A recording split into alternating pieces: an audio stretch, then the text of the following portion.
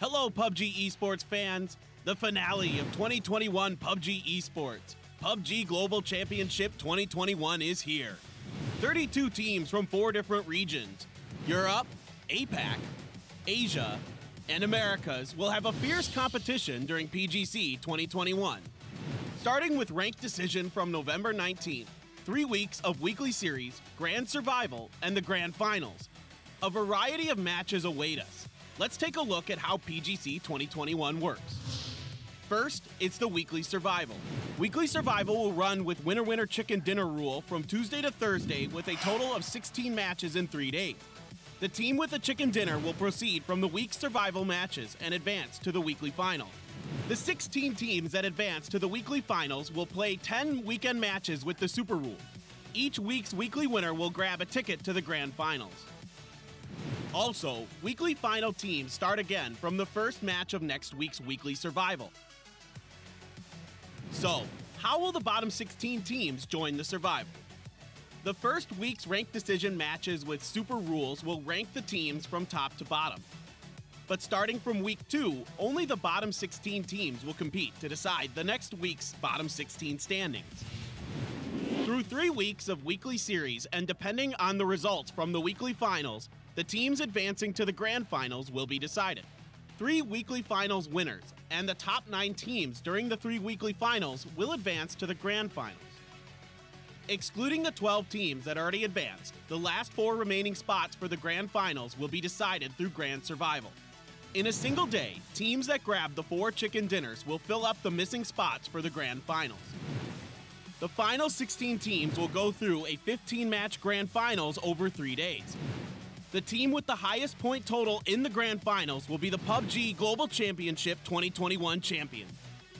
The PGC 2021 champion will have the honor of being the winner and earn a ton of prize money. And that's not all.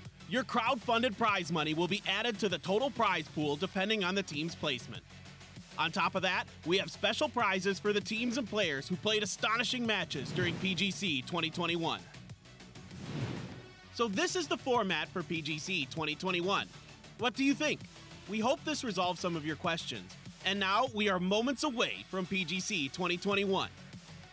Which team will stand on top of the world? Are you ready to witness the new champion of 2021 PUBG Esports?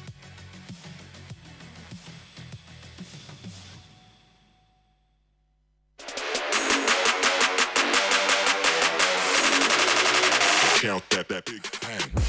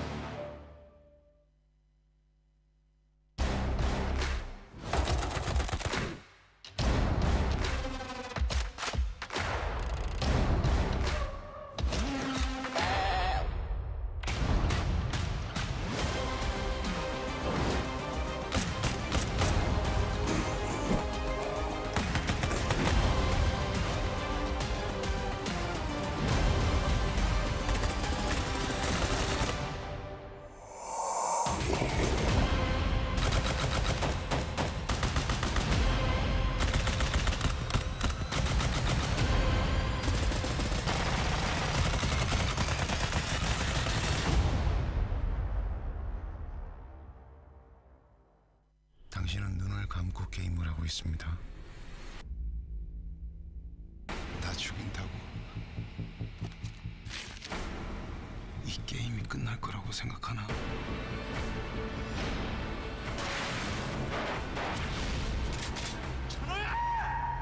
너 이 사회에 왜 왔어?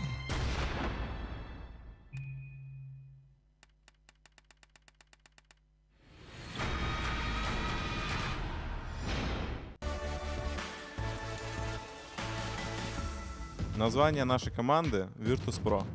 В ней играет я, Александр Батулин, Кирилл Лукьянов, Ярик Спайра, Дмитрий Перфектикс и Ваня еще Убах. Мы нереально универсальная команда. Мы и агрессивно умеем играть, и обороняться, и вообще нам все нравится. В команде все ребята заряжены, все настроены позитивно, у всех одна цель — победить. А ББЛ и Ликвиды прошли на этот турнир? Не знаю, я думаю, нам мстит это, но расслабляться мы не будем. Очень приятно то, что многие команды у нас ставят в топ претендентов на победу. Таганрог, бухаем.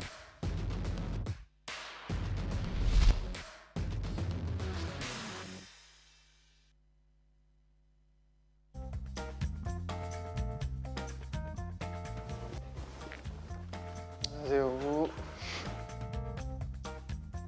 잡았어요. 그리고 이해도가 높은 위치에서는 먹기 빼서.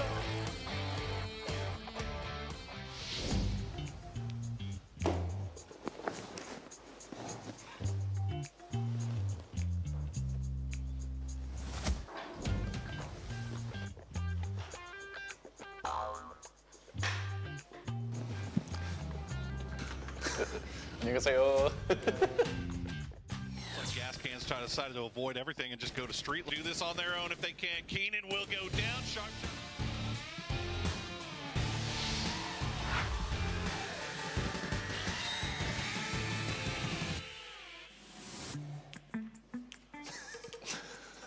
너무 어색한데? How you doing? 그냥 잘 지내고 있는 것 같아요. Is Inonix okay with his surgery? 아, yes, yes. Okay, nice, nice. Good. Genji will be strong. 아, thank you. Sonix is strong. Yeah, of course. Yeah. Can we drink?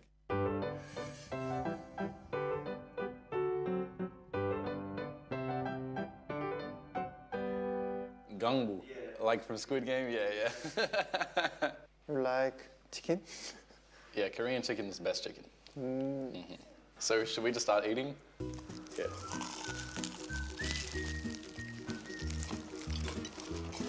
That's good. Good.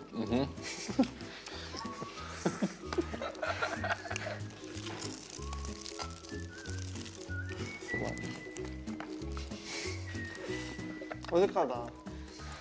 We met in a warehouse for a photo shoot, and I was like jiggling my hand warmer around, and I accidentally touched the heater that I was standing next to with my hand warmer, and it burst open, and all this like black sand went everywhere.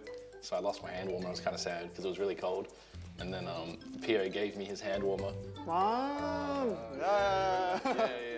Before that, I thought he was like a cold-hearted killer. I was like, this guy, you know, he's the top dog, he's a robot, but then I realized he's a human being as well. Are you excited for the games? How do you feel about TSM in South China?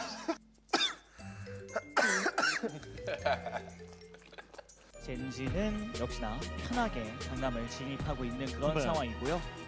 win. I spoke to Gunnar this morning, the coach. He said, tell PO I send him my regards. 살아가서 꼭 죽여주겠다고. I don't know if there's going to be much surviving for us in Pachinki. 아, 17게이밍? AAA and 17, it's a bloodbath. Do have Tiggleton up on the roof with a scar. That's pretty devastating if anybody gets themselves into a sightline. Quick and easy. 이거 조금 마지막 탑4에서 만났으면 좋겠다. Good. Why do you still prefer the SLR and barrel? 일단 데미지가 좀 세고 5탄 총은 좀 약해서. 이거는 마무리가. The M4 is still king. No. Beryl is king. On the roof with a scar. That's pretty devastating if anybody. It's going to be a quick exchange back and forth between the two. Like gas cans decided to avoid everything and just go to street level. Tickleton. I was just gonna say, can we take a moment? How his plate, all the bones are just polished, and then on mine, it's just like.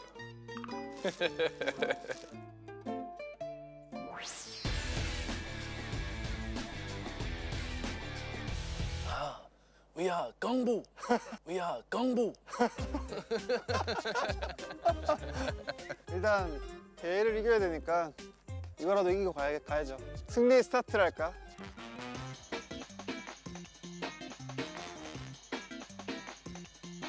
가위바위보. 깔면 되나요? Okay. Is there like a technique I should know? I didn't even hit it.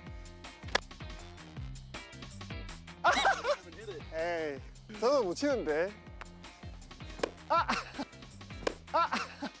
How's it supposed to flip?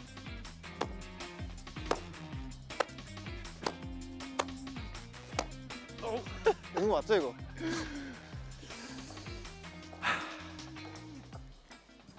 오!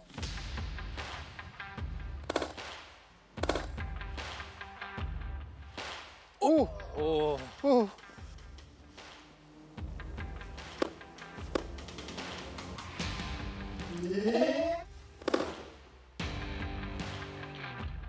Yeah! Yeah! That's good. I mean. You win. Genji winner.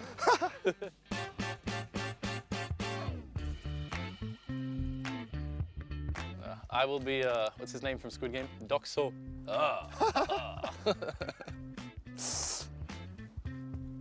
Oh. 널리 날아가구나. 오, 씨. Oh. 에이. 오우, 씨. 오우, 씨. 이거 느낌 안 것 같은데? 아!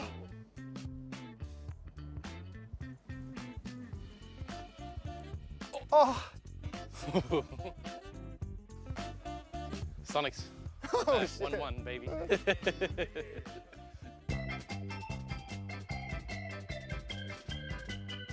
I'm genius, yeah. Genius? Yeah. That's what it means.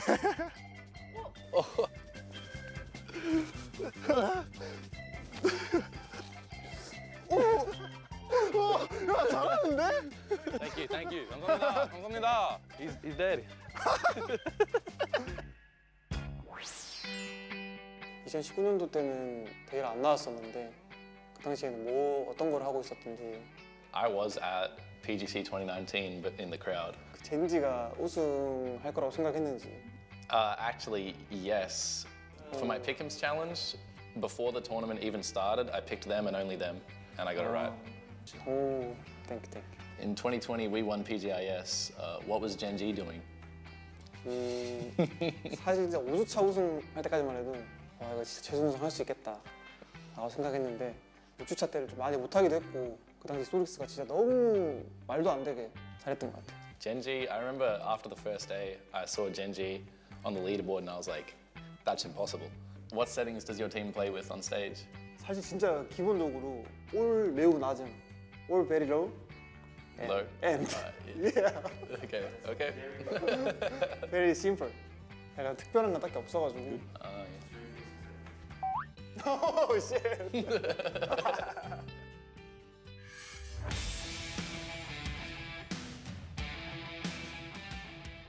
I don't know the total scene or idea. I just know my part. 저는 알고 있었어. 합성한데 쓴다고 촬영 감독님인지 모르겠는데 한 분이 제 앞에 서 있었거든요. 차라리 티켓팅이면 그냥 편하게 볼 텐데 처음 보시는 눈 마주치고 이렇게 총을 겨누라고 해가지고 Yeah. 총 쏘는 거 안 힘들었냐? 누르고 쏴야 되잖아요. For us, it was just I was just holding it. I didn't really pull the trigger. 전 쏘는 거 했거든요. 엄청 무거워가지고 총이. That probably means he's gonna shoot me in the trailer. 모르겠네. I don't know. I found it hard to hold it steady because the lens was right up against the barrel of the gun, and even if I was holding it like as still as I could, for the camera it would be going woo woo woo. 그거 말고 다른 것도 있었나요, 촬영? Yeah, I had a small PGIS trophy. 아, 부럽네요. 트로피. Maybe the PGC trophy will be for Gen G. 아, 나는 헤어지기 전에 준비한 선물이 있는데 그거를 드리겠습니다. What is that? is 축구인. Chupi? sleeping. Sleeping. Yeah. Oh, this is my PO. Yeah. 쿨링 시스템. I'll give it a try, that's for sure. 인증 좀 해달라고. Yeah. Okay. I wish Gen G the best. Obviously, I don't want you guys to do better than us, but if it's not us, then I hope it's you. 무조건 상위권에서 경쟁하게 될 텐데 17게임이랑 트리플 A 꼭 이겼으면 좋겠고 결승전 와서 경쟁하겠지만 우승 저희가 못하더라도 SQ가 했으면 좋겠다.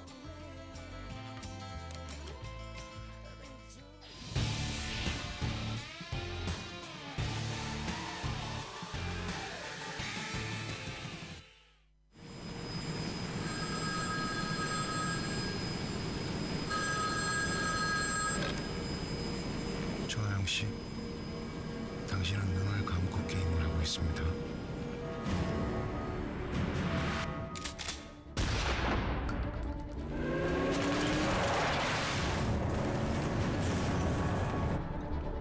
이 섬에 있는 사람의 목적은 하나죠. 죽이고, 속이고, 살아남는다. 나 죽인다고 이 게임이 끝날 거라고 생각하나? 이 섬에서 믿을 수 있는 사람이 있다고 생각해.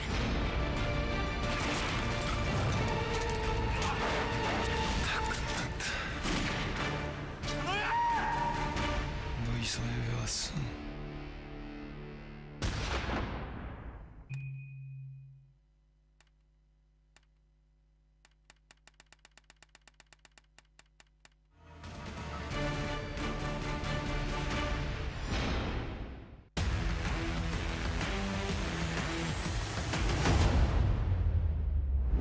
Thunder 1, this is Zeus. Solobia is under attack. SBR is on the rise and threatening security in the region. We need your squad, Thunder 1. Get the job done. Time is running short. Move out now and hit the ground running. Locate the enemy. Disrupt their operations. Oh, and one more thing. Bring the thunder. Operation Red Sword is a go. Move up. Copy that. Suppressive fire. Deploy the camera. Hostiles nearby.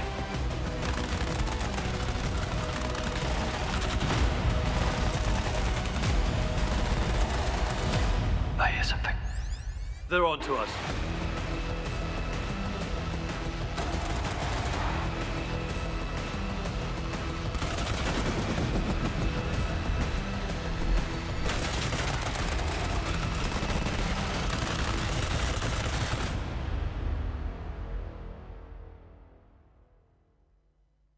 Trying to make it hard. Feeling comfortable. Oh, that's a great grenade! One fire left. Destroy each other in the meantime. Sonics, that blue! They've lost their cover as well! They've lost H-Win!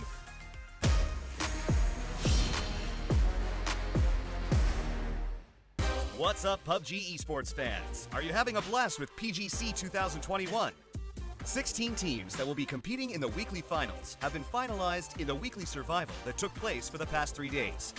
First, let's take a look at the Pick'em Challenge results as of November 26th. Gen G is still way ahead, and Virtus Pro is in 4th place. Which team did you vote for? Will the top 4 of the weekly final match your prediction? The weekly survival of Week 1 was full of twists and surprises. Let's dive right into the up and down.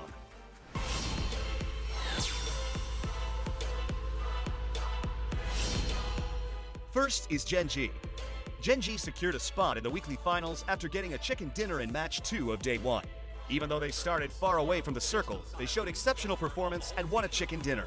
Tulins is able to find Pio, but he's the only one left here for VP. They're barreling down on him. Asura gets a little bit of damage done. It's a good rock. Holy moly, Azura's clutch play. I can see why they're first in the Pick'em Challenge. 항상 조기 퇴근하게 되면 늘 새롭고 짜릿한 것 같습니다. 다른 팀들 같은 경우에 좀 다르게 할 것 같은데 저희 팀은 그냥 똑같이 하던 대로 하는 것 같습니다. Every region managed to pick up a chicken dinner on day 1 of the weekly survival, starting with MCG from China, followed by Genji, Fury, Oath, and TSM FTX. Oath managed to pick up a huge chicken dinner by scoring 19 kill points.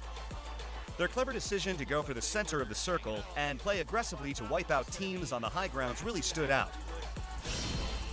We always keep a strategy of staying consistent and making it to late game, and I actually think Chicken Rule helped us with that because it forced us to always get to top 4, and by doing that we ultimately get more kills, and that helps us in Super because placement and kills matter.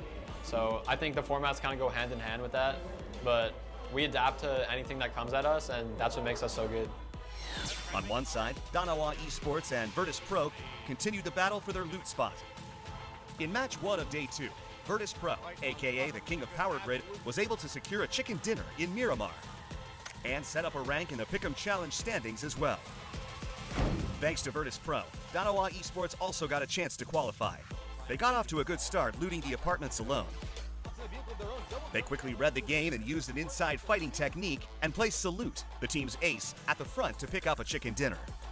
It looks like the exciting battle for their loot spot will continue in the weekly finals. 버투스 프로가 있었어도 아마 치킨을 먹지 않았을까 싶습니다. 딱히 졌었던 기억이 많이 없었어가지고 위클리 파이널에서도 이제 계속 싸울 것 같습니다. Day 3 kicked off with 5 open spots. Virtus Pro, Danawa Esports, Ghibli Esports, 17 Gaming, GNL Esports, and Team Liquid secured their spots on day 2 of the weekly survival. You only need one chicken dinner in WWCD format, and as the game progressed, the competition got fiercer and fiercer. ENCE finished first in the ranked decision, but barely made it to the weekly final by qualifying in match 13. ENCE leaped from 13th to 8th in Week 1's Pick'em Challenge. Will they be able to meet their fans' expectations? We love the Super format, and we think that it suits us so much more to go and hunt for the kills. So in the weekly finals, we just want to win. We don't care anything else, but we will go for the win no matter what. The last match was a real nail-biter. Spotted him, can't land the shots. Those aren't easy shots. Holy cow, it's the WWCD rule, right? Buriram United Esports played aggressively from the beginning and earned themselves a spot at the weekly final. That's it! Buriram or Buriram! It is Buriram United! รู้สึกว่าดีใจมากๆครับผมมันยากมากมันโอกาสสุดท้ายแล้วที่พวกเราเล่นมาถึง16เกมก็ดีใจมากๆครับใน Weekly Final ที่จะถึงนี้พวกเราก็จะทำอย่างเต็มที่จะไล่เก็บคิวเท่าที่จะทำได้แล้วก็จะพยายามมาชนะให้ได้ครับ Day 3 of Weekly Survival. All 16 teams for the weekly finals have been decided, including Heroic, ENCE, KPI Gaming, Space Station Gaming, and Buriram United Esports, who picked up the last chicken dinner. But there was a huge plot twist when the top 3 teams of the Pick'em Challenge, except Genji, failed to qualify for the weekly finals. Happy inexplicably surviving this push uphill. Yeah. Although New Happy's combat abilities were still top-notch, they weren't able to win the chicken dinner they needed in the WWCD rule. And it gives KPI the chance, but are they fumbling this, Toby? Petrichor Road failed to grasp the opportunity when it came to them. Sonics joined the game in the last match and exhibited meticulous playstyle. Sonics, that blue, it is now enveloping their position. They've lost their cover. Badham's still going to play it. Dr. Logi up north, he's not out of it. Sonics are out in third, that's it. And seemed like they almost grasped the chicken dinner, but were unable to make their one chance count. Let's see whether they can turn things around next week after an unsatisfying start in Week 1 of PGC 2021.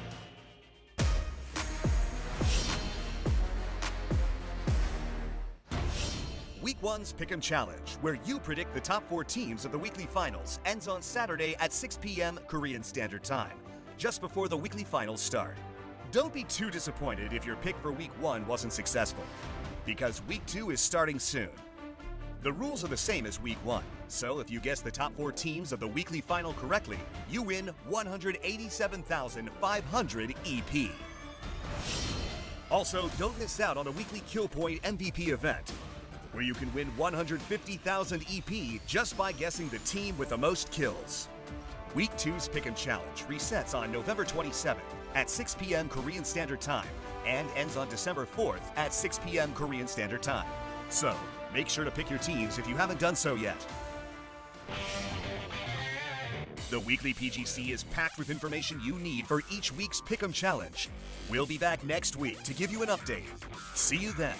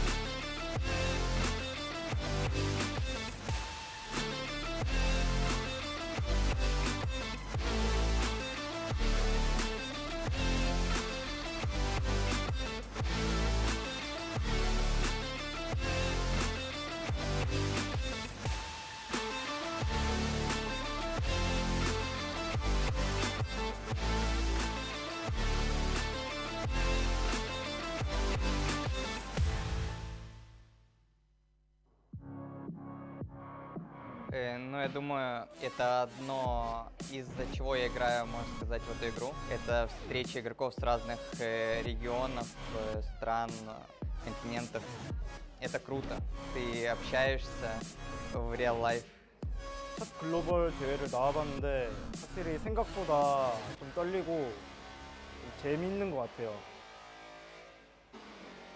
Bueno, como equipo somos de KPI, es nuestro primer mundial y bueno, estar en el stage es una sensación única, pero a la vez te trae un montón de sensaciones, nervios, ansiedad, cualquier cosa y bueno, pero al mismo tiempo está muy bueno. 긴장보다는 먹는 데 더 집중을 많이 한 것 같습니다. 3kg나 쪄버렸어요. 어떻게 빼지 이거를? Oh. Playing the first week is really exciting. I love playing competitive PUBG at the highest skill level, and qualifying on the first week is such a stress reliever, and I'm really excited that we won this early. We qualified for the weekly finals. We only played 2 games. I'm really confident that we can perform at a higher level and show everyone out there that we are a great team. And there we have it, Multi-Circle Gaming. 第一周感觉挺累的，强度也挺大。 但是觉得吃鸡挺难的，因为我们掉了一个人。One summer will find another, and instantly it's down to just Clem. 当然拿周冠军更好。 ก็รู้สึกดีใจมากๆครับผมที่ได้เข้ารอบมาในเกมสุดท้ายมันล้ำค่ามากครับผมมันเหลือโอกาสสุดท้ายแล้วที่เราจะทำได้และดีใจที่ชนะทีมโซนิกด้วยครับครั้งสุดท้ายใน Weekly Final 1ที่จะถึงนี้พวกเราก็จะยิงให้หมดอย่าเข้ามาใกล้พวกเราระวังตัวไว้ Данава является нашим соперником, потому что она контест первоначально наш спорт. 저희는 이제 하나도 견제가 안 되고 이제 버투스 프로팀이랑 랜드마크전을 하면 이제 그냥 쉽게 이길 것 같아요. Данава, ждем вас на общагах. 너네 따라 올라갔으니까 결판 좀 짓자.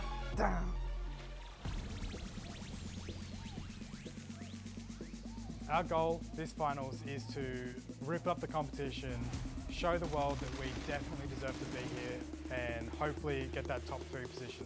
PGIS 때도 6주차 다 올라가서 위클리 파이널 다 게임했었는데 2019년처럼 우승하는 게 목표입니다. 첫 PGC가 좀 안 좋게 끝나서 이번 대회 때 저는 이를 갈고 준비를 했고요. 해외팀 경기를 좀 많이 봤었는데 유럽이나 북미나 2년 전이랑 똑같더라고요 하는 게. 저희가 깨 부숴보도록 하겠습니다.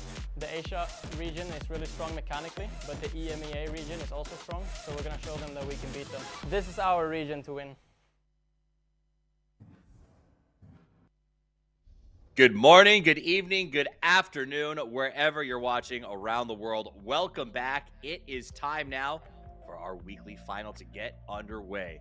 The teams have gathered. They have fought through a brutal round of weekly survival. They got that position through a grueling 12 matches to get there, and that was to earn their spot here in the Big 16, looking towards the grand final overall. You can see them going through the process of getting ready, getting checked in, and it is going to be a very big day of play because, in large part, the format returns to points. It comes about putting up big numbers and getting big scores. But we're going to talk about that. Trust me, we're going to explain everything you need to know about what's happening this weekend, but I will not be doing it alone. My name is Toffees. I am joined by Martin and Patrick Froz and Avenger as we get this party started. Gentlemen, good morning. Martin, how are you today? I am fantastic. Excited to get this first of 3 weekends weekly finals where the team's obviously here to secure their points. And again, it's do or die this time here. You have 3 weekends to get the points, and some of these teams might only play in this one, so it's about to get as many points as possible, of course. Froz, what are you looking forward to today? I'm really excited to see how the teams are going to be performing coming back to a point roll. We saw that in ranked decision, of course, but back then there was swapping groups and stuff. Now we have the consistent 16 teams playing for 2 days. It's just going to be some amazing games to watch and see how they're going to compare to each other. Should be very good. We'll make sure that we get a chance to take you guys through the schedule, the format, sort of all those things as it comes up, as well as sort of what the final leads to, because it's a little bit different this year, Martin. Last year, it was just playing weekly finals to accrue cash, and that was the winner. That caused a little bit of banter between the regions, we'll say, about who the real champions are. Do you think the change to format this time around will get rid of some of those doubts? Yeah, for sure. I think there's no denying here. Once we get into the final, I think the format here is laid out perfectly in terms of finding the actual full-on champion. Of course, Sonics, they were the PGIS champions, but this PGC format here, it returns to what we saw at PGC 19 as well as a way to like really truly find who the best of the best is. Like you. And I think the idea of you having to win a game to get into the weekly final is obviously rough, but still, are you a world champion for PGC if you can't win one game to get into it? And I think that's obviously what we're going to see down the line here. The teams that are winning games are the ones that are going to be winning the weekly finals, which guarantees you a spot to the actual grand final. So I think once we're done with our 4 weeks of shenanigans, I think we're going to be looking at and really feeling inside, having a really nice gut feeling as this is our world champion until the next time. I like that. Describing the weeks as shenanigans is apt for sure. But you brought up this idea of you got to win 1 of 16, and that seems like a justifiable ask of a world championship team. I'm going to go to you, Froz, because that doesn't, to me, as the host, it doesn't sound like a hot take. It sounds like if you're a world-class team and I say win 1 of 16, you should be able to. It doesn't seem like Twitter and Reddit and actually a lot of the players necessarily agree with that. What is your take? Do you think that a world-class team should be able to get 1 of 16? I mean, we have 16 world-class teams that is going to be playing today, but we also have 16 world-class teams that are not playing today or this weekend at all. And I gotta agree with it. It should be, you should be able to win a game, and you set yourself up from the get-go. Like, how do you want to start it off? Where do you want to play? Some of the teams are going to be playing 60 games. Some of the teams are going to play 1 game. But you only have yourself to blame if you're only playing 1, 2, or 3 games. If you're not playing 16 games, it's because you didn't do good enough as a team, and you just gotta step it up and work on it. You have a few weeks to do that, and I mean, even if you come in for the first time in week 3 weekly final, you can just win that and go straight to the finals anyway. So nothing's over until it's done. That's a great point. And just because you are a team that maybe got 1 game this week and didn't get in and disappointed fans all over the country and made yourself sort of a target of mocking by every other region, it doesn't mean you don't have a chance to get to the finals. It just means you've got to shake it off and deal with it. Before we get into talking about that stuff, let's go over the schedule real fast. Ranked Decision is done and dusted, as well as the week of first survival. We are on our first weekly final. We're going to have 3 of them that will lead us to the big grand survival, because not all 16 teams will be chosen through the 3 weeks of play. There's some wild card slots available. We'll go over that as we get closer to the grand survival phase. And then, of course, the 3-day grand final. And that really, Froz, is just bragging rights, right? That it is undeniable, I think, whoever wins this is your world champion. Oh, yeah, 100%. 100%. And to get to the grand final, of course, as we talked about, you can win the weekly finals. We're going to have 3 winners, so 3 of those teams are going to go there. And then you have 9 teams that will have the most weekly final points, getting the most points during the weekly finals. And, of course, you saw the grand survival winners. Yes. Which is basically 4 teams that will go on. They will be playing there, and the teams who wins a game of those 4 games will move on. So it's going to be winner-winner chicken dinner format there. So it's back to what they know from the weekly survival. You can put that back in there. It's not just going to be point rule, but I like it. Point rule has been so good. We've seen so many teams thriving. It seems like the players are having so much more fun as well when we see them playing in the games here. Yeah, that grand survival is unique, Martin. This idea that it's just kind of a last ditch, 4 games, 4 winners. And honestly, any team in that 16 can get there off of 1 game. That's crazy, but I think, does that shake up the grand final? Does that mean that, like, it keeps that sense of what could happen? I don't know what teams are going to be here, unexpectedness. I think that it's going to be super hard for the teams coming in, right? Because we know the 12 of the teams that is going into the grand finals, we're going to be knowing them a week prior to that. So the preparation and the planning and the analysis you got into is that you're kind of stabilizing on the 12 teams that you know playing in there. So there's going to be 4 open spots, and they have no priority in loot spots. They have no priority in anything. So they're going to come in and have to adjust. So the teams coming in from the grand survival is going to have a really hard time. They're going to have, less than a day to prepare for their biggest tournament of their life. Absolutely. And let me ask you about this. So as you see there, weekly winner advances to grand final. It's an automatic bid. So whoever wins this week, they're in the grand final. Froz, does that affect, like, let's say Ents pulls off the win this week and goes through. Does that change the way they don't stop playing the rest of the event? Does that change the way that they approach the next 2 weeks? Oh, 100% it does. One of the big things is, for example, let's talk about Erangel, because it's such a good map, right? And they like to drop a Milta. That's what we've seen here in PGC. But there's also a few other teams that like to drop there. Teams like FaZe, teams like Burram. Those are some of the teams that you don't want to have with you into the final. You can do something about that. You have all the time in the world to do whatever you want. And I mean, you already know if you win this weekend, as you're saying, you're already into the grand finals. So your best objective up until the finals is to make sure that you're making that free passage for yourself on your drop spots, because that's gonna easily get you games way better in the start. That's going to lead you to a better ending. That's going to lead you to become the best team here, the champions. That's what I tell my son all the time. A good start results in a great ending. Weekly winner, $30,000 for that. We're going to give away, obviously, the Insane Squad, the PGC team, the Kill Leader bonuses at the end. And there's the lion's share, that's $600,000 for first of the grand final. 16 teams to be playing here this week. Now, these are teams that some people are going to say they lucked into a win. They got the circles.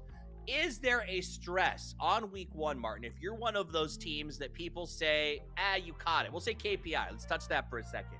KPI, they got a little bit lucky. Another team did all the hard, heavy lifting for them. Is there extra stress for them on game one or day one because of that? Or do you think they're not reading the Twitter? They don't care. They're focused on their game. And they should be focused on the game, right? They shouldn't be caring, and they should be playing how the tournament is set up and play around that. And I think that's the most interesting part when you look at the games when we're playing winner chicken dinner format, is that you can really see how the teams are playing around the surroundings and really playing to try to poke at other teams and try to force them to like fight other teams before they're forced to fight themselves. And I think that's what KPI did quite well. They had a second place, they had a third place. They got into the top four quite a few times before they locked in on their win. There are 4 guys alive. It was the game where Petrico Road had a 19 kills second place, which was obviously super impressive. But they were down to only being 2 guys left alive, and obviously KPI, they played their game. They forced other teams to fight Petrico Road before having to fight them themselves, so they kind of wounded them throughout the game, and that's what won them. It was close, but that's what won them the game. It's about control, and I think something else to think about control-wise is you got to look at this event as an event. Yes, because of the format, it's no longer sort of just this week, see how it goes.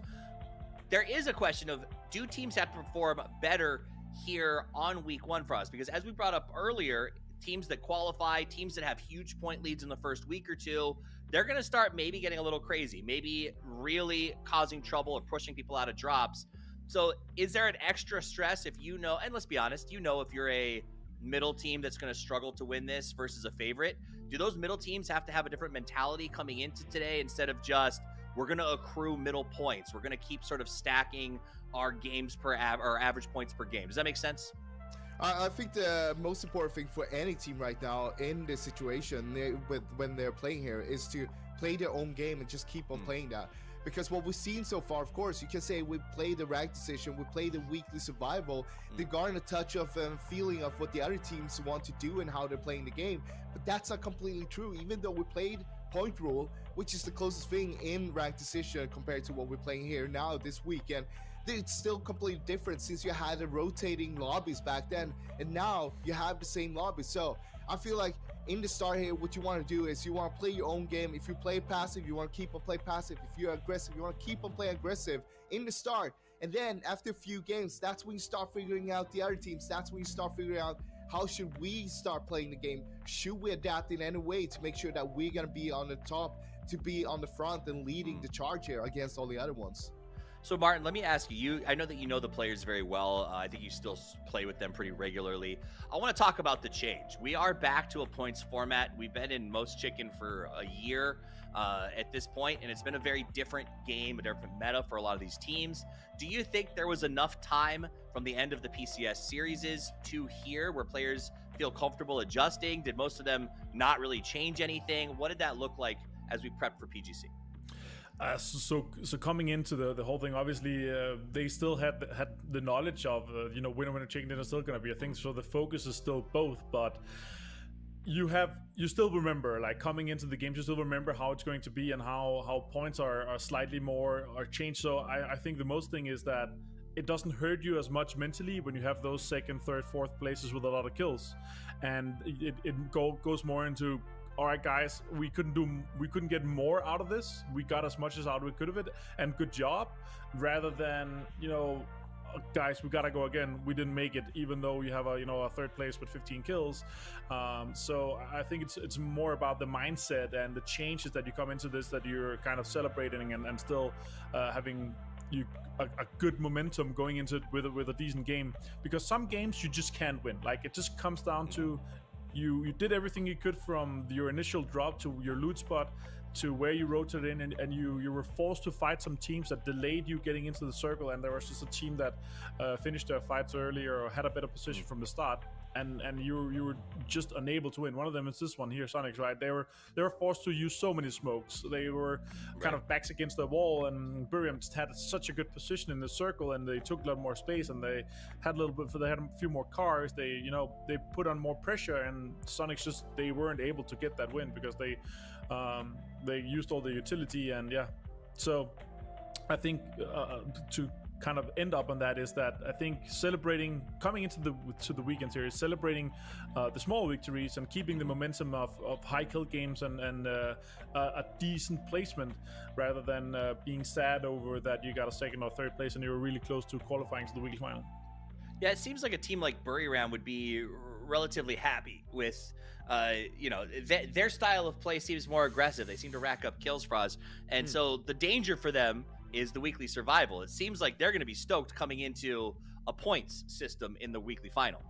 100%. They are a super aggressive team, and they actually thrive so much more in the point rule system, and that we didn't really see that during the rank decision, which I was kind of surprised. And then coming in, seeing them winning a game and getting over the weekly survival, getting here into the finals, it's really good because I want to see more from them. And Noadra is usually the one who's going to be leading that charge in terms of the killing and stuff. But one important thing coming in here is that we saw an update that Edie was having some trouble being sick, and we're not sure that he'll be playing today. And if that's not the case, there's Julio will be jumping in instead, which normally plays for MS Chamburi. But they're not like in any way like unfamiliar with each other. Julia actually used to play with Buriram with this team, even though it was like a year and a half ago, but they still play together, and getting that synergy going is going to be easier for them because of all that.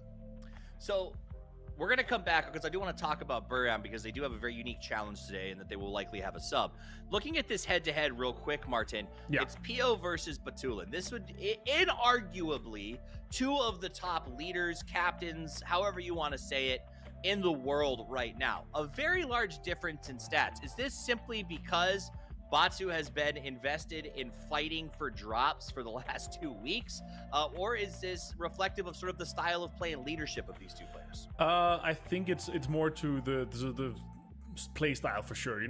Genji and Piu particularly is a player that is very kill focused, very focused on putting on the damage, while Battlelins is much more IGL that is focused on scouting, setting up your team for success in end game, and obviously this head to head, I'm not sure if it's a fair kind of assessment to it. Also, it's in a way where Pew is one of the best players in the world, and also one of the best fraggers, but also very successful and very good IGL. But Battlelins is a very coherent and very successful IGL as well, and I think that's where you can't really compare, because both of the teams obviously has amazing fraggers, but I think Battlelins fraggers, if you compare them one-to-one, obviously Anonix is insane, but Asura hasn't been as successful. Esther is on his days becoming more of a support player and not fragging out as much as he used to, and actually is capable of, compared to Spyro, Loop, Effective. These guys are super skillful fraggers, and depending on where we're going to see in terms of exactly this spot right here, Power Grid with MCG today, and if it's going to be contested and if they're going to be spending time contesting each other, then we will see the kind of the success coming through, because I very well think that both VP and Genji is going to do well today. I want to jump in on this as well. Yeah, for sure. Just one thing. The one thing we always see as well is that I feel like Genji's setting up PO to be more of a fragger more than what VP does with Batulin. And one of the big things, for example, is that you're always going to see PO getting those crate guns, those level 3 gears. They're always setting him up to be the fragger. And that's not a bad thing at all. While you see in a VP, it's more, as you're saying, coherent. It's going to be more spread out with everything. Everyone's doing more of the scouting. It's not just on one person, more or less. And it's totally different kind of play styles between these two teams and between these two players. And that's why we're seeing those kind of crazy stats from PO compared to Batulins. But if you put them one-on-one against each other, I would say it's going to be a pretty even game there. Interesting. And I think there's something to be said for historically, there's two types of generals. There always has been. There's the lead from the front and the strategically lead from the back. Pio seems to lean into his personal skill, supplemented by his fraggers, Inonix in particular. Whereas, you know, like you said, Batu has incredible players around him that just need a little bit of guidance sometimes. I have heard this, though, Martin. I've heard people refer to Asura as an assistant to Pio or a bodyguard. Like, his job is to make sure that Pio gets reses. When Pio gets knocked in a game, you see him picking him up and carrying him to safety as quickly as possible. And you said his performance hasn't really been super great stats-wise, but if you look at it from a bodyguard sort of support perspective, it's working really well. Could this be the first true support player that I've seen in PUBG?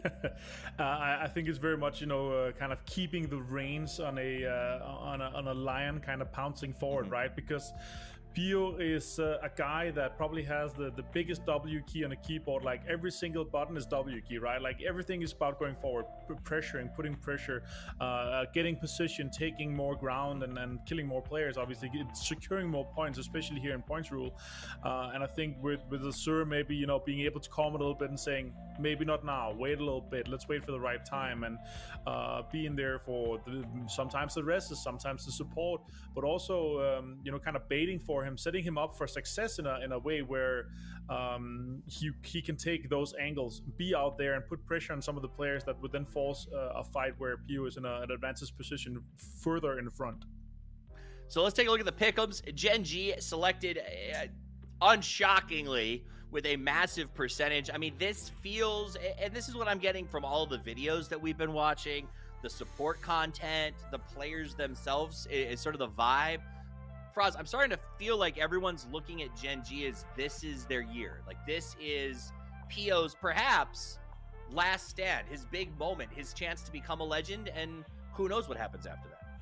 I mean, if you look at him, Gen G is the team with not just one of the most experienced team when it comes to an international events like this, but also top placements. I mean, you can look at it like all the way back to from PGI up until now. They've always been there towards the top, and we're talking about like top 3 almost every time, and that's the kind of team that we're seeing with Gen G. They're one of the teams that have been so solid, but throughout the year though, except for PGIS, after PGIS something happened. We've seen them like going down a little bit, but it seems like they're coming back up because it was PWS and so on. But now being back here at PGC international event, that's when they thrive. They love having the crowd with them, and I mean, that's what we're seeing right now. They're just doing so good here. So we talked about Gen G, they're a favorite. Let's go to somebody else who I think could be a favorite depending on how Miramar goes for them. Martin, that's MCG. What's your take on these guys? What do you expect to see from them this weekend? Yeah, depending on what's happening on Miramar, obviously, if they're able to secure their lose spot, which is the same as versus pros, of course, I think they can be quite successful. I think coming into you know, this tournament here, and with how well they've been performing, also how well they performed at PGIS, I think they're a team that could potentially secure top 4. I wouldn't be surprised if they're going to be one of our weekly finals winners, honestly. I had Linkdu on my fantasy team a few times, and he's an insane fragger. Summer's amazing. Tanky's amazing. Cheap fantasy pick if you haven't secured your fantasy. Oh, it's actually timed out now, I think. Yeah. Tank was a great deal. If Miramar goes well, right? Exactly. Like that's a scary caveat there. Yep. Let's talk about it. So we've talked a lot about some lead teams. I want to give you a chance for us to talk about a European team that's going to be here that I think started a little slower at this event than we wanted, but seems like they're stepping up. That's Heroic. Tell me what you've liked from them, what you need to see from them this weekend. Well, Heroic is a team that is really good when it comes to point rule. They like to frag out, and that's what we've seen throughout the whole year as well, coming in from that team. Even though we've been playing MC rule, they've been basically playing point rule the whole time. They're an edge team. They like to play very far out, but that's also kind of a double-edged sword, because a lot of times that's where they fall, because they're playing so much edge that they're not being able to get inside the circle. But when they can, they frag out super hard. But also a big thing with this team is that they're lacking a little bit of experience when it comes to international stage. I mean, you have 2 players like Kurexi and Beamy that is basically pretty green when it comes to that. And then you have Paige and T-Bone, which basically their best performance on a international event or sort of international event would be GLL Season 4, which was basically just a Western event with EU and NA teams. So that is the experience they're coming into here. But what we saw from Rank Decision wasn't really what I was expecting from them. And then, of course, in the weekly survival, in just 2 games, we saw them managing to qualify themselves here to the weekly final. And we saw already in the first game how hungry they were. They were still playing the point rule game. If you looked at how they were playing it, they were taking every fight they could. They don't care if they go down like first in the lobby, as long as they know we took a good fight, and that's what we should be doing, and that's what we want to keep on doing. And that's what you're gonna see them do this whole weekend here as well. I would love to see that. Now, let me pivot a little bit away from talking about teams specifically for just a second, Avenger. I want to ask you your opinion on this. Why aren't players putting themselves on their own fantasy rosters? I think Clib's the only person that I've seen do it. Everyone else seems to not.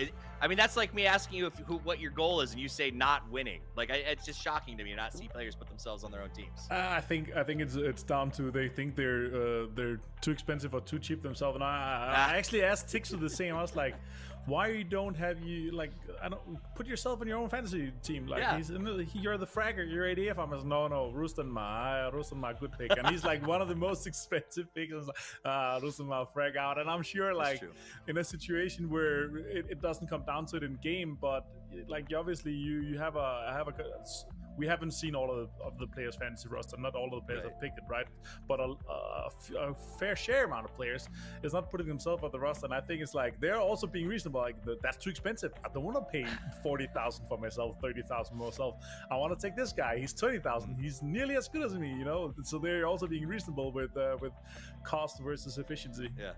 It's definitely entertaining to watch. I'm curious to see exactly how today goes. It is the first day of the weekly finals. For those of you who are just joining us, crawling out of bed, getting ready for some PUBG action. The players are just about to get started, and it is a big deal. Today is the day that will set the pace for the traverse to the grand finals. The players are in the pods. The pods are lined up. The game is ready to go. So let's head over now to the first match of the weekly finals with your casters, Porosaurus and Toby. Hello, everyone, and welcome to week 1 of the weekly finals of the PGC 2021, brought to you by Alienware and Toomey. My name is Porosaurus, and joining me once again is my best friend Toby.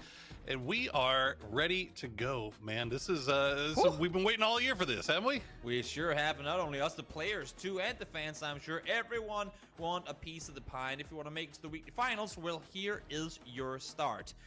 Today and tomorrow going to be all about racking up as many points as possible, find your way to the top of the board, and then once again next week, make your way to the finals once more. I'm looking towards apartments. I knew this was probably gonna happen, and now it's getting confirmed that it will indeed happen. Danoa alongside Virtus Pro heading in that direction. Man, at this point, you're kind of pot committed. I feel if you're either one of these teams, you don't want to be the one that steps away. And I mean, we've had, I think VP has been coming out on top recently.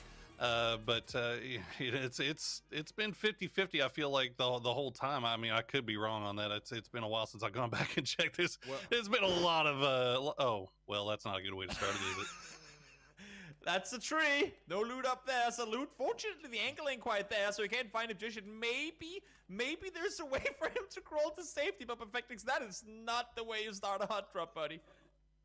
That's a big oof. Well, I mean, if nothing else, he's staying hidden. So, you know, he's not able to get flushed. But I guarantee you that Dano, I saw that in the kill feed. They know exactly who it is they're going up against. They know that they're in a 4v3 right now, as they, it's kind of a switched reversal of roles here. It was VP that was kind of, well, actually, no, I take that back. It's been Danoa that's been holding down this building, and then VP kind of taking control over the outside of it and pulling the surround off. And it looks like Perfectix going to be able to get over here. Spiro just holding the line right now and waiting for his boy. And there you go. We're back up to 4 strong.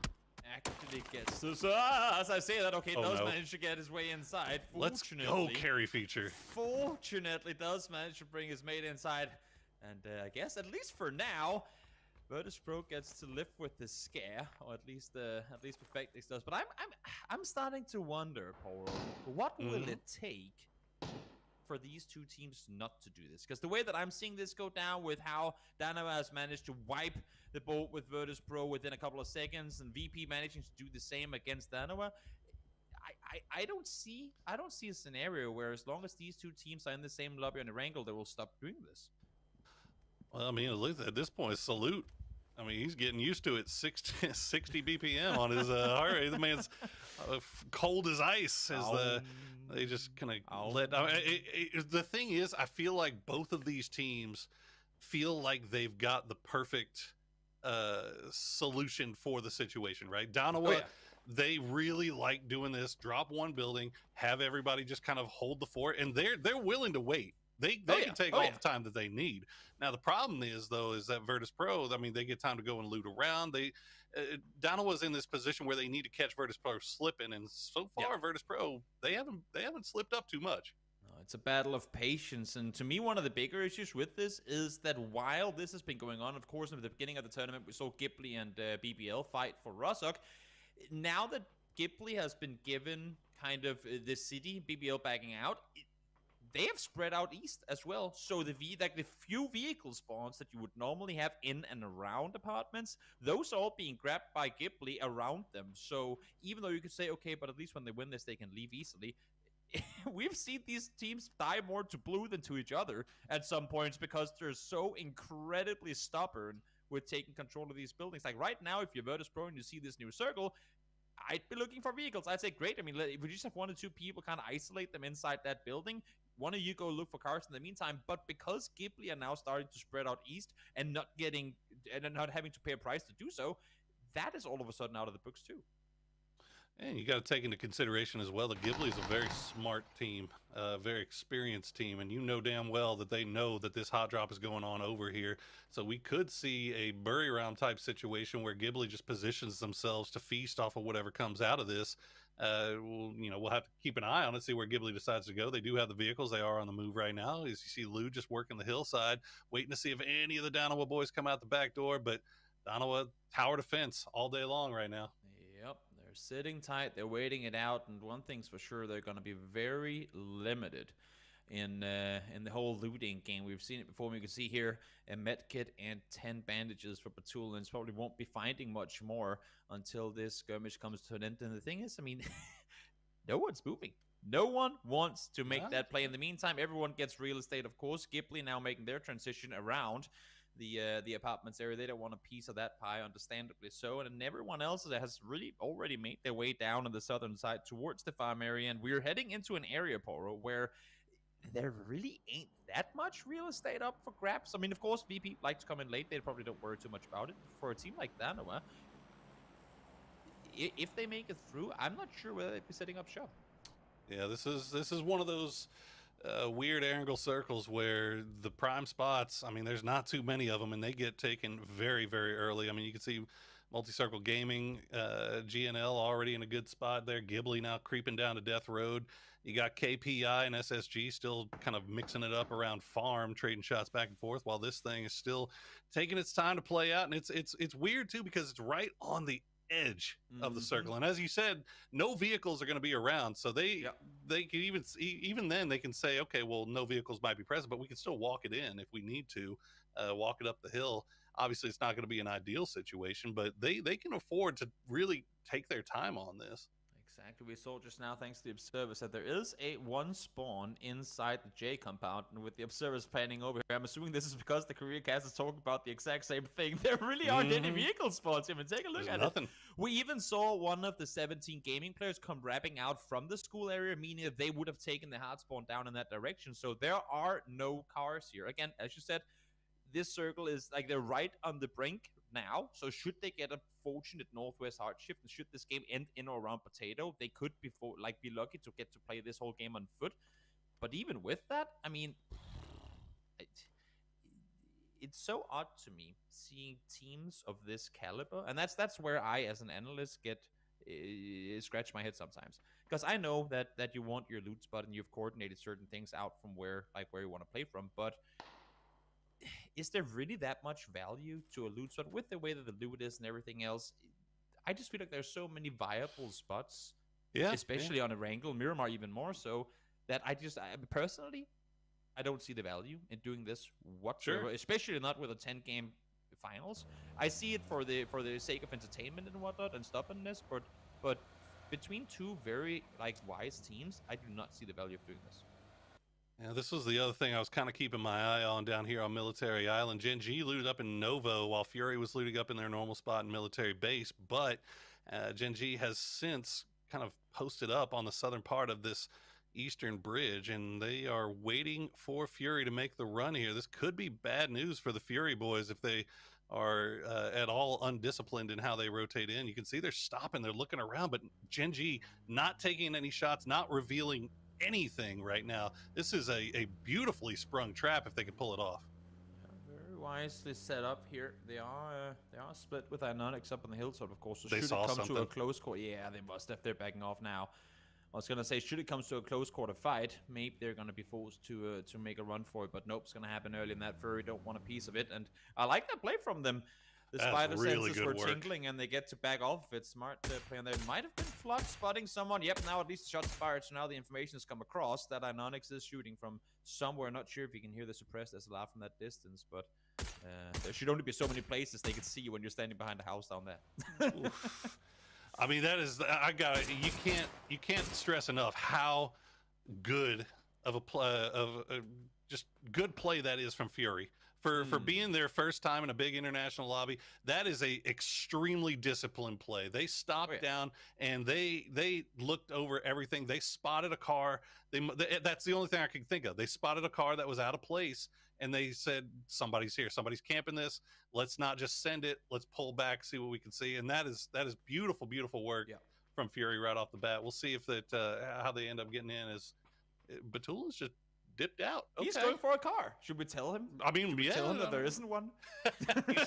he's gonna be looking a while, man. Yep, it's gonna be a while. Maybe they'll find one up by Pachinki. We'll have to wait and see on that one. In the meantime, Batulans, he's not going for a car at all. He's trying to get an off-angle position on the house. I mean, this is the thing. Because the first time we saw these two teams drop on each other, second time I believe it was, there was a time where Dynamo realized, wait, these guys are split. Like, they're playing 1-1 around us, and then they just, as 4, started wrapping in. And when you can get that position from where you get a 4v1, followed by 4v1, followed by 4v1, those odds are in your favor. And if they start reading that now, there might be a chance to make a play. Oh my lord, is this a garbage circle? Ooh. Yep, that's a good way to present it. Ooh, that's... All right. It's not and I think Fury just got a knock on Gen G as they were across the bridge. Yeah, they got a Sura. Okay. Almost flushed him, too. They managed to get the res off, so good for Gen G there. But Fury, man, they're really, really showing you something here so far this tournament. As we see GNL trying to make the crash in. Oldest will get the nice little drive-by, get the knock, won't get the flush, and the rest of GNL get there. They should be able to pick that up. SSG had a grenade in hand. It almost looked like they might have been thinking about pushing this, but I think they think the better of it and just center up. Yep, it's gonna be a tough one, this one. Look at this in the meantime. Oath and Gen G up close towards one another. No shots been fired just yet. In the meantime, SSG and GNL still battling it off. I wouldn't expect there to be any flushes coming in right off the bat, simply because none of them are really in position to push one another.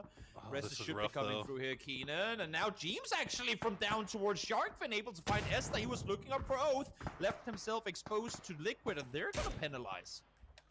Good shooting from James. I ain't able to flush out. Okay, Emmy will pick that one up for KPI, as KPI in a nice little 2-2 split here. They're going to be doing some damage on these teams around them. Gen G do get 3 into the compound, I believe. Fury are backfilling them. It looks like they took the gas station. And look at this, TSM actually going to be moving on the knocked SSG players. As we take a look at VP overlooking Donowa, as the fight that just refuses to pop off, man. And this circle couldn't have been any worse. I mean, I guess technically it could have gone to military, but they have a long way to run. And they're all sitting at, what, like 5 bandages and 1 first aid on average. So I would expect to see 8 people die to blue, if not to one another, because that's quite a journey to the circle. And when phase 3 hits and it starts tanking up a bit harder, you're gonna be eating quite a bit of blue before you find your next vehicle. Corexy getting picked off there on the beach by Summer. So good shooting coming out of the MCG boys. You can see that you're in that 2-2 split on the western side of Milta. Heroic actually trying to make their way in. Bimmy has gotten a little bit close. Not going to hear any footsteps, so you should know that they're fairly safe for the time being. As Looks like everybody has made their way into the circle with exception of our two sweet little teams over here. Our sweet little hot droppers, Toby. No, can we call it cold droppers at this point? I guess so. That is probably the most boring hot drop I've ever seen. That is a cold drop, for sure. It's it ain't hot, that's for sure. In the meantime, I mean, now you see, now they're finally making that play. I'm not sure why Perfectix is still here when the entire team has left, but now they're doing what I talked about before. Dano was going, okay, I guess they ain't pushing, so we should just do that, and they're running around all alone. Wait, are they leaving him? They're not even checking upstairs. Maybe they thought everyone has left. I would assume so. Honestly, if okay, so he doesn't have a DMR, but if he spots them running around, I was just gonna say in an open field like this, there might be points to grab. And considering the fact that we are back in super settings, that it's not gonna take much either. It's not gonna take much. You can see how low they were from the circle damage already. And Salute, oh, he's so low right now. Perfectix not gonna be able to find that shot. He does get the knock on his soul, and doesn't look like they're gonna try to finish that off. Butulins will. They're not going to try to go for that res. The smoke comes out, but it's way too late. So Donowa, I guess VP does finally end up coming, and now I guess Donowa turning around and seeing if they can take it to Perfectix. These guys all come back to the blue. It's rough. I mean, look at that circle 3 too. Look how much water is in that. This is a Milta circle. I mean, this is crazy. Perfectix got his shotty out. Yeah. Donowa, they're gonna have to be careful about how they push this, man, because look how low they are. 1, 2, 3. Easy. Oh my God, he got 2 with 1 shot. Unbelievable, They were next man. to each other. He got the double with 1 shot. I've never seen that before. 2 knocks with 1 shot from a shotgun. Absolutely unbelievable. Okay, well now we're cutting over to Bury Ramen Ents. Scrapping around here as Naradra's gonna find a nice couple with a grenade. 1 health left for Naradra. Where's the rest of his team? It looks like he's got Edie with him. Fortunately, Edie able to play today. It looked he was sick earlier this week, but it looks like he's been able to suck it up and pull together for the team as we check in with team 17. Diggory gonna get rezzed. Bury Ram back together as 4 as they decide how they want to push this. Yeah, trying to see if they can wrap on this one. They've already found 1. They know that there's players around. Nice little peek around from Nardra there. Oh, Molly thrown forward as well, but Diggory's there to respond. He gets hit with the molly, but not before he got the knock there, as Edie knows he's taking some damage. Knows Diggory inside that. Oh, he tries to go for the molly, but Diggory, perfect timing. Comes up over the top with the barrel. Kanaxi gonna try to finish off what the other 2 started. And Diggory coming out again as Buriram maybe getting a little too aggressive there, but Diggory with huge shots. Got me out of the last one up.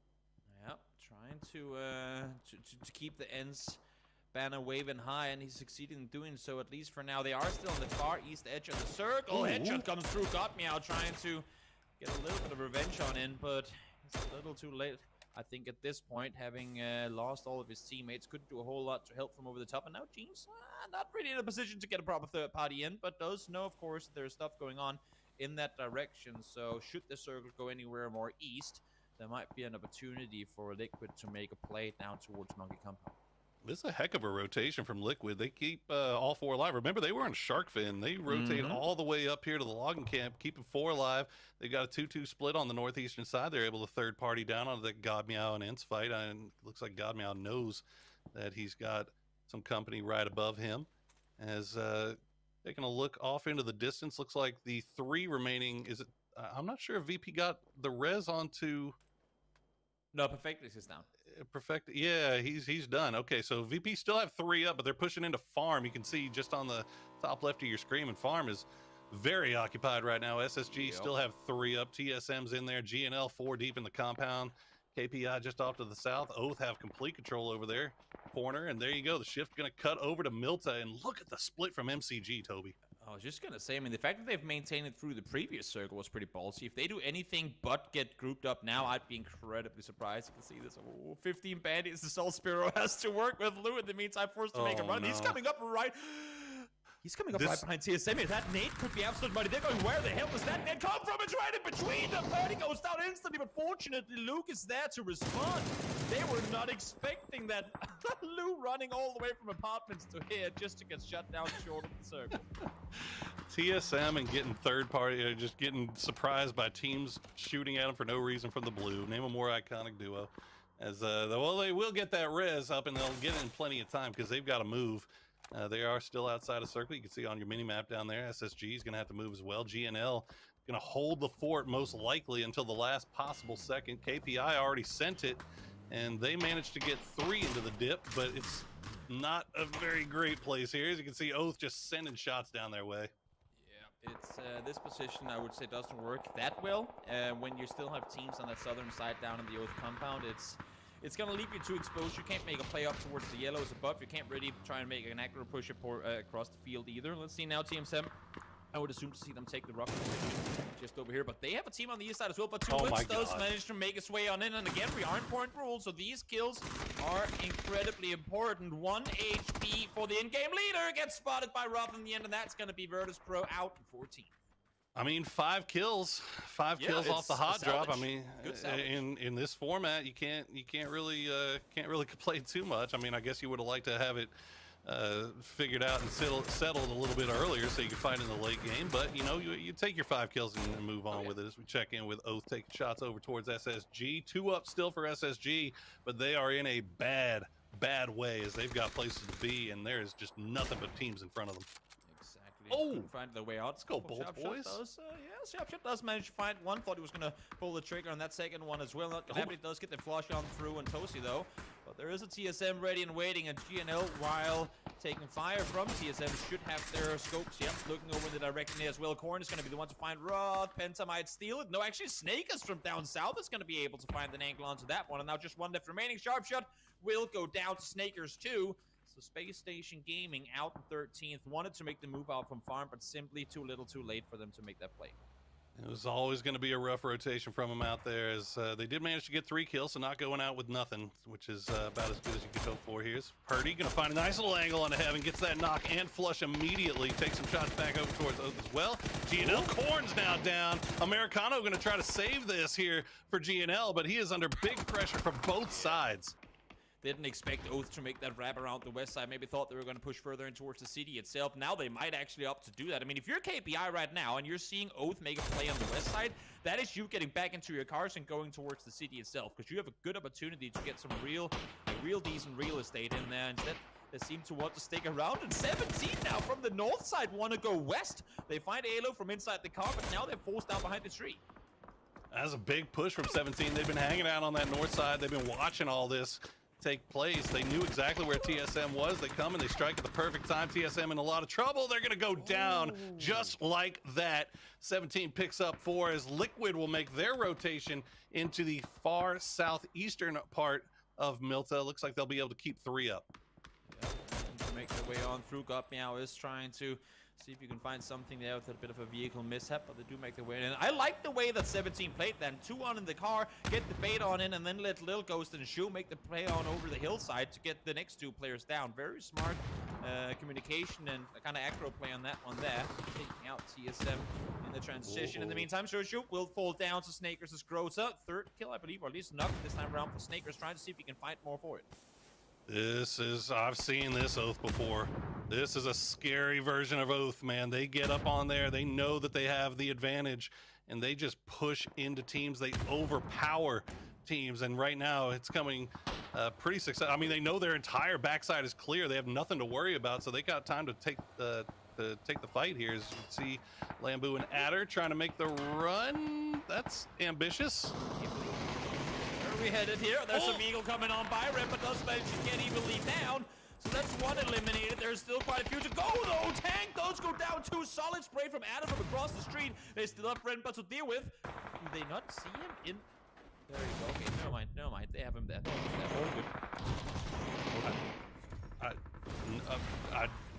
I disagree.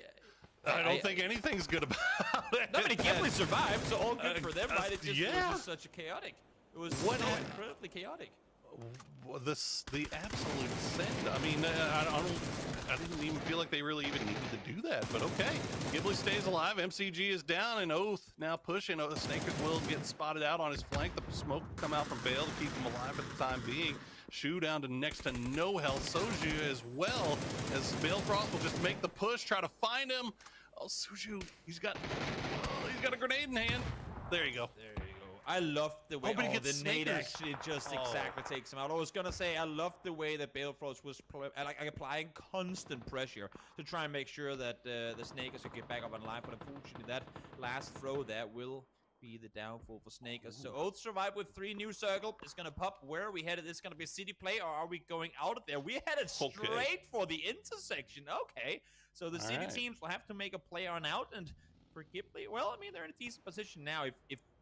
If there's any way Fury has found out that position up above on the garage compound was left, because you do see there's a Dasha behind the farm, that could be a winning rotation.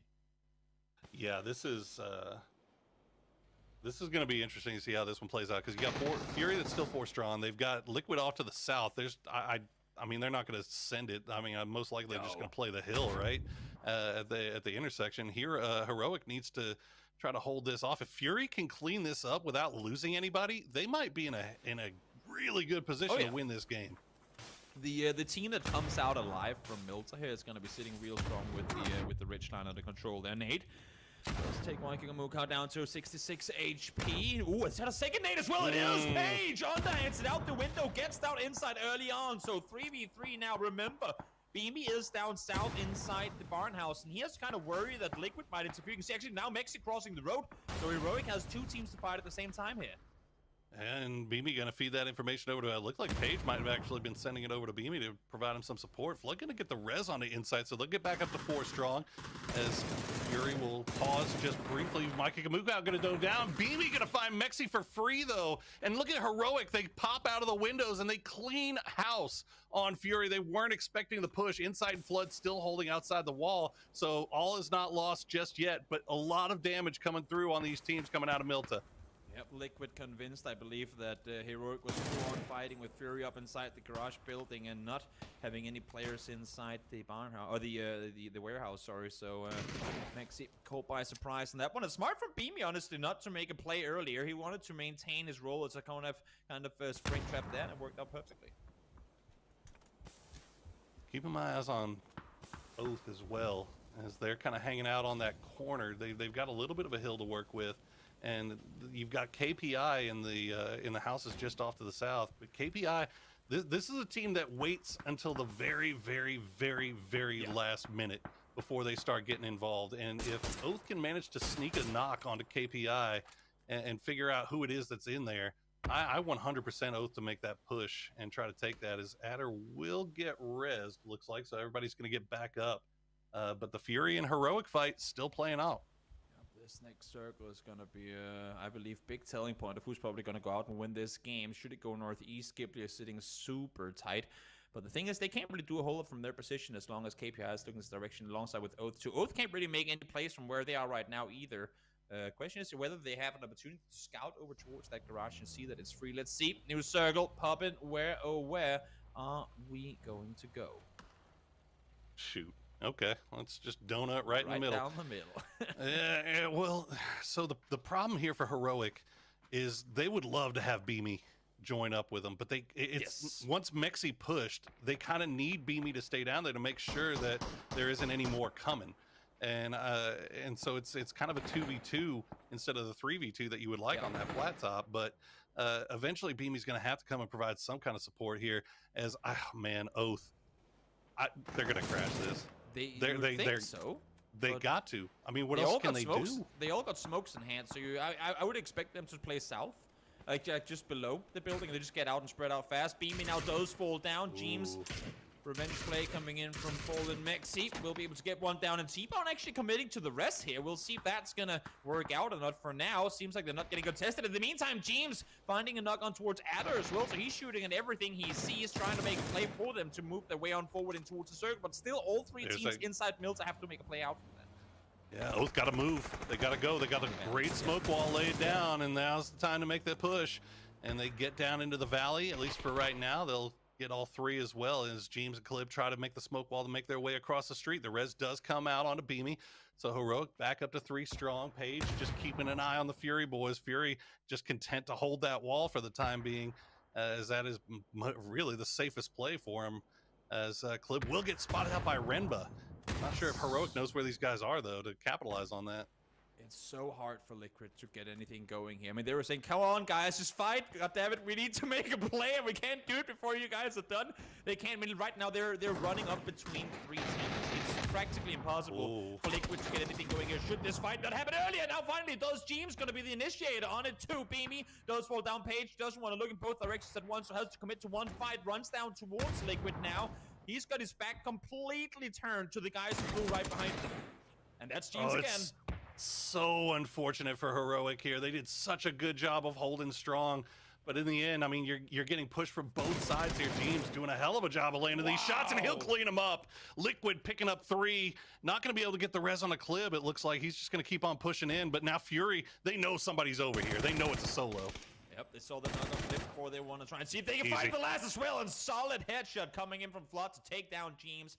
Just 4 teams left alive now. But for Fury, where the hell do you go from here?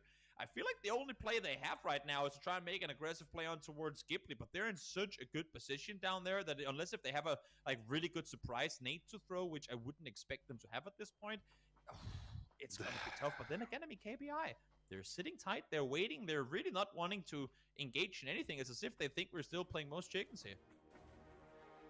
Yeah, I mean, this is classic KPI though. I mean, KPI, they realize when they have a strong position and they capitalize off of it. That's going to be a nice grenade, and it's going to find Remba as DraftKings will find the first knocking. Of course, classic KPI wouldn't be classic KPI if they try to capitalize off of it, so they're just going to stay there. They'll find it with the molly though, as KPI doing what they need to do to get the job done. Exactly, haven't been forced to make moves early, hasn't been forced to fight a lot early, so they still got the utility in hand. At 9 smokes available, still Flood. I like the fact that they're trying to wrap South around on this. The issue is that they're coming in behind 2 teams now as opposed to fighting 1. But there really wasn't a play for them to make on that east side of the circle. Now they can slowly try and creep their way up the roadside and see if they can take an isolated fight towards Ghibli. I like this play from Fury. It's a difficult one and a hard one to fight on through, but it's the best decision of the tough decisions they had to make. Yeah, honestly, I mean, Fury, I think the best case scenario for Fury here is they keep taking shots over towards Oath. They end up forcing Oath to make the crash into KPI.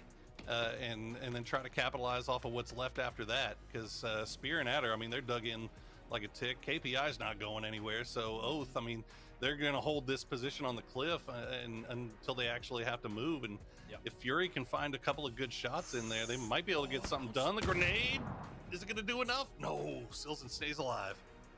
Fortunate to live through that one. Thought that was going to do more damage. And I mean, the dot is on the east side of the compound, right? So right now, if you're Fury, you just have to wait this one out, hope that Oath and KPI are going to be fighting, and then you'll deal with Ghibli while that's going on. So for Oath, it makes perfect sense to sit tight on the south side for a little while longer. Don't overuse your smokes. Don't throw them all early. Wait with them until you have to use them. As you can see there, Flood actually doesn't even have a single. I believe there was one in the hands of Insight, so maybe they have a little bit of utility still to use. Oh man, Oath has nothing though. I mean, they're just throwing the last mollies they've got. Capitan and DraftKings have that high ground to work with, and that's going to be nicely a nice position. If Oath doesn't spot that out quickly, they could be in big trouble here as the mollies are slowly burning down. Insight will get spotted out by Adder. Spear going to follow up with a nice grenade. Is it going to find the mark? Yes, it will. Gets the flush, and now we're just down to Flood. Yep, has to try and see if he can make a play on his own here. There might be an idea for Oath to back off of this one and try and wrap South around it. Flood issues, they'd be so exposed on that side. That nade is going to be good, though. Damage done, but again, not as much as I thought it was going to do. The level 3 vest coming in handy there. Now, KPI, they've been sitting tight inside this house for so long, but people have made their way on in, and they should be aware of this. Capitan holding the corner. He's going to find Balefrost right off the bat. He hears the footsteps of Kickstar, but he can't spot him. Kickstar will find DraftKings in return as Capitan comes out of the smoke, but gets roasted by the double peek. And now Kickstar will try to come back from behind. He was keeping an eye on the backside here, but he's going to go down to Flood as Flood finally strikes. Oh, he finally decides to charm on in once the chaos commences. Over the perfect timing. Silson as well. Gets the double out down. Kickstart is still around though, so we will find the kill. 11 kills for Oath, and now it's just the 2 Ghibli players left remaining. No helmet for Adder either. And you kind of figured that the Ghibli guys were going to be alive in the end here, as they had that great position to hide out at the checkpoint, but Kickstart with that Groza is disgusting. Oh, he'll try to land some damage, but Adder will do some big deeps back onto him. One health kit remaining for Kickstart. He's not even going to go for it. He's just going to snake his way through until he can see something. 11 kills, as you said, for Oath. No matter how this ends up, it's going to be a great game for them. He's going to go down to the blue, and Ghibli gets the win. Yeah, tough one. Once that first headshot comes in, he knows there's going to be no time to heal. Either you make an aggressive play, or you're most likely going to go down in that 1v2, because even if you get the first knock, the second one should be there to trade. Solid game coming through. Ghibli full-on commit to that position early on. Caught me by surprise, but it ended up hurrying up for them. I mean, Ghibli is a team that we've been looking at for a while now to come into an international competition and really perform. And right off the bat, they get their victory in the first game of the weekly finals. It may have been a little anticlimactic, but it still counts. The points are still real. So let's throw it over to the analyst desk to hear what they have to say about game number 1. Thank you very much, gentlemen. It is just another day in the studio as Ghibli comes out on top. They get a nice win, and they played it very cleanly, Froz. It was patient, it was well executed, and it was timely, but it was also assisted by the fact that chaos kept breaking out everywhere except where they were. Well, we gotta look towards the end there, right? Because MCG, it looked like they had such good control down to like Circle 5 when they had the whole kind of roadblock there. They had someone in the flat top, they had someone in the yellow houses. They had the control over the whole ending area of this game. But when Ghibli came in there, they took control over that situation. That's kind of the whole point, right? That's where they won the game already there. When they took control over that, they knew no matter where the circle would go, they would be kind of the last team to fight, because unless you're forced to go up from that little dip, from that little roadblock, you're pretty much safe there. Everybody else is on the high ground above you, and they're gonna need to peek each other and fight each other before they can get to you, which means that everybody's protecting you. And on top of that, having a few MCG players die there, you're gonna have a lot more utilities to work with as well. They're just laying there on the ground for you. But yeah, such a good game. So it's a great way to see Ghibli getting their first win here. Yeah, I mean, if you're going to start, we talked about starting early, and it's great to get up and Adder quickly. What stood out to you that Ghibli did? I know you talked about Adder a little bit, Martin, at the end of that game, and sort of his value and sort of what you see from him. Tell me a little more about them and that player specifically. Yeah, for sure. I love Adder, especially since being on T1, how well they played, 2019, 2020. Coming in here with a success like this, starting off, I was quite happy to see, how well they played in the ranked decisions, also how well they played throughout the week. But yeah, the way they managed to get into late game, how well they played the super late game in this one, taking out MCG was important. But let's talk about this one real quick, guys. Virtus Pro and Danoa.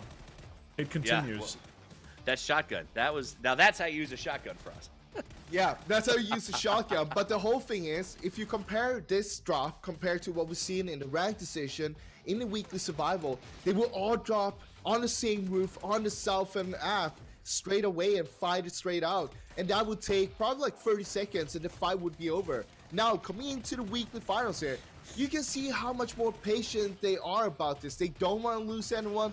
They take their time. And it took about 13 minutes before Danoa said, we're going to move out. And that's when Virtus Pro started shooting them in the back, and that's when the fight actually broke out. And it was down to Circle 3, and that's when we saw, like, Perfectix, of course, bleeding out and wasn't able to get revived. So, in the long run, are they going to keep on doing this? Because no one is actually winning from this right now, I'd say. Absolutely not. Let's take a look at the end of this match, and it came down to the 4 teams here.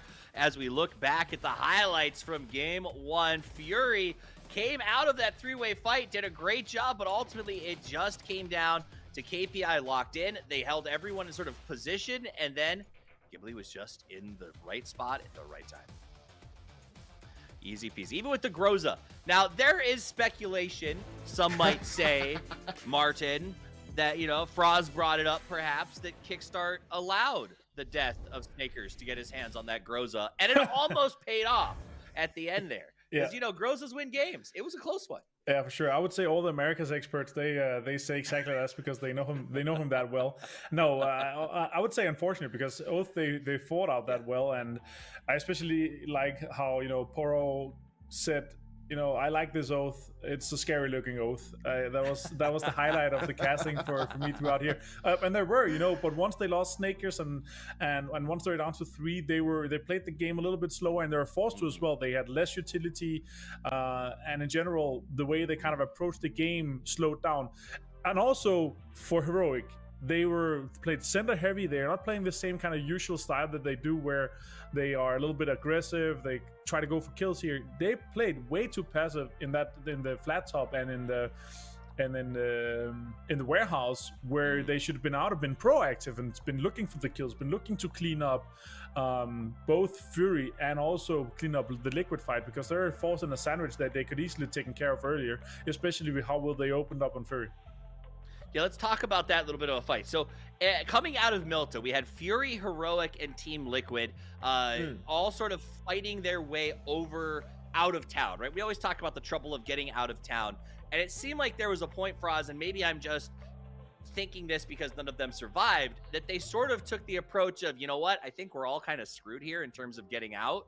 We're going to look to rack up those kills. And is that really sort of, we're going to see more and more of that because we're on a super week instead of a MC rule, a most chicken day?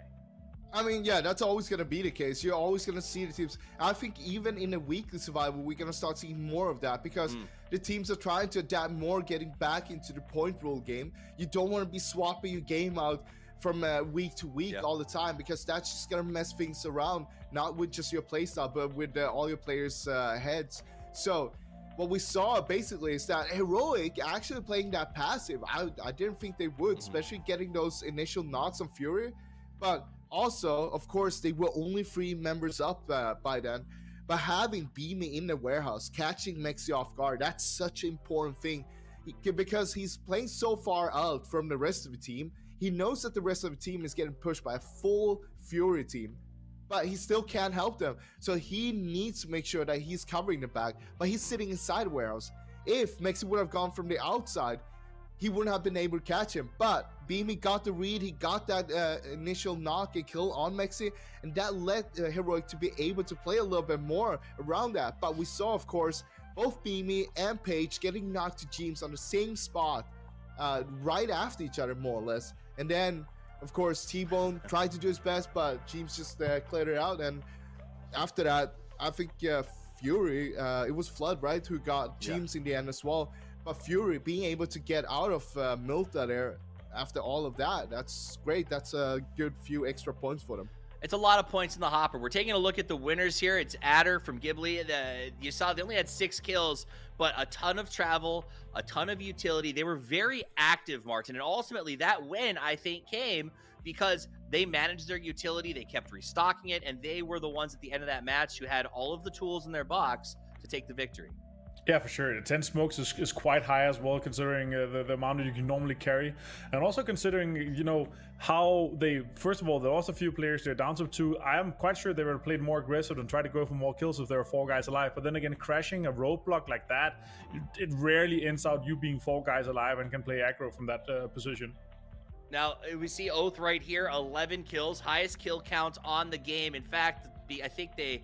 going out where they did with that kill count is going to put them in a pretty good point position above everyone else, as you can tell right there. So again, this goes to saying, right, that it doesn't necessarily, it's not all about the chicken this week. It's about putting up the numbers and getting a good spot and picking your fights. Also, of course, making sure that you don't have those really, really bad games where you're getting 0 to 3 point games. You want to eliminate all of those and make sure that your bad games is still going to be like a 4-pointer because you got those 4 kills, even if you went out on a 14th place or 13th place. Always making sure that you get a little bit out of every game. Yeah. Squeeze out just the tiny bit that you can. Let me ask you this, Martin.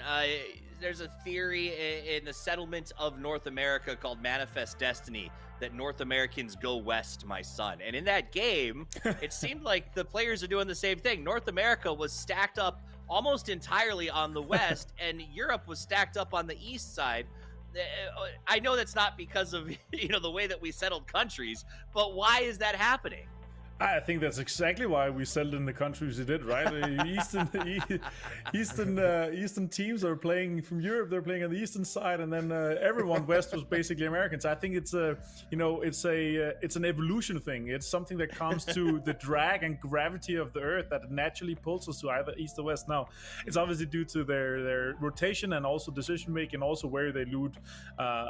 In the game, obviously, but it was kind of funny. We look at the game and they're like, wow, why is all the American teams in the West and why is all the European teams on the East? Obviously, there were some Asian teams stacked in the middle, and that was not fun, and that was not fun of our part of the joke, but still it was kind of a fun part to look at, where there's you look at it and you're like, okay, if you're kind of a fan of a region or fan of some teams that are from either Europe or America, like, no, they're all killing each other, stop. Right? All right, real quick, we're about to start the game. Froz, give me a pick for the win. For the win, I think we're going to see Old Faction get himself a win. Nice. Martin, give me a pick for the win. I think the guys here on screen looking pretty scary, so Fury. Yes. I don't know why you call them furries, but Fury looks amazing. No, I like that. I do. I like it too. Have you not seen their mascot? Right? The axes. They're doing a great job. Fury's been doing phenomenal. I'm super happy for them. I was looking at Oath as well. They seemed like they were great. They traveled far. They worked hard. Let's see if they pull out the win. That said, guys, you can see the players in the booth. The plane is getting ready to take off right now. We've talked about teams from the East, the West, all over the world. Let's go to a team that is known for being the very best of the best. It is Porosaurus and Toby with the call. Thank you very much, Toffees. And yeah, we are here for game number 2 of PGC 2021 Week 1 Grand Finals, presented by Alienware and Toomey. My name is Porosaurus. Joining me once again is the Toby. And hey, man, the Toby. We had a new Happy win the first game of Ranked Decision. We had MCG win the first game of the Weekly Survival, and now we have a Korean team comes through and gets the first win. But PUBG Asia, the region, stepping up pretty big in the game ones. Love to see it. Love to see it. I gotta say though, that Ghibli rotation, we both kind of scratched our head when it was happening. We had a little talk, like this did as well. Dangerous, first off, and second, I think it was a combination of them trying to do 3 things that then every time they went, okay, let's do this instead, they were like, oh no, let's not do that, because I think initially they just wanted to cross over and engage in the fight between Oath and 17 at the time. Then that one came to an end real quick. This one is probably going to come to an end real quick as well, though. Let's go. Okay, this time they're not messing around. They're not wasting any time. They're all going to drop on the roof. They're going to go for the RNG fight. Salute goes down. Rex is going to go down. Batul is the last one up. He's got a gun at least, but he's got no health. And there you go, just like that. 1 minute. More like 6 seconds. If you consider the time they have spent on the ground. Circle hadn't even popped. Well, they didn't waste our time this time. I was going to say it was faster. Yeah, I appreciate that. I mean, it's... I'm still trying to make sense of this. I've reached the conclusion, and I hope that if Batulins hears this, he will tell me that that's the reason that they're doing it. Because that's the only sense I can make of it, is that they have made it to Week 1 finals. And that means that they will get to play, like, should they make Week finals again, that is 10 more games they will have played in order to make top 13 to make it through to the grand finals, right? So who's to say that Danawa qualifies for weekly finals next week? We don't know that. Of course, I mean, if you're a Virtus Pro player, you expect that you will, but you don't. Maybe you hope that they won't. So you're going, as long as we rack up points on our Miramar games, and should we go out and win these ones, we should be right here. See the crazy rotation on in from Ghibli as well. I'm trying to really justify it, and when you see stuff like that happening them down within 6 seconds, it makes absolutely no sense. But I have faith in Batulins that there's gotta be more brain to the equation that I can add to it myself.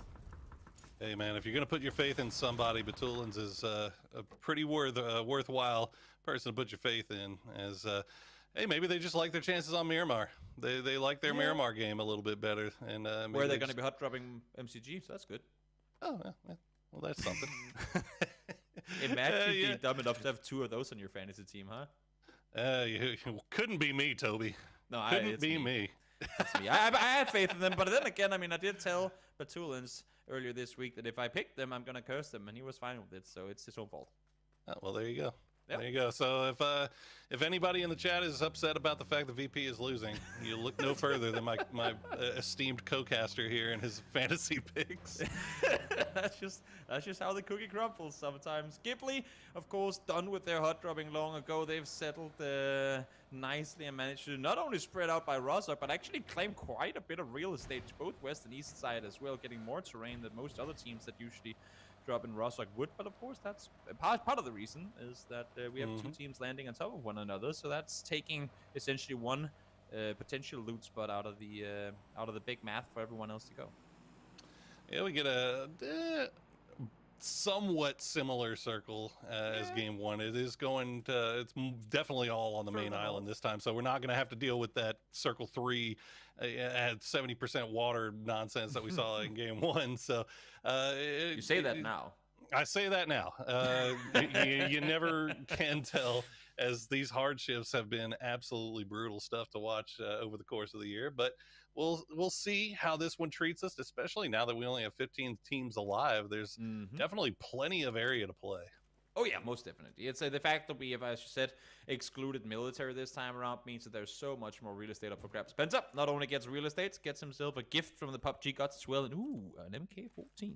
Not too shabby when you're rocking the barrel already as well. Solid 7.62 pick up there. We'll get ready for his rotation to make. And I gotta say, if you look at the map for a second, Poro, the way that Liquid has not managed, but I would say been allowed to some extent to spread out and take Southside control. Because I remember PGIS, I was sitting and drawing up my drop spot maps and whatnot, and there were so many teams contesting that southern side. You had Petrichor, which, I mean, and you had at the time Infantry Gaming, you had Navi. There are so many teams down there, and Liquid are currently in possession of 3 different teams' loot spots. Well, you know what? If you want it to be your loot spot, you got to make the grand finals, don't you? That is true. And so I guess Liquid looking at it and being like, well, hey, all the people that we would compete with are not going to be here this weekend. So we get this free and clear, easy peasy. And we were talking about it a little bit too during the break that I've been really impressed, honestly, with the way that Liquid has been playing. You know, from PGIS, I thought that they had a decent read on the MC format, but I could tell that they just weren't comfortable. They never really got their groove. And this time around, man, from the word go, from the first game, Liquid has seemed in their element. It seems like they know what they're doing. They feel confident. They feel like they've got direction. And you know, the wins are going to come with that. And as we continue to play, as they get more comfortable in this lobby, I think we're going to see a lot more out of Team Liquid. Oh yeah, no doubt about it. And I think one of the things that impressed me the most with Liquid is that they're probably one of, at least in my opinion, and this is not like a massive EU bias or anything. This is looking at it from a global perspective. I think they're one of the best teams at adapting to not only like an in-game circle situation sort of thing, but just the whole thing. Like they quickly caught on to MC. They quickly, when leaving Pachinki, figured out, okay, let's do this instead, and they were fine with it. And now, I mean, with the way that they're taking Southside control, they're not really sprinting for center positions like they did in the past. Now they're saying, you know, we'll hold our horses for a little while longer and playing it slow. Yeah. There are still times where, for example, with the Mexi cross on over, could have been played better. Sure, maybe send 2 instead of 1 across there, where it's just one of those weekly final, new format, a new circle all the time. We're expecting things to play out differently. It doesn't work your way. That will happen, no matter how good you are to any team. PO also does sometimes get killed. Sure. I mean, and no one's perfect, right? But on an average, across the board, their results are just impressive, I should say. I mean, they just play well. Yeah. I mean, every now and then you're going to get it. You're going to make a bad read. It happens. And, you know, and nobody's immune to it. And that was just like we were talking about. That was kind of a bad read. I think they assumed that both teams were fully fighting in the flat top. Didn't think that anybody would be hiding out in that warehouse. And they got bit for it. But, you know, it does. I feel like the way they're playing right now, they're not going to get tilted by that. They're going to learn from that. And they're going to continue to go on. So, taking a look at the rest of the map, nothing has really been happening. I mean, we've got so much playable real estate in this first circle, and the fact that we are already missing a team here, it just kind of opens things up a little bit more. Nobody's really dropping right on top of each other. Nobody's really camping each other. So it's been a fairly civil early game. Love to see it. I mean, we know that just means that the chaos is going to violence, commence. man. I know you do. There are certain ages of chaos in our midst. I tend to be one of them myself too. Sometimes I do like to see this though, where teams get a chance to. I mean, I don't mind the chaos. Don't get me wrong, but I like to see when teams get a chance to not only get looted on up, but also get the first rotation on and find a compound that it might not be the best one, especially not when the second circle pops, because not everyone is going to be in a good spot for circle 2. But at least now you made that first one, right? Now you get the jitters off. Now you're good to go, and then whatever comes from here on out is on you, having done your prep work, homework, scouting in the first circle, right? But at least we got over the introduction phase of the game with everyone still on their feet.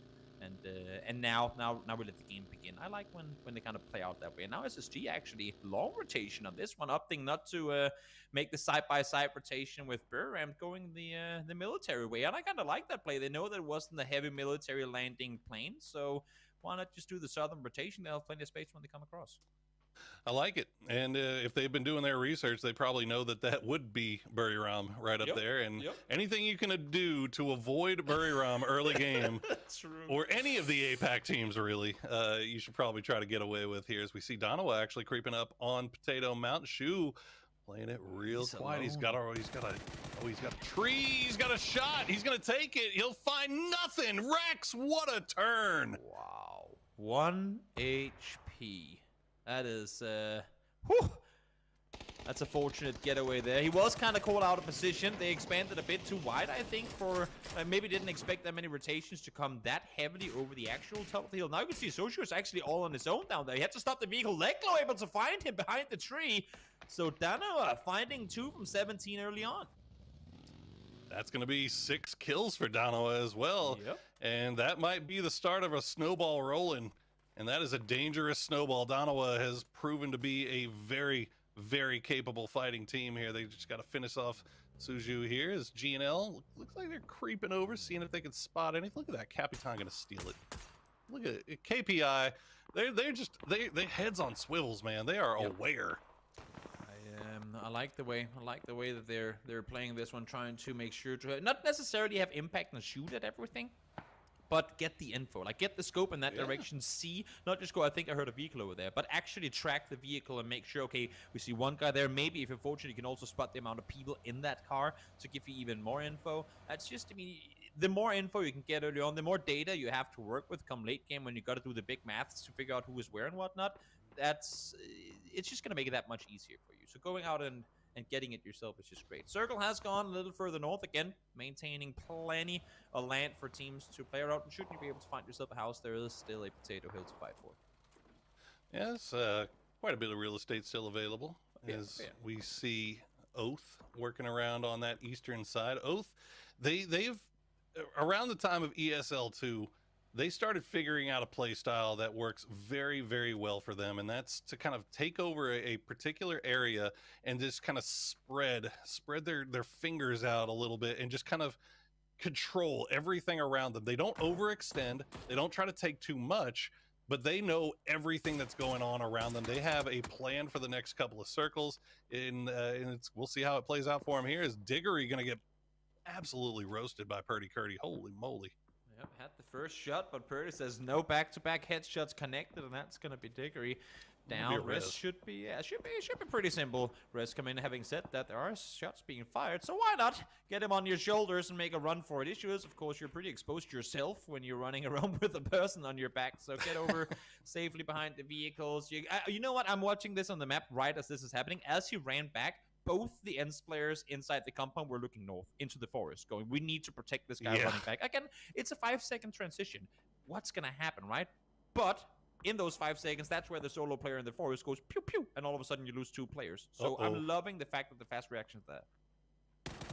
Speaking of, we got our 2 blue teams fighting on the mountain here, and Roger going to find the opening knock on a clip. That's a big loss right off the bat for Team Liquid. Not going to get flushed just yet. Mexi holding the rock. He's going to hear Narajra finish off his teammate, but it looks like they will pull back after doing that. Yeah, they're very split. I think they just have not really gotten a pin on where the Liquid boys are. And you can see James way off in the distance here as Mixie's just getting surrounded at this rock, but he can get something done. As what, Godmeow? The rest of his team is fighting Liquid. Godmeow's out here killing PO. He is miles in up package north, of all even, places. Where are they doing? He is miles across the map further up north. Circle now swings east. Now, I mean, now we're headed out to no real estate area, and we're excluding the majority of Potato Hill. So this is going to be an interesting rotation for all the teams on the west side. But of course, Circle is second priority right now. They got to fight each other off first. He gets the flush too. Godmeow just straight up 1v1 PO. Okay, we see you. We see you, Godmeow. His Team Liquid looks like Mixie has managed to escape for the time being, got himself back to James at least, and Ibby still off to the south. He's got Edie creeping down there as well, so TL a little bit split, but safe for the time being. I think but I mean, yeah, and you wonder where Buryram's going to go, okay? Like, they've got Godmeow up a package, right? But they've got 3 on Potato Mountain, so they could still push into Liquid. This fight might not be over yet as we check in with Fury, who's doing a little gatekeeping of their own. They're down there on the southern part of Death Road. They've got SSG just off to their east, GNL off to the west. And Onyx is so far north that he's not even on the map stream anymore. It's that's how wide Gen.G are rotating right now. I mean, again, we see these hard shifts to one side. Gen.G usually the first ones to pounce, so doing that full 180-degree rotation over on the other side. Issue this time around is, first of all, there ain't a whole lot of real estate to the east, and what little that there are is already occupied by Oath and SSG and Multi-Circle Gaming. So if they wrap too far, which it seems like they're doing right now, they better bring their binoculars, because they'll quickly find out that there's nothing to come for here. In the meantime, Correxy from inside their house, 2 tapped out of the vehicle, and down goes X-Bay. Let's go, Heroic. Okay, they're stepping up. They're coming out of apps. They got Paige Beamy already on the mountain. They're getting a little bit close to Donawa, though. No shots been taken just yet. Haven't gotten vision of each other as Gen.G try to make their long wrap around, and they are going to run in to that Oath split. A few shots will come out. It's going to be enough to make an Onyx back away just a little bit. I think he's got a lay of the land here. Kickstart might send a few shots his way to make sure he keeps him packing. So Gen.G going to have to go eat a little bit of blue on this one before they make their way into the next circle. Where are they planning on entering from? Because right now, I mean, if they called it bluff here, that might be a spot up for grabs for them, because Oath is in a wide 2-way split, and right now they're actually committing 3 up the hillside. So if they full commit to the museum now, Hall of Fame, whatever you want to call it, down by where Balefrost is, that's a proper 3v1 that they could probably end up winning, but they are still far out into the blue. In the meantime, on the opposite side of the circle, also in the blue, Noadra trying to make his way on in, but he's got both Donawa and now Heroic up the hill ready to fight there as well. If they can time this perfectly, there might be a third-party opportunity, but I think it's going to be difficult to make that one happen. Correxy in between all the opponents. Should get taken out. And yes, Salute finds some mid-transition. What a filthy spray from Salute, but Heroic going to do some damage to Buryram as well, as Buryram split into 2 directions. They had 2 that were keeping an eye on Liquid, 2 that were keeping an eye on the north, and they're going to lose the north half as Edie will go down to Mixie. Canaxi now the last one up as Team Liquid turning their full attention over to the Buryram gang. Meanwhile, Donawa and Heroic, this fight you feel like is about to pop off. I have to say, Gen.G keep driving. They're on the far south side of the circle now. Keep driving, Gen.G. Make it the whole way around.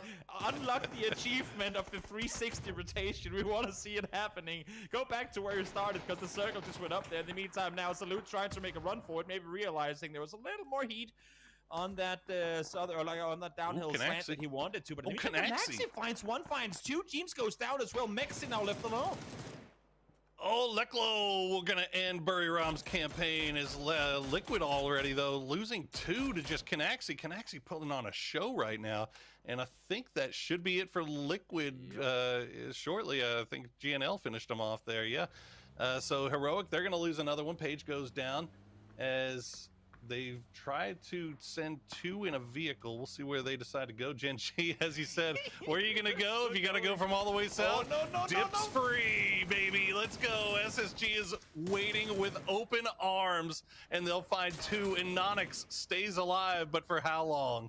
Is this what happens when the IGL dies early game? It becomes the headless chicken that just starts running in circles until it falls apart. In the meantime, now Fury trying to wrap up on this one as well, but they're playing it a little more slow, stopping on the other side of the road, trying to see what damage they can do with utility before potentially making the play here. But I'm looking towards Multi-Circle Gaming. They're not going to interfere in this, and Flock now folds these shots out of vehicles. Solid sprays coming through. Keenan finds inside. Ralph finds striking Amuka as well. Just one left alive for the Aussies on the other side of the road here. Ronan all on his own, trying to go down to the US to see if he can stay alive, but this is not a good spot to be in. Oh, it was, I mean, they wanted this grenade battle as they pulled up to the other side of the street, but unfortunately they just weren't hitting. They weren't landing where they needed it to. And so SSG will get that res on a sharp shot, bring back up to 4. Ronan, as you said, still alive, hiding out in the smokes, staying by the US. He's going to hop in it and try to dip on out, see if he can maybe survive a little bit longer. But Oldless and the rest of the SSG boys, it's going to be Tosi that finishes him off from GNL, and Fury goes down in 11th. Yep, not a whole lot more they could do there. Simply rotating out of that position too late. I like the idea of stopping. Maybe you get the solid nade explosion, maybe a vehicle explosion to grant you something else, and you can then make the wrap across. But once you throw the first couple of nades, I think going your way, get out of there as fast as possible. Because the dip where Multi-Circle Gaming is now, that was actually up for grabs at that time. But committed to the fight. Of course, sometimes you got to do what you got to do. Unfortunately, it didn't really pan out for them that time around. Yeah, dangerous stuff. We'll see if MCG actually, I mean, you can see they have an angle there and not taking the shots just yet. Waiting on the new circle. Is KPI going to send it across the street to the hill? They never wanted a third party that, so they'll keep 4 up. Donawa's still in it. The new circle pops, and we're going to go a little bit to the south here as MCG tries to take the shots towards SSG, but they're not having it. I gotta say, I mean, while this is very center on a ankle, this is it's not too often we have endgames in this area of the map. I'm all for it. It's a good variety here. Of course, hoping that it's going to shift a little further down south, because right now the field around TSM is, of course, a very, very open and difficult to transition one. So let's hope that we get a little more forest to play around. But right now, I mean, Ghibli, good position inside 1 or 2 compounds inside the circle. In the meantime, everyone else having to make that aggressive play forward. You see SSG, they're going to take the fight to Multi-Circle Gaming right now as they pull up our sharp shot in the clouds right now, trying to see if he can maybe take a few shots over in that direction. Summer will take a few back towards him, and here we go. SSG liking the seat swap, and they're going to find a couple as Tanky will be actually only going to find one. Lingdu, I thought he went down, but he stays up. SSG, oh my God, sharp shot. You're disgusting. Lingdu's still alive. He's going to try to take the shots. He will find him. Evil Lee will find him, actually. Keenan breezed through in the vehicle, and he's going to go down, and MCG will keep all 4 up. The fact that they don't take a single casualty off of that is absolutely insane. Incredibly well played by Multi-Circle Gaming. And second teams to fight this one off is going to be KPI and GNL. We knew multiple teams were going to have to fight this one through for now. And I'm looking towards Oath, further up towards the north. Maybe they get a chance at third party. In the meantime, Renba does manage to find Silson from quite a distance across the road. Americano will go down to Emmy as well. And there's just battles brewing all across the map right now with these teams having to rotate in. Yeah, big shots coming out from Ghibli as they third party this KPI GNL fight. Now Multi-Circle Gaming is going to start wrapping down this way as Oath is still just kind of chilling 4 deep right on the roadside. Meanwhile, on the north side, Ents is going to avoid TSM. As look at the kills coming in from Oath. Beautiful third partying, or actually just finding the angle onto MCG. Evil E's still up. He's going to try to get a little payback here as he catches them with their guns up as they try to run, but good shots coming out from Kickstart, forcing him to keep his head down. I like the way that Oath played that one. That was exactly what initially I thought they were going to try and third party on the SSG and the Multi-Circle Gaming fight, but when they stopped up in that position, I knew they're just going to hold the rotation from MCG. They would rather sit on the edge and wait it out to be the team furthest out on the edge than take a potential fight where they could get backstab themselves. So set up shop on the edge and hold them out, and this is exactly what's happening now. Kickstart again, finding headshots. He is a beast, and proving himself time after time after time, to a point where he doesn't have to prove anything anymore. He's just that good a player. Oath is absolutely on one today. I mean, you could tell they are just hitting the shots right off the bat. First shot is brutal as Evil Lee, I mean, he almost was able to take out a couple of those boys, but eventually he ends up going down. Reload will find Summer, and that'll be it for MCG. And now Oath has the eastern side, and they could third party this GNL KPI fight that has kind of taken a little bit of time to manifest as they get an angle onto Tosi. KPI doing a good job of staying alive here, considering they were getting shot at from GBL and GNL. backing off, don't want to take the immediate fight, 1v1 against another team, wait for opportunity for you to maybe get a third party in from the backside. Let's see now, T-Bone. That nade was spotted. Should be answered by a nade straight to his face in a second. We'll see how much damage that one's going to do. Only 22, but they know exactly where he is. Second throw comes over. Not going to happen. Renba takes him down. Kickstart does get knocked as well on the other side. It should be a second knock on him, so get him back up on his feet. He is a valuable player to have in it. Now, I think now is the time that KPI wanted to engage on this. They knew they had a fight against GNL, but why not wait for Oath to be closer to have them become a factor in it too? Oh man, yeah. KPI is just they want to wait for the perfect time to take the perfect fight. They want to be the third party, but unfortunately, I mean, GNL is comfy, just lying prone right there and waiting. And so KPI, they're just kind of sitting here waiting for something to happen that's just not going to happen. I've also got my eyes on the north side. TSM finally going to leave their Alamo compound. They're going to take some big damage as they make their way up to the hillside. Looks like they'll survive, though. As you can see, Ents had a little bit of an angle on him. And this is actually going to draw the attention of Oath. And if Snakers hits this, this could be huge. That crate is unlooted too. I thought he was going to go, wait, I'll wait with the nail. Let me get the crate first. But things better fit. It's going to lob an 8 on down, but as you can see, a little bit too far to throw. Can't really throw it up high the way that he wanted to because the tree is blocking the vision. But does Rustenman know? I mean, I like the fact that Ents sent 3 across before TSM managed to wrap on out because that gave them a foothold across the street. But now Balefrost falls down. Solid 3x spray from DraftKings to get the first one down. Lambo with the distance. Rosa in hand, able to find one as well. And in just a matter of seconds, KPI butchered with GNL immediately to follow. Yeah, GBL made that wrapper on the south side, and they came up right behind KPI again, just waiting just maybe a hair too long to get involved in the fight. Now is TSM going to try to take the fight back over to Oath. Oath has to pay attention to Ghibli, but now they're pinched on both sides. TSM, however, they've got to keep an eye on their north side here as they know that Ents is making a push here as well. As we are down to our top 4. It's a 4v4v4v3. And I don't know who's going to win this, Toby. This is a crazy ending circle. Regardless of who wins it, the position that Ghibli has positioned himself in right now, keeping Adder in the compound 2 on the hilltop and Renba to hold the container on the south side, that is you can't draw it up any better. Honestly, that is a perfect play for them. Should Ents spot that Ghibli, like if this next circle goes west in 5 seconds, if Ents makes a play on that, that would be absolutely huge. If they call the bluff and see that there's no one there, with only 1 in the combo, let's see where we are going. It actually does go up in that direction, but wouldn't be valuable, I think, at this point for Ents to cross on over. But Ghibli, back off. You don't want part of the open TSM fight at this point. You can play contain, play it slow, but you're going to be exposed on that hillside to Ents at some point. I think they know that Ents is up there, right? So I think they did the right thing by sending guys down to the south just in case the circle did cut that way. But yeah, I think you're absolutely right. Now run back to that compound, play that compound. And you know that the Ents is most likely not going to push into the back of TSM. They know that TSM is going to have to push into them. So we'll see what Ents decide to do. They should play a little bit of hill defense here.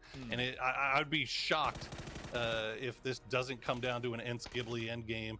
As we see TSM and Oath are going to square up. Reload will get the opening knock, but big grenade coming out from Penta will get the trade. Alo goes down as well. Reload the last one up for Oath. He's going to find Penta, take some big shots. Can he land it? Oh, they're so close.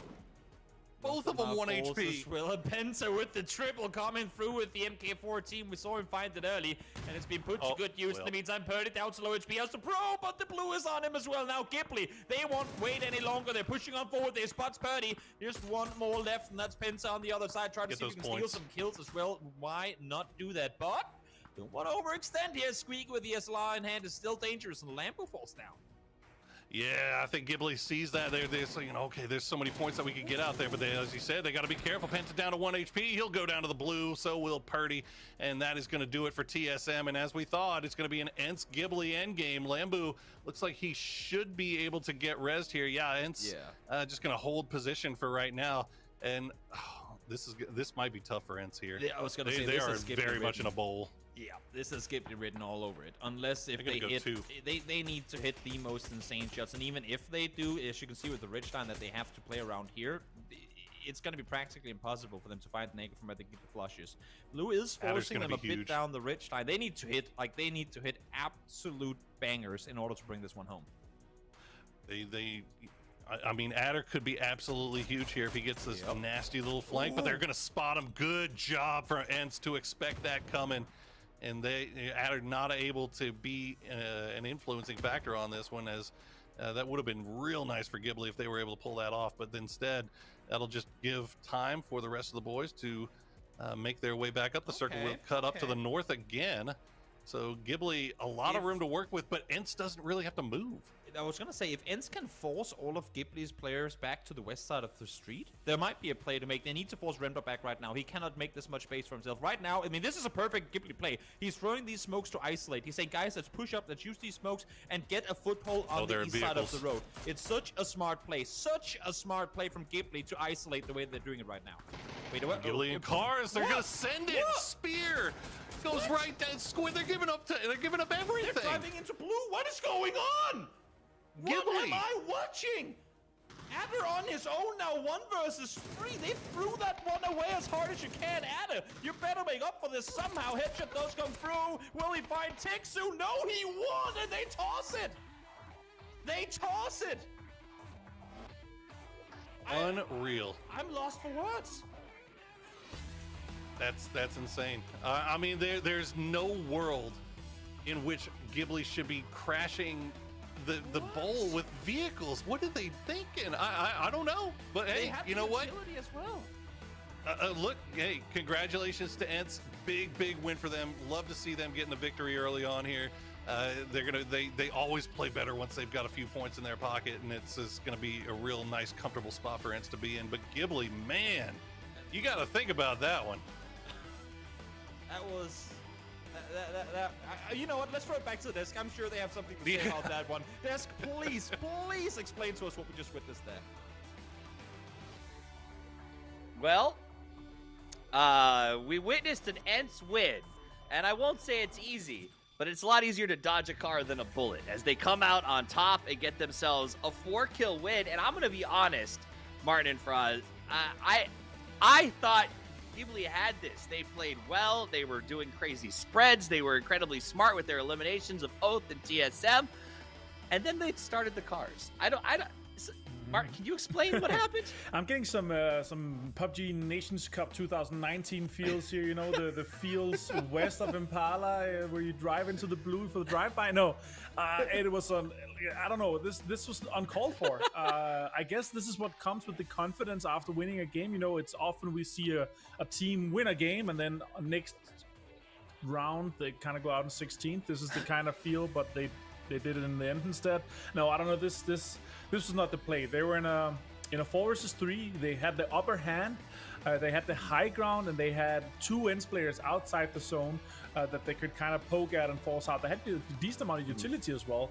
So I don't know, the drive-by to take out the one player that was inside the zone might have sounded like a good idea, but you kind of sometimes have to resonate and say, all right, guys, this is not a good idea. Let's just play the 4 versus 3 and try to get a better position. But the center circle, the dot was inside and outside the road on the side of Ents, but yeah, this is not how you execute a 4 versus 3 in this opinion. But I'm super happy for these guys. Obviously, they played this extremely well. But the circle, oh my god, that shift after Gen G just rotated from school all the way around Shelter to come up on the western side of Shelter for the circle, then to go northwest towards Ents. Oh my god, that was a shift to witness. It was actually pretty interesting. Player of the match is going to be Tixu. Facial hair of the match, if you ask me. But 360 damage, not a lot of kills, but honestly, I think it was the way that Ents used placement. They didn't overpush to the middle of the circle. They left their 2 sort of flankers out there. Because I think that Fraz maybe have been part of it. I don't know if maybe Ghibli lost track of where the Ents players were and thought they were sending cars in on a pack of players and not one guy while he had support from the edge. I just can't figure it out, but I know Ents played a very tough Valley very, very well.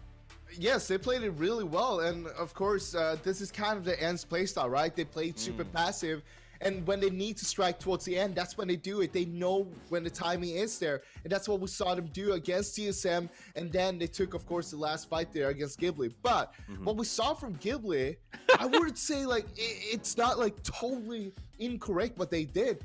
What they actually did was They had two guys setting themselves up for the drive-by on Squeaky. Meanwhile, Remba was holding out Tixu and Diggory outside the next circle. He was peppering them down, making sure that they couldn't really shoot the guys who was doing a drive-by on Squeaky. But Squeaky, standing tall, making sure he gets the initial knock on Spear, doesn't get knocked by Lambu, the second one who tries to do a drive-by on him. That is insane, and that is so huge, and that's the key moment to how they actually won that fight itself. Because if Squeaky got knocked there, Ghibli would have control over the whole circle, and the rest, the Tixu and Diggory, the last two players of Ents, they would have been outside the next circle. So it kind of makes sense in a way. And on top of that, it was the last fight. They already had a lot of kills. They already secured themselves a lot of placement points. So Ghibli already knows that no matter what happens, this is a winning scenario for us. We'll already accumulate so many points here. That's a fair point, and though you get more if you win. 30 points total for them right now as they're on the top of that leaderboard. Damn. Oath in second, Ents in third, and KPI I think in an unexpected fourth right now, Martin. They've played quite well, and it's 2 games down, but 15 points. This is pretty good to have this average already. But Ghibli on top, both doing quite well there. They're putting themselves apart right now, and yeah, with only 10 games. With this kind of head start for Oath and Ghibli, it's looking very good for them. The confidence they can build from these 2 games just alone here, if they can continue that today, it's going to be quite insane. But I'm kind of excited to see what's going to be happening once we go on Miramar as well. Yeah, let's juxtapose the top with the bottom just a little bit, though. We talked Ghibli's up there dominating on top. Ents is looking great. Oath in top form, as Poro puts it. He's seen this Ents before, or this Oath before. The bottom is a little shocking to me. Gen G is very, very low. And then, of course, we're probably going to, we don't even see the highlights because it happened so fast. 17 and VP also still on the bottom. Yeah, it's been a little bit of a rough start for a lot of teams, but also, like, if you just look at it, we only had 2 games this last one. It was so much ping-ponging with the circles, with the hardships going north, going south, going north, going south. The teams were basically clueless, and they tried to just rotate around. A lot of them died in the rotations because of that. Then you had a team like Ghibli who was basically sitting in the middle. From circle 1, they took that compound. They had to split, though. By circle 2, 3, they decided, hey, this is the one we want to play from. And they basically didn't need to move. So they just took a lot of control instead and utilized the fact that all the other teams needed to rotate around. And that's what you want to see, right? You want to make sure you have the control if you have it. But nothing's done for. We still have so many games to go. So it doesn't matter if you're still in the bottom right now. I cannot get over Ents dunking on Ghibli. Like they went so aggressive. Congratulations, but at how hard they tried. But the reality, though, is if we talk about the end of that game prior to the debacle on 4 wheels, Martin, let's go back to how they played up to that point. They had liquid compound. They were comfortable there. They left it. They sent 2 players out up the hills to sort of guard flanks. They took the attack on TSM and Oath and then went back. Like, I could find no errors in their game up to that point, Martin. Ghibli seems like they are playing, with like one exception, an ironclad PUBG at the moment. Yeah, for sure. The way they flexed out and pushed the U-hill, they took the good amount of control, and kind of, as we were talking about in the opening show here, you're poking towards the teams that you want to force fight. Like they wanted to make sure nobody swept that side, because then they were forced to kind of fight them later. They poked the teams in the direction to force each other. You saw the TSM fight, you saw the Oath fight, and it evolved completely as Ghibli wanted. 4 guys alive late game, and yeah, unfortunately the very late game didn't end out as they wanted to. Well, there's more PUBG in just a few minutes. Don't go anywhere. We'll be back after this.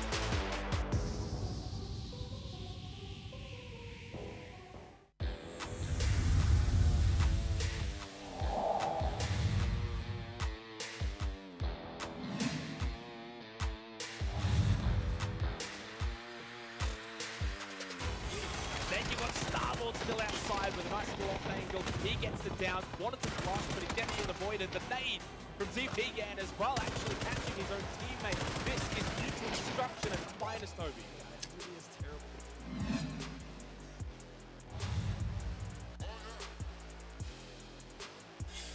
Realizing KPI and they're pushing forward here.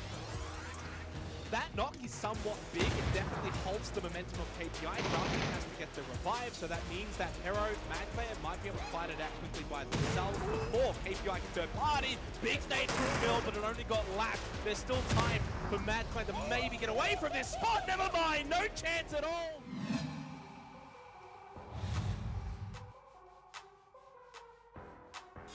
Going on right now. Also, a lot of people have vision on what's happening with them, so don't be surprised to see a couple knocks coming in that direction towards KPI. FaZe continuing to move forward. Gonna spot out another member of that, and there's just nothing to be done. I mean, FaZe fan just keeps finding different angles. Gustav's gonna go ahead and finish off the other side along the side of AC. GNL's trying to walk up back behind him, but FaZe plan isn't done yet. They're gonna continue to shoot anything that moves around them, and 2 squads die.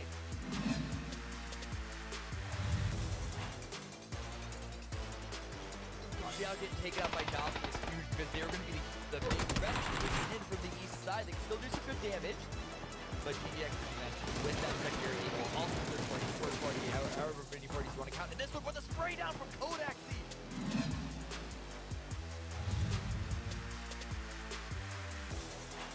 The only one left, and GNL not wasting any time capitalizing off of these knocks as they are doing exactly what they're meant to do. The smoke clouds are down. Suju's going to try to work around the edges. He's watching, waiting for them to peek. There's one, there's two. Suju doing some big damage. Americano, the last one up. Suju!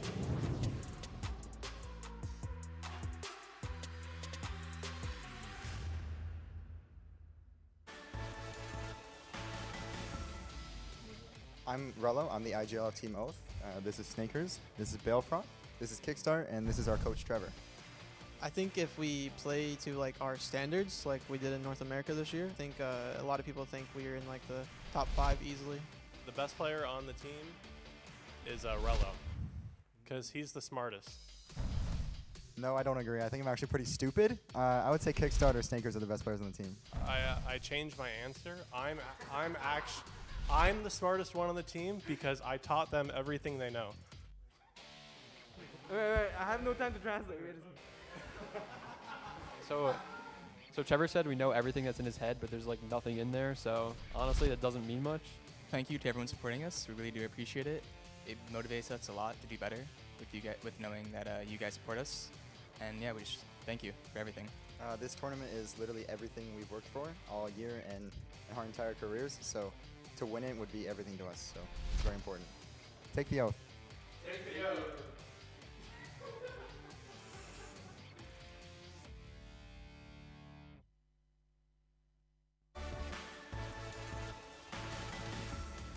All right, on the far left, we got Alo, the close range god. We got our sub, Adam, great sub. This is Luke, the Australian powerhouse. Penta, the all-around god.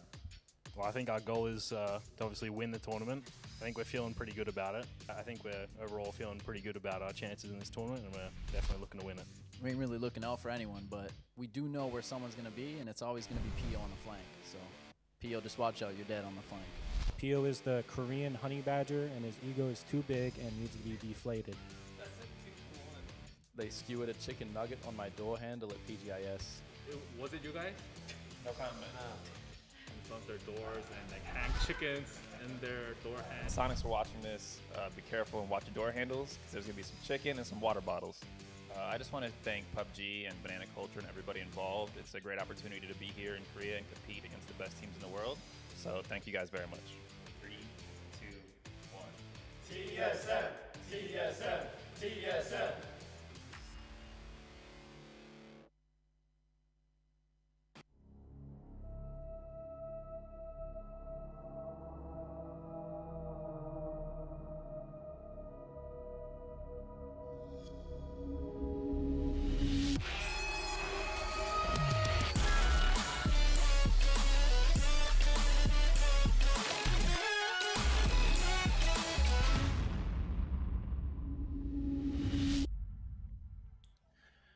And we are back. 3 talking heads, 2 games in the books, 2 champions, and a couple of close calls. We've got 3 more games to go. One last one on the island that we know and love.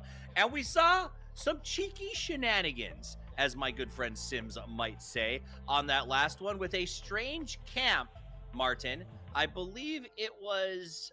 Buriram SSG? SSG. Yes, Buriram SSG. What was that all about? Oh yeah, I'm not sure, but I like it. You know, you have a team that you kind of want to deny. I'm not sure if it's a fully, like, it was just for the points, or if it's because they want to deny and have some more grounds here. But I'm interested to see how it develops and how it goes out. I would have loved to seen an actual fight there, though. That would have been fantastic. Not just because I have Konaxi in my team, but also because you love to see, you know, gatekeeps and those things evolve early game. So yeah, I would have loved to see that. We also saw a Camp Frost from Gen G on the bridge earlier as well. Are you expecting to see a lot more of these traps? It seems like we've already seen quite a bit for 2 games. Well, we see a lot of teams trying to read the other teams and trying to do these count traps to make sure that they capture a few good points in the start, but also scaring those teams off for the later games where they need to think more about the rotations, they need to stop more and scout all around, and that's going to leave them more vulnerable, leaving you as a team who set the first trap up more time to rotate in before them. So yeah, we might see a little bit more of that, but I think we got to address the big elephant in the room here, right? That's going to be the hot drop. Are we going to see that? Are we going to see VP hot dropping with MCG on Power Grid? We're seeing VP hot dropping with Danoa so far every game here in the apps on Erangel, but now moving all over to Miramar, it's another team that they're dropping against on another spot, and this is why it's kind of vulnerable for them, because they need to win these right now. They need to make sure that they can actually win these out and start playing the game. In the last game, of course, we saw VP and Danoa doing a very quick one. It was back to how it was before. Let's see how it works out this time. Frost talked about hot drops. Let's head to a hot duo for the cast. It is Snorosaurus and Tomers.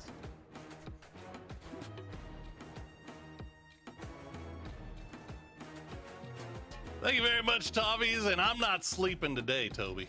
I am wide awake, especially after that last game. Wild finish, big victory for Ents, but we are ready to get going into match number 3 of the first weekly finals of PGC 2021, presented by Alienware and Toomey. And we've got a decent plane cutting all the way over to the west. Maybe we won't have to see the same circle again. You are one cruel caster if you call this a decent plane, bro. This is an absolute garbage plane.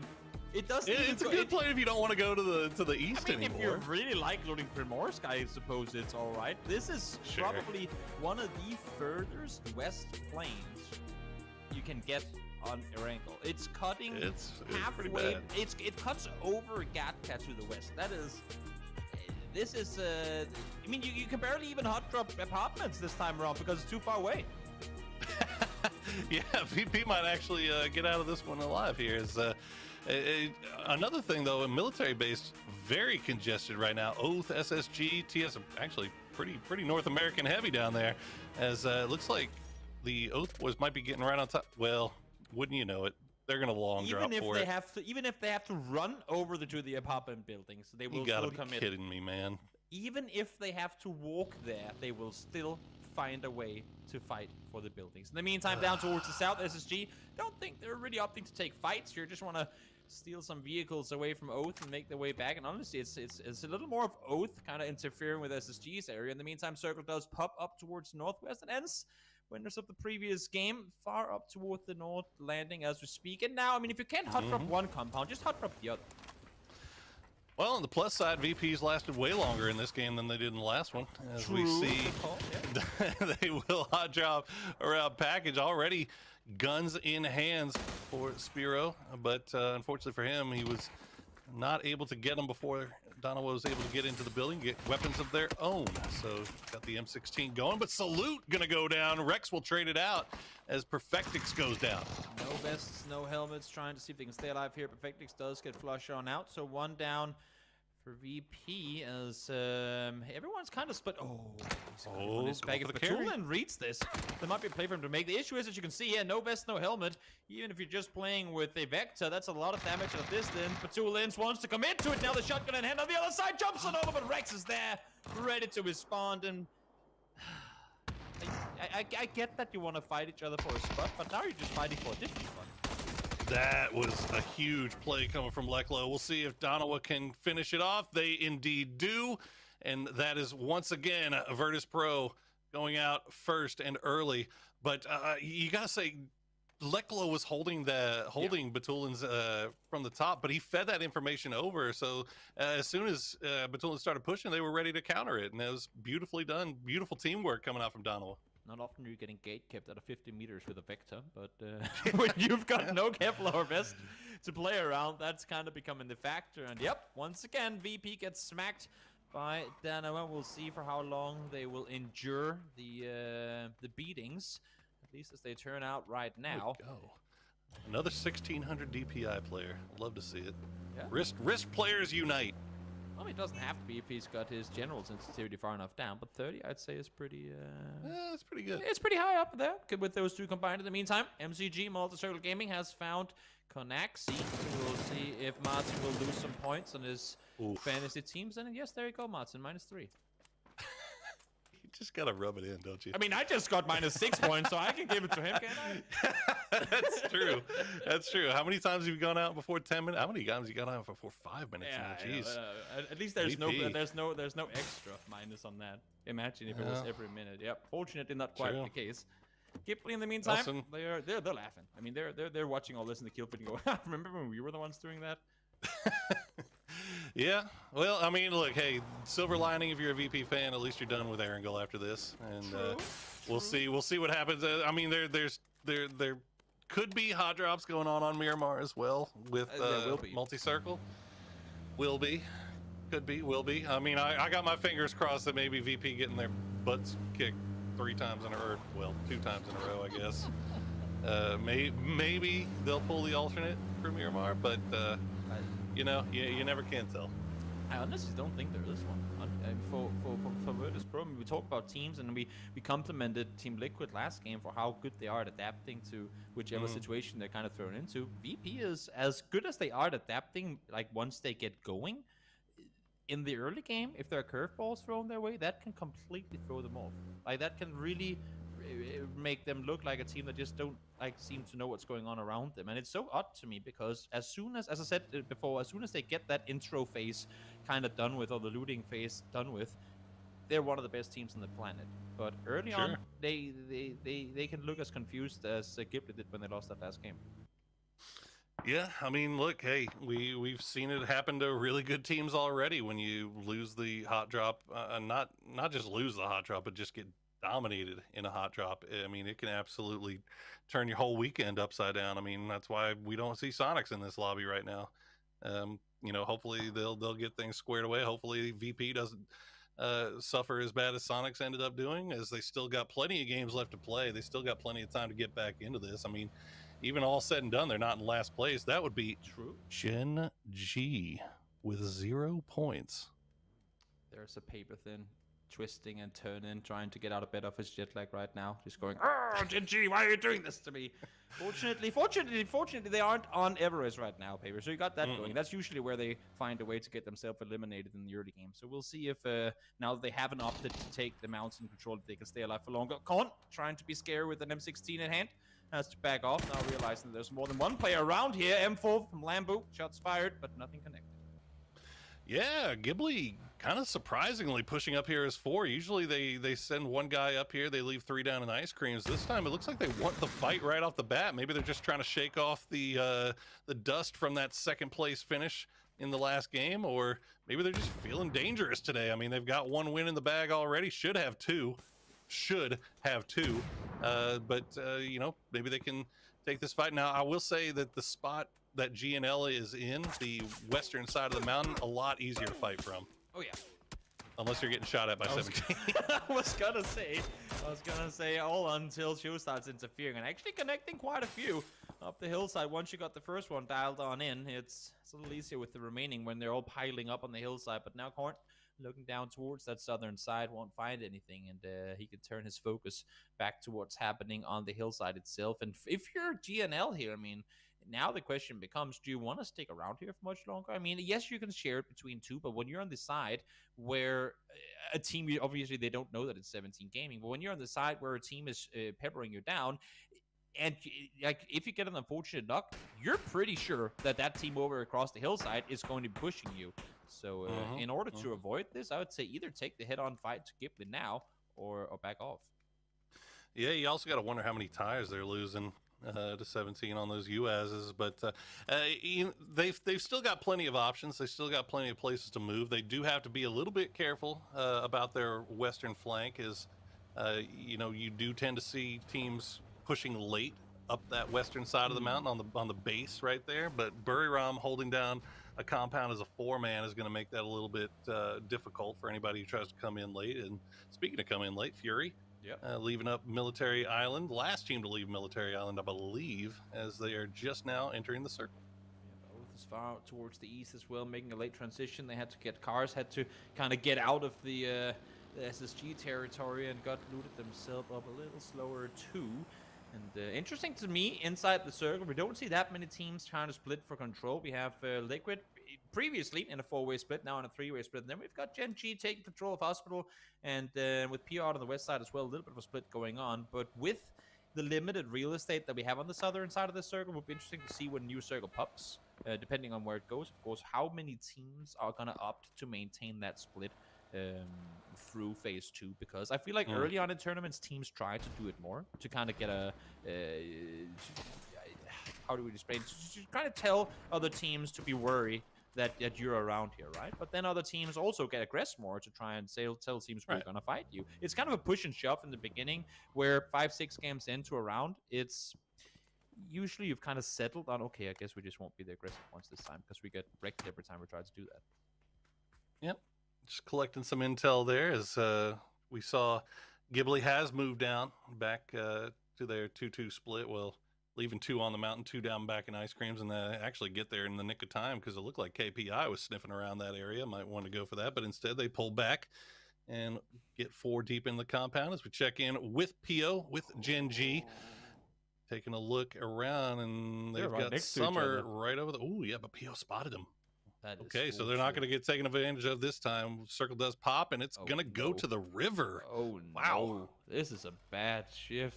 What little real estate we had available before is now pretty much all inside of Georgia Bowl. That is not optimal. GNL, I guess, smart in sticking around on the hillside, at least for a little while longer. We'll see if it's going to pay off for them. All the teams on the southern side now with rotations to make, though. TSM saying we don't want any sort of part in center circle fighting right now, because it's just going to be way too hectic. Let's wrap all the way around. I would assume that actually TSM can get a really good east side position inside South George, should they opt to, or dare to, I should say, maneuver that far forward. Yeah, I wouldn't be surprised to see them take a spot kind of around that base of that eastern bridge, the southern side of that eastern bridge. I don't think this is going to shift any farther north, but you never can tell. And even if it doesn't, you can kind of hold on to that bridge for the time being, just in case anybody comes down. Liquid making a dangerous rotation right between Fury and Ghibli.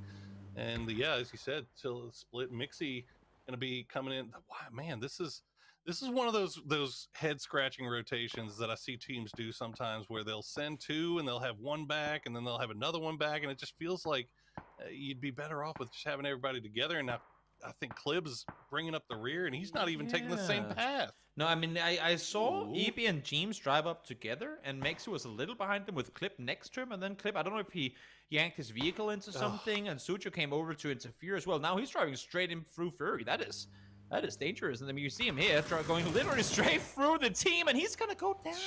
I am not sure what happened, but him and Mexi were like initiating the rotation together. Then something happens that I can't tell you what happened there, but James on his own, Clip on his own, taken out. Not what you want to see happening if you're Liquid fan. Not indeed. And well, here's what we were waiting for, is GNL had that high ground. We were waiting to see if another team would come in and push from the western side. It's going to be Gen G, and Heaven is ready. He'll find an Onyx. He'll find another one. Pio will trade him out, but not before the damage is done. They are down to just Pio, and that is Gen G eliminated just like that.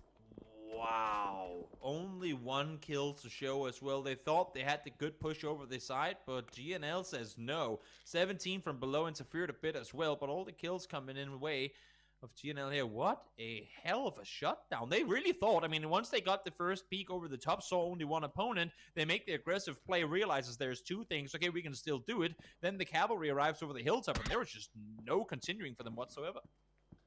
And I mean, you used to seeing Gen G take the Everest position kind of early. I mean, this is one of PO's favorite spots to play and scout out and look around, but it almost seemed like Gen G had no idea what was waiting for them up there. And they push in, and just, I guess, Gen G woes continue throughout our angle. We'll see if they can turn things around on Miramar. I mean, I said it in the early game. There's something about that mountain in Gen G. Whether it's them trying to get up there or them trying to get down from there tend to always be casualties on their side of things when they traverse those lands. And, well, there's proven here once more. Let's see now, are we getting a cruel one up towards Ends and SSG and Oath, or are we headed down to the more, I guess you can say, expected side of things on the southern side? Well, why not go right in between everyone? Oh, that's almost the worst. This is going to be a terrible phase 4, by the way. This is going to be awful. I mean, Donna was laughing. They're gonna be sitting tight at this point. They're excited. GNL is fantastic. They do have to be very, very cautious again about teams pushing up from the west. I mean, Buriram is down there. 17 is down there. You got to imagine one of those at least is going to push. You got KPI as well. Now our teams from the north are going to try to make the push down across. SSG going to send some already. Roth takes some big damage, but he's not going to go down just yet. Summer all by himself in here. Soul will actually find the knock on a Roth. Summer going to find the other two with the perfect grenade waiting. And Keenan now the last one alive. Can he take out Summer? Can he keep in the game? Yes, he can. But the rest of MCG has arrived. Oh, gets the single, gets the double as well. This is a complete slaughter in the ice cream shop, and only Evil Lee is left remaining. And oh my God. Everyone else wanted a piece of the pie, and they get it. Keenan somehow survives, but at what cost? Welcome Did he get the res? To the garage sale. We got cost for days. Oh my God. MCG. Summer threw that nade towards Roth as well, and then two opponents run into it that weren't even the designated target. That is insane. Again, the split time rotations where you send one, you send two, you send another. I mean, it feels like having everybody all together and making that push at the same time, or just doing a 2-2 would be better served. But whatever. I mean, we're already here. It looks like they will get the res. So SSG back up to 2 strong as we're down to KPI trying to make that push. But 17 already here. They're going to fight with Buriram. GNL, remember, still at the top of this mountain.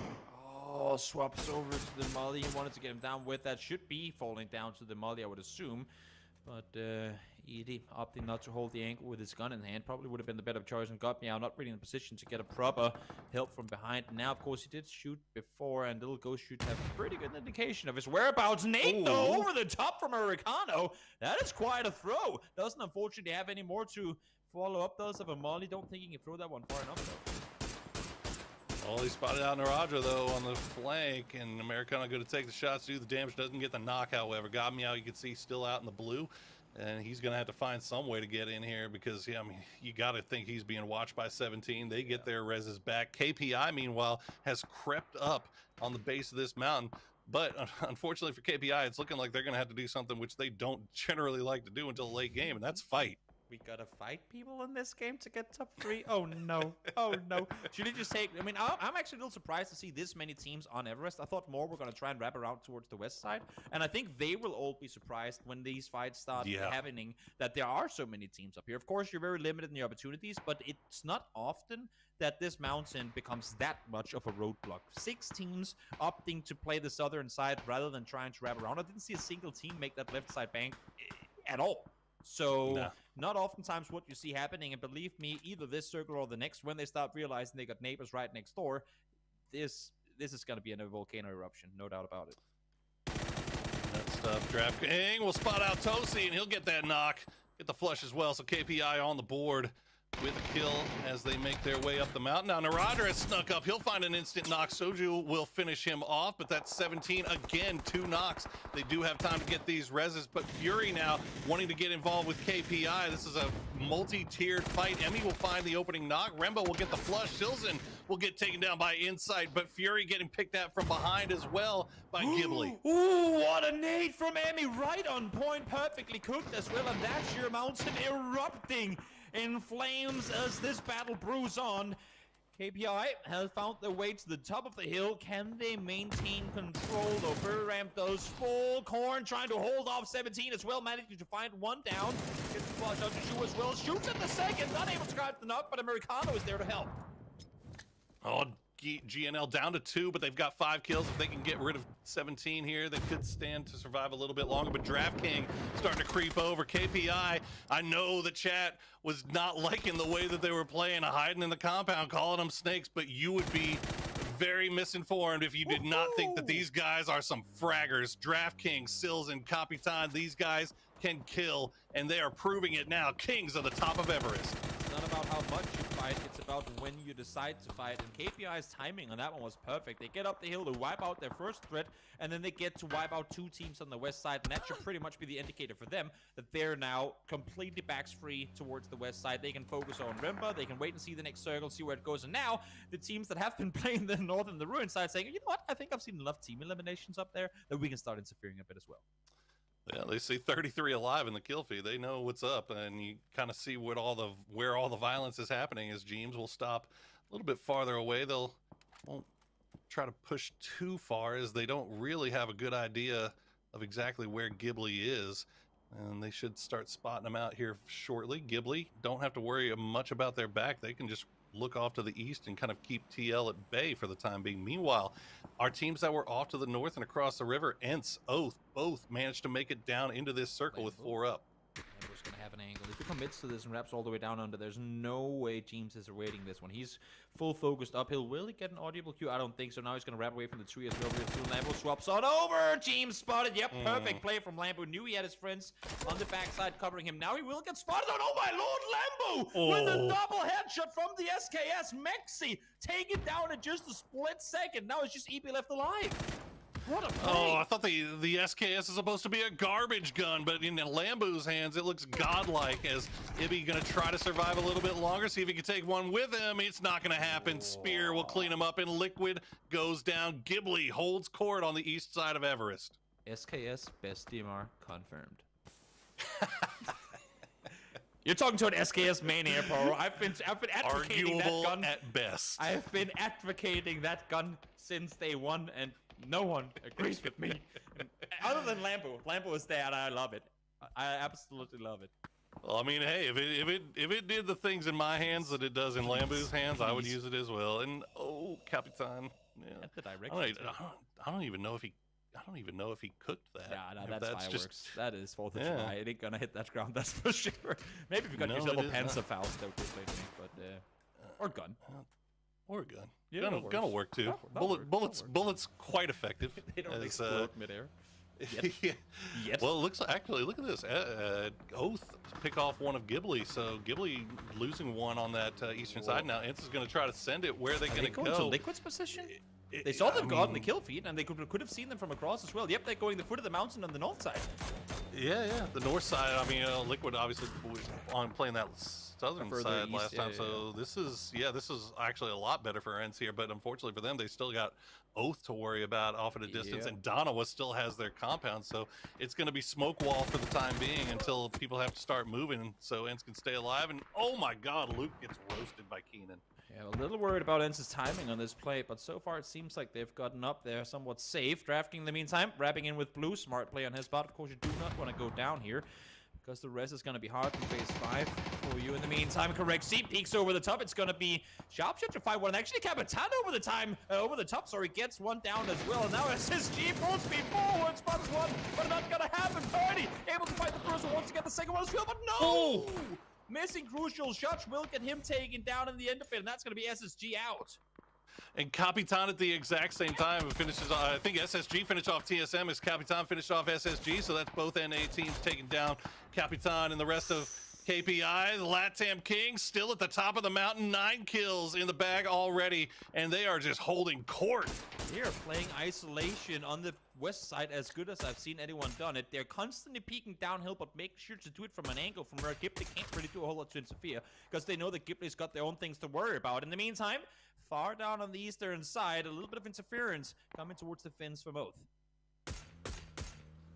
Things slowing down a little bit while we wait and see where this next circle takes us. Okay, Oath already sending Kickstart inside the circle. GBL gonna have to make a move here as well. Ents, again, we were worried about them making that move a little bit early. They've been having to sit there and smoke, and Donova's just been raining shots down on them. They've stayed alive, but at what cost? They only have 2 left, really. And now Donova has to kind of go somewhere. It looks like they're just making their way on foot. Yep, alternative play for Ents, I think, was to crash the compound, and knowing Ents, that's usually not that high on their priority list, so makes sense that they went here.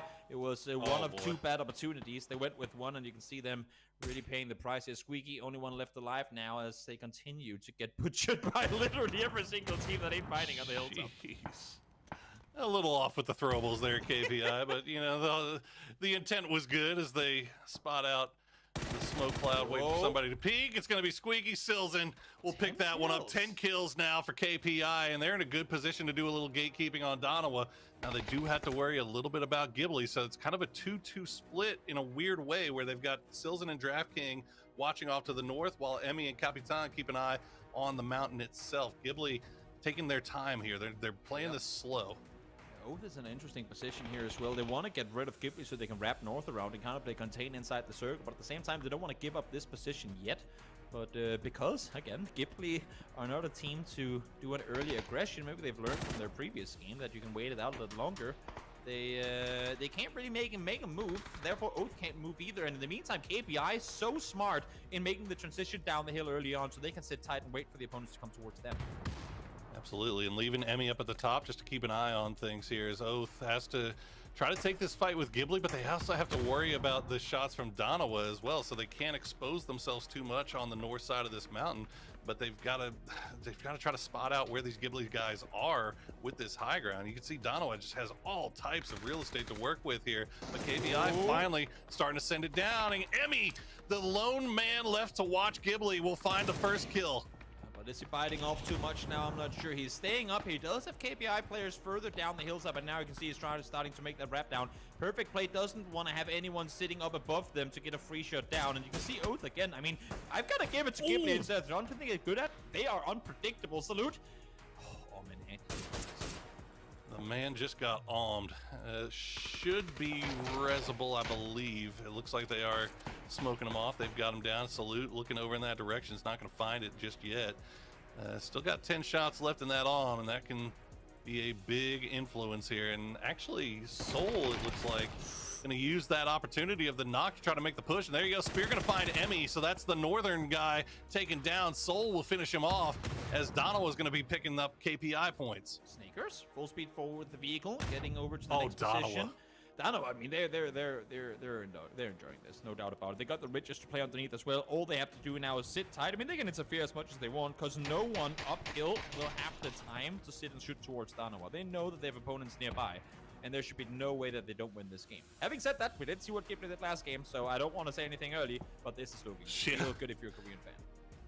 No, absolutely. And I mean, they've got the north side, they've got cover, they've got all the real estate that they want. They've got an arm. I mean, what else can you ask for, really, if you're Donowa? They do have some work left to do, however, as you see Lambu trying to send shots down onto KPI. They keep 3 up, and KPI still not out of it just yet. Ghibli have their backs up against the blue. They've got the most work to do here, and you can see Oath still kind of spread out on that eastern side, but not taking too much. And nice shots from Kickstart.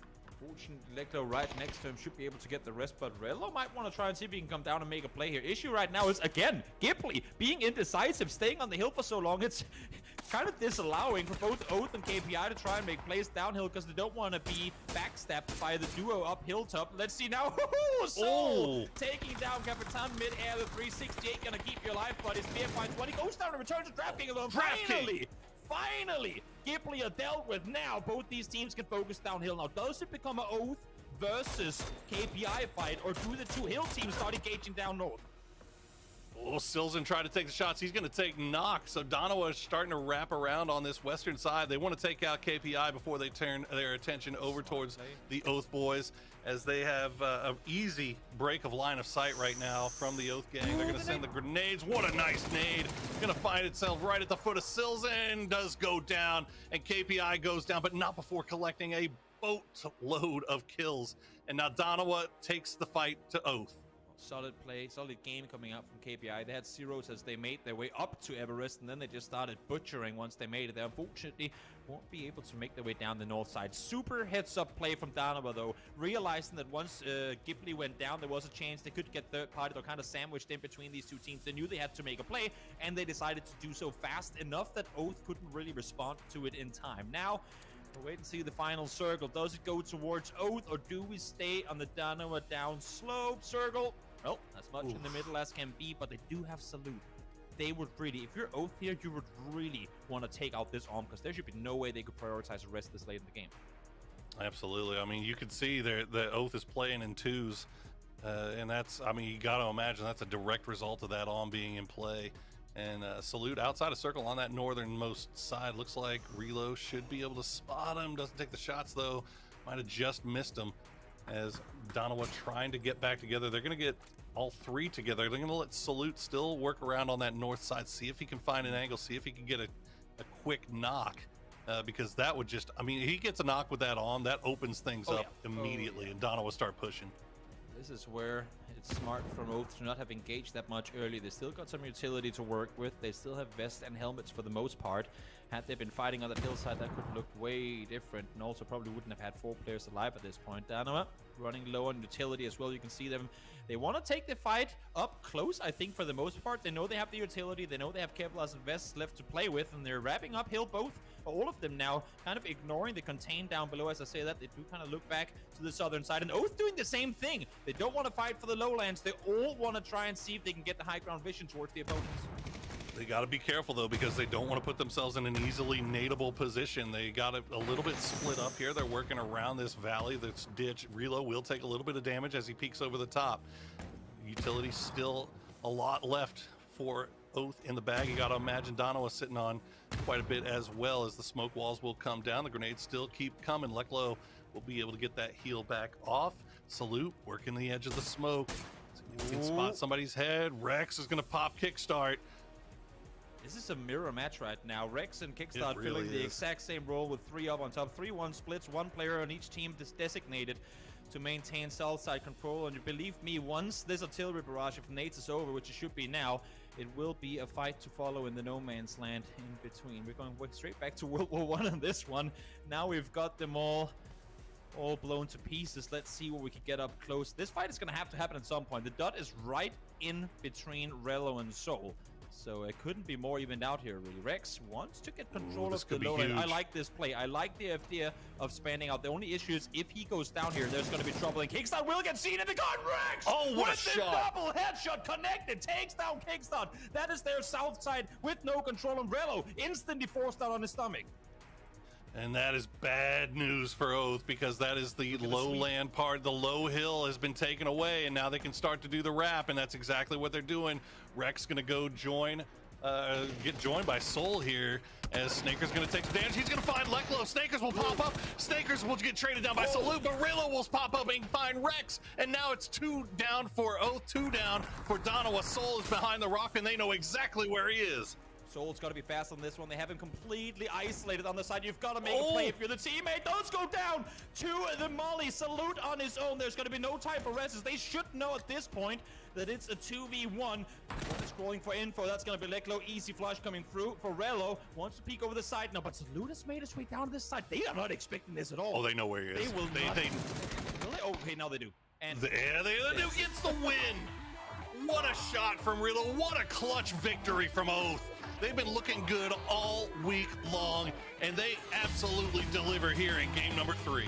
They push over the top in the end. They isolate the angle. There were only so many spots Salute could be in, and they spot him on the rock. I thought for a second maybe Salute could have slipped by them, but not gonna happen. Oh, they played it slow at first. They did not want to interfere. Once they saw teams start taking casualties on the mountain, they slowly crept their way up there. They held their tongue. They didn't want to engage on towards Ghibli, but in the 8th game they do, and they take the win with him. Solid game coming through. I was afraid when Kickstart went down early that that might have been game over, but solid play up close from all of them to take the win home.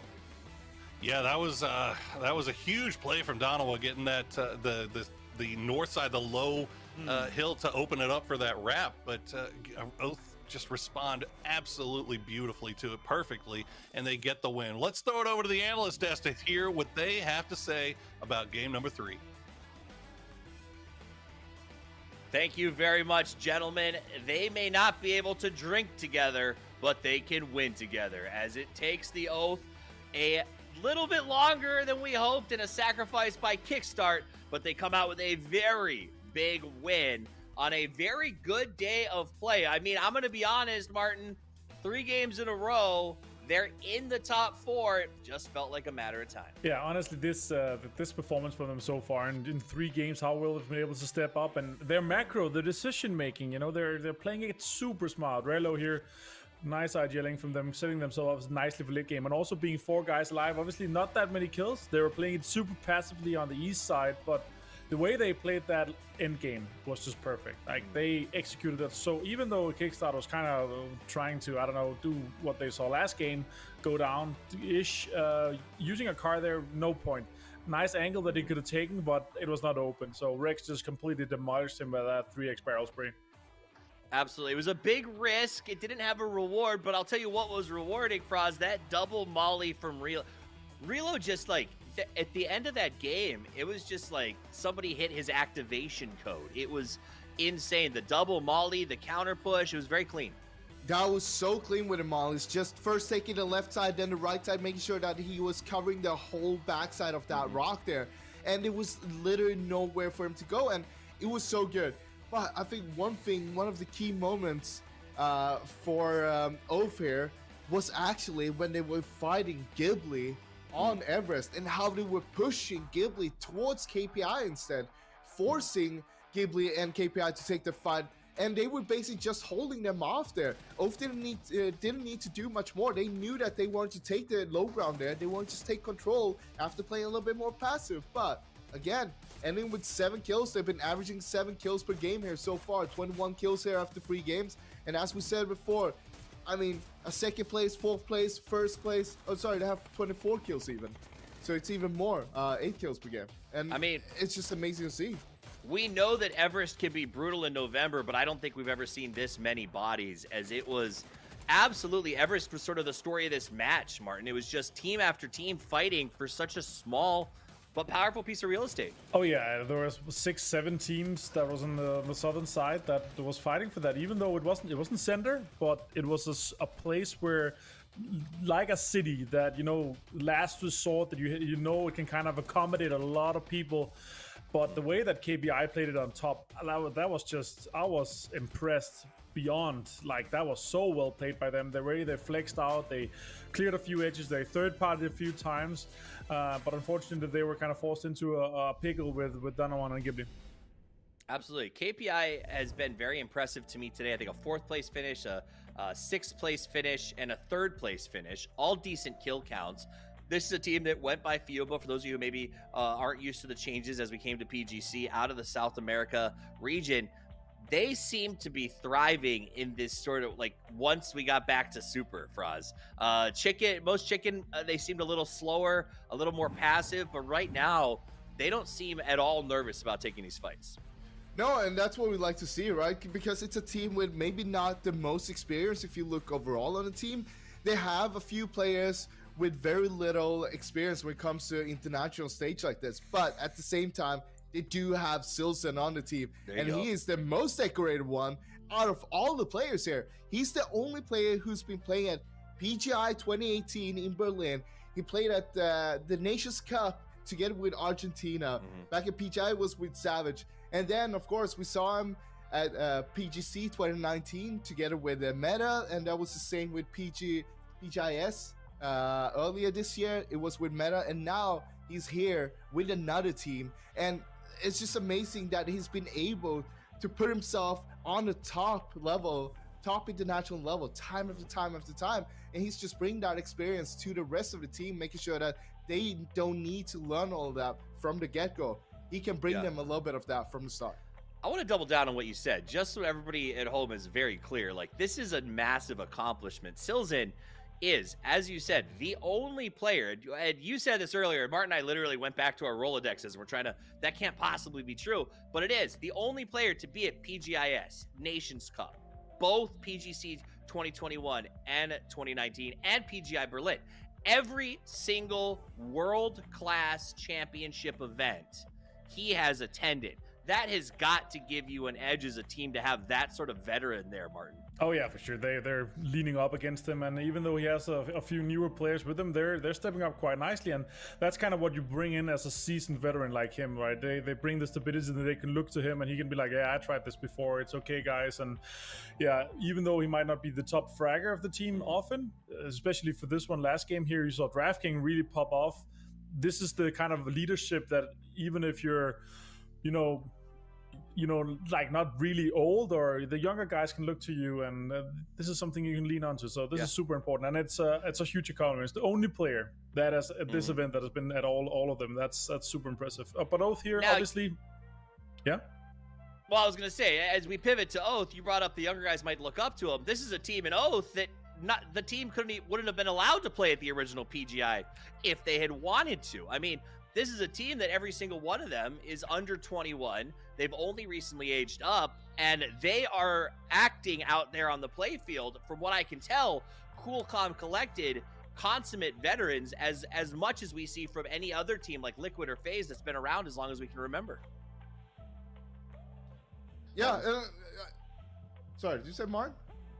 I like you more, so you go ahead. I mean, we always looked at the players from Oath, and even though, as you're saying, they're super young, they weren't able to play at PGI, the original one back in Berlin, but they've always been in the scene. They started super young.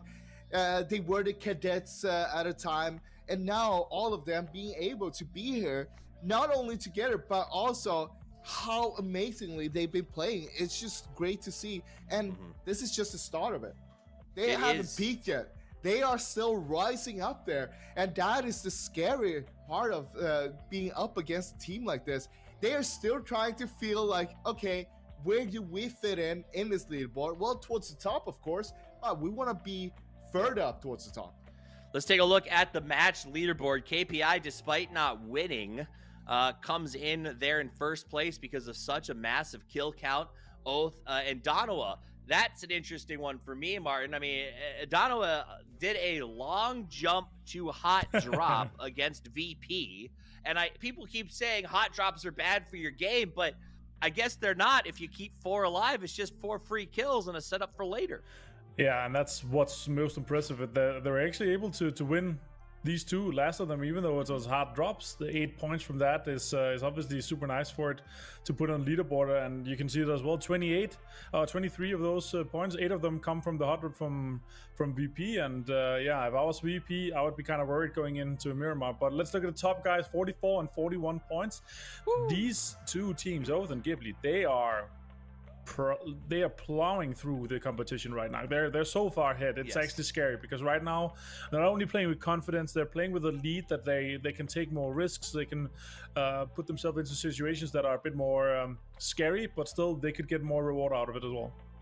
I mean, that said, that's 3 Erangel games. We're going to be moving to Miramar, so maybe that momentum will be satiated just a little bit. But right now, those two teams are absolutely dominating on top. And yet again, Fraz, you know, I watched that video earlier with Tiggleton and PO, and they had Chicken, and they talked about how they expect to be next to each other on the leaderboard. I didn't expect it to be at the bottom of the leaderboard. Gen G with 1 point after 3 games is absolutely shocking to me, Froz. Yeah, it is really shocking, but they also, not just being unlucky, they have done a few mistakes, a lot of rotations where they're starting to lose people. It feels like they're a little bit shaky. They're not really sure what they want to do in this lobby right now. But what we've seen from them, during the ranked decision, during the weekly survival, that's not the Gen G that we've been seeing here today so far. Hopefully they can shake things up coming into Miramar. We've seen them during the ranked decision getting free wins. The only team to get free wins on Miramar. This is their chance for some redemption here. And of course, like, they have a lot to fill up now, being down there with 1 point, not even hot dropping. And we see a team like VP going out straight away in 2 of the 3 games. They have 5 points. That's 5 times more points than you have right now. And you're supposed to be one of the best in the world. They need to start showing up right now. They still have 2 more games here today. Yeah. But you can't just wait much longer in this. They're also a team that comes back incredibly strong after a day off, so I expect to see some resilience there. Danawa, though, they're clear now. They got their hot drop out of the way. They don't have to deal with that on Miramar. On the converse, VP, a team that I know that you know very well, Martin, is potentially walking into yet another hot... Wow, they brought a... Oh my gosh. They brought a polar bear. Oh! This is great. This is great. No. Yeah, they're cut. Oh, so sorry for you see, guys. they actually like each other. That is brutal, though. Yeah. I mean, yes, they like each other, but for someone who takes this game as seriously as Batu, I mean, like, that's got to sting when he goes home and watches the replay. This is That great. said, though, VP is about to potentially go into another hot drop situation here, Martin. Yeah, they know that this has happened. I saw a tweet. And it's super funny, the way they're cuddling it. It could be a bit more memey, and it could be a bit more, you know, rivals rather. I would much more want to see kind of a rival where they start punching it and to make fun of it. They're kind of pummeling them already in the win. So, but as I said here, VP, they are going to go power grid and potentially going to be fighting with MCG, and with 5 points after 3 games. That is not looking good. MCG, though, only 12 points. So yeah, I will say it's very likely we're going to see a contest from VP. I don't think they're going to be backing out. I know Battle is stand on this list. But don't forget one more thing, though. With that hot drop, if that is happening, you also have Burram that will drop just nearby. They usually go towards west of San Martin. And also, I think it's Nuadra, who's always trying to sneak up behind VP, behind MCG, trying to see if he can catch a kill or 2 while they are fighting each other. So we might get a third party straight away on that hot drop as well. Also, yeah, absolutely. We got those going on. We got teams like Ents who have been quietly consistent as they've ground their way into 5th place. GNL, a bit surprising, sitting in 6th with 17 points. They've been quiet again, but they have been showing up in the late game, doing what they need to do. So we have a lot of teams on the cusp, but you can see the circle is ready. The planes are getting ready to take off. We have 2 more matches to play today as we pivot from the island of Erangel to the deserts of Miramar. A different style of play, a different speed, and a totally new set of rotations and drops to see how these teams can make adjustments on the fly. We're just about ready to see who's going to step up to that challenge as our casters get set up in their chairs. Last chance, Froz, who takes the win on this map as we start Miramar? Look, I want to say I don't want to see Gen G because they are one of the best teams. They are supposed to be up there right now. Them being the bottom, that's not the Gen G we know. All right, so he thinks this is the Gen G turnaround. Martin, who's your pick?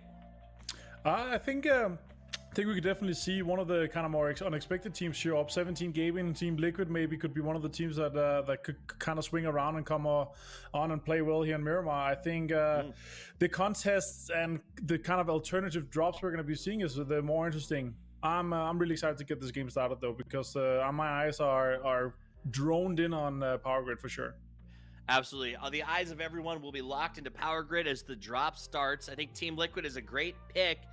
They've been quiet so far with only 7 points, but it just feels like those rotations haven't been clicking, and Miramar is a great place to make those adjustments. Only 10 games to make a statement. Every point, every minute, every moment is going to count as you're looking for that $30,000 for the winner and the automatic bid to the grand final. This is the PUBG Global Championships, day 1 of the weekly finals, game 4, the penultimate match today about to get underway with your casters, Horosaurus and Toby.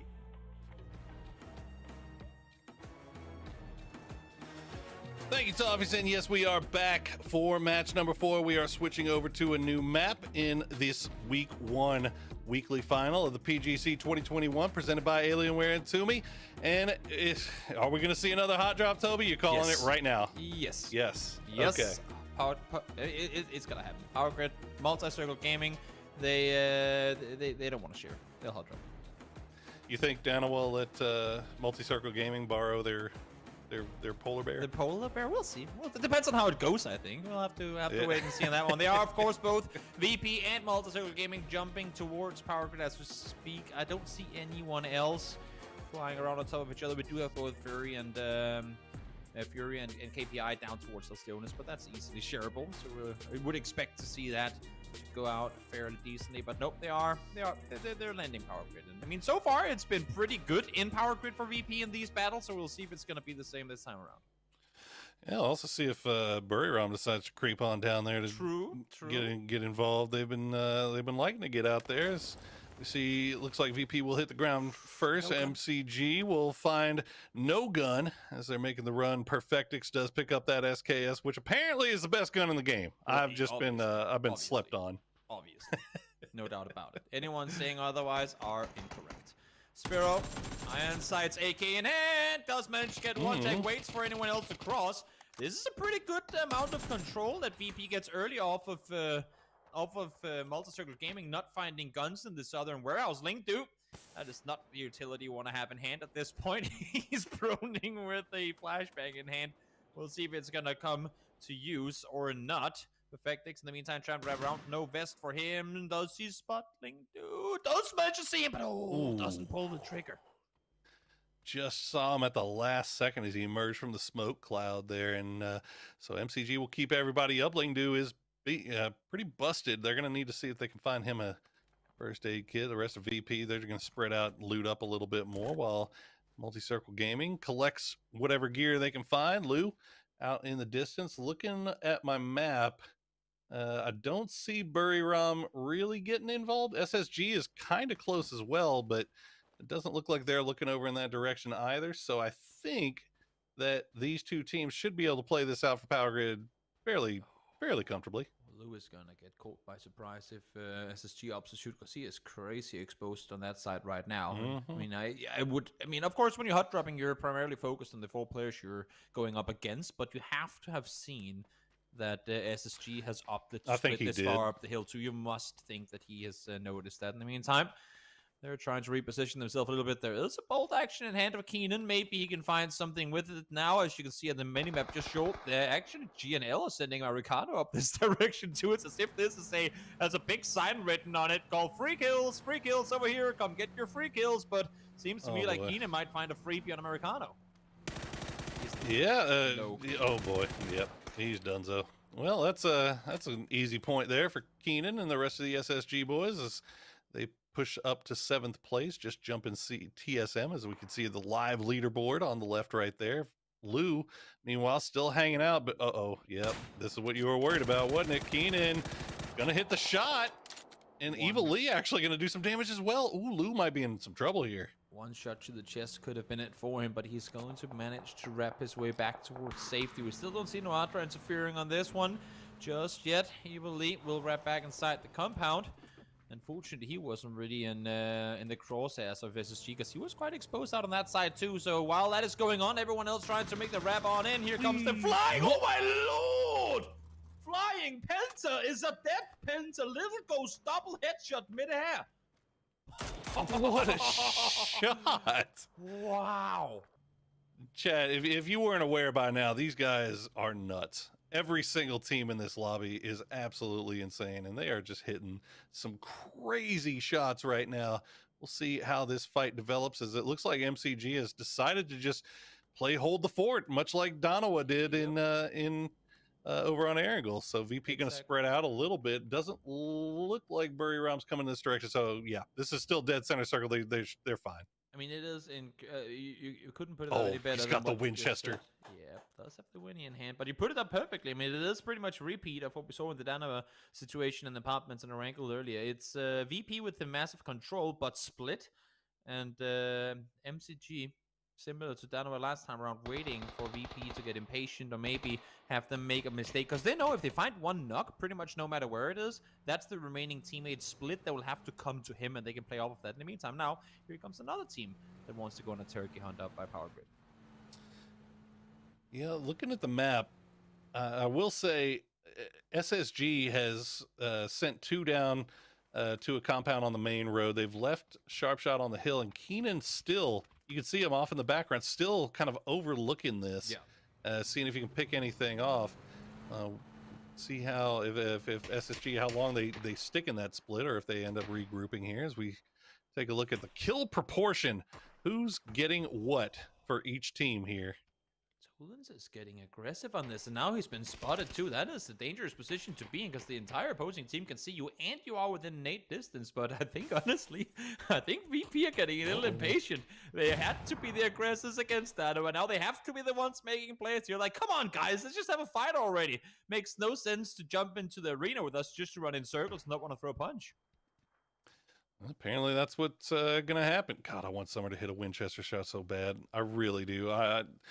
Nothing against VP, man. I love that Winnie. I want to see it get some play here. And the tanky SKS once again. Greatest gun in the game, as it seems. As Tanky will get that dirty little angle on a Spiro, not flushed. Yeah, I was gonna say, is it gonna make them make a play attemptedly? And actually, they do. You saw one player wrap on out. In the meantime, while Burram are split all over the place trying to see what they can find, they actually take a casualty as well. Summer did go out, but Fectix is still over here on the containers, and I don't think he's made any cues yet to signal that he should be around. But Summer, of course, running around like an elephant right now, should give a clear indication to Fectix that there are multi-circle gaming players on the move. Oh. And okay, all right. Well, they do get the res on a Spiro. Looks like he's clear of the danger for the time being. But yeah, you mentioned it. Perfectix in a beautiful spot right here. If multi-circle gaming oversteps even just a little bit, I mean, Perfectix feeding all this information over to his team as well. You can see Batulin's going to give him a little bit of support. Going to take the shots from range. Perfectix. If Link2 spots him there, Perfectix is screwed.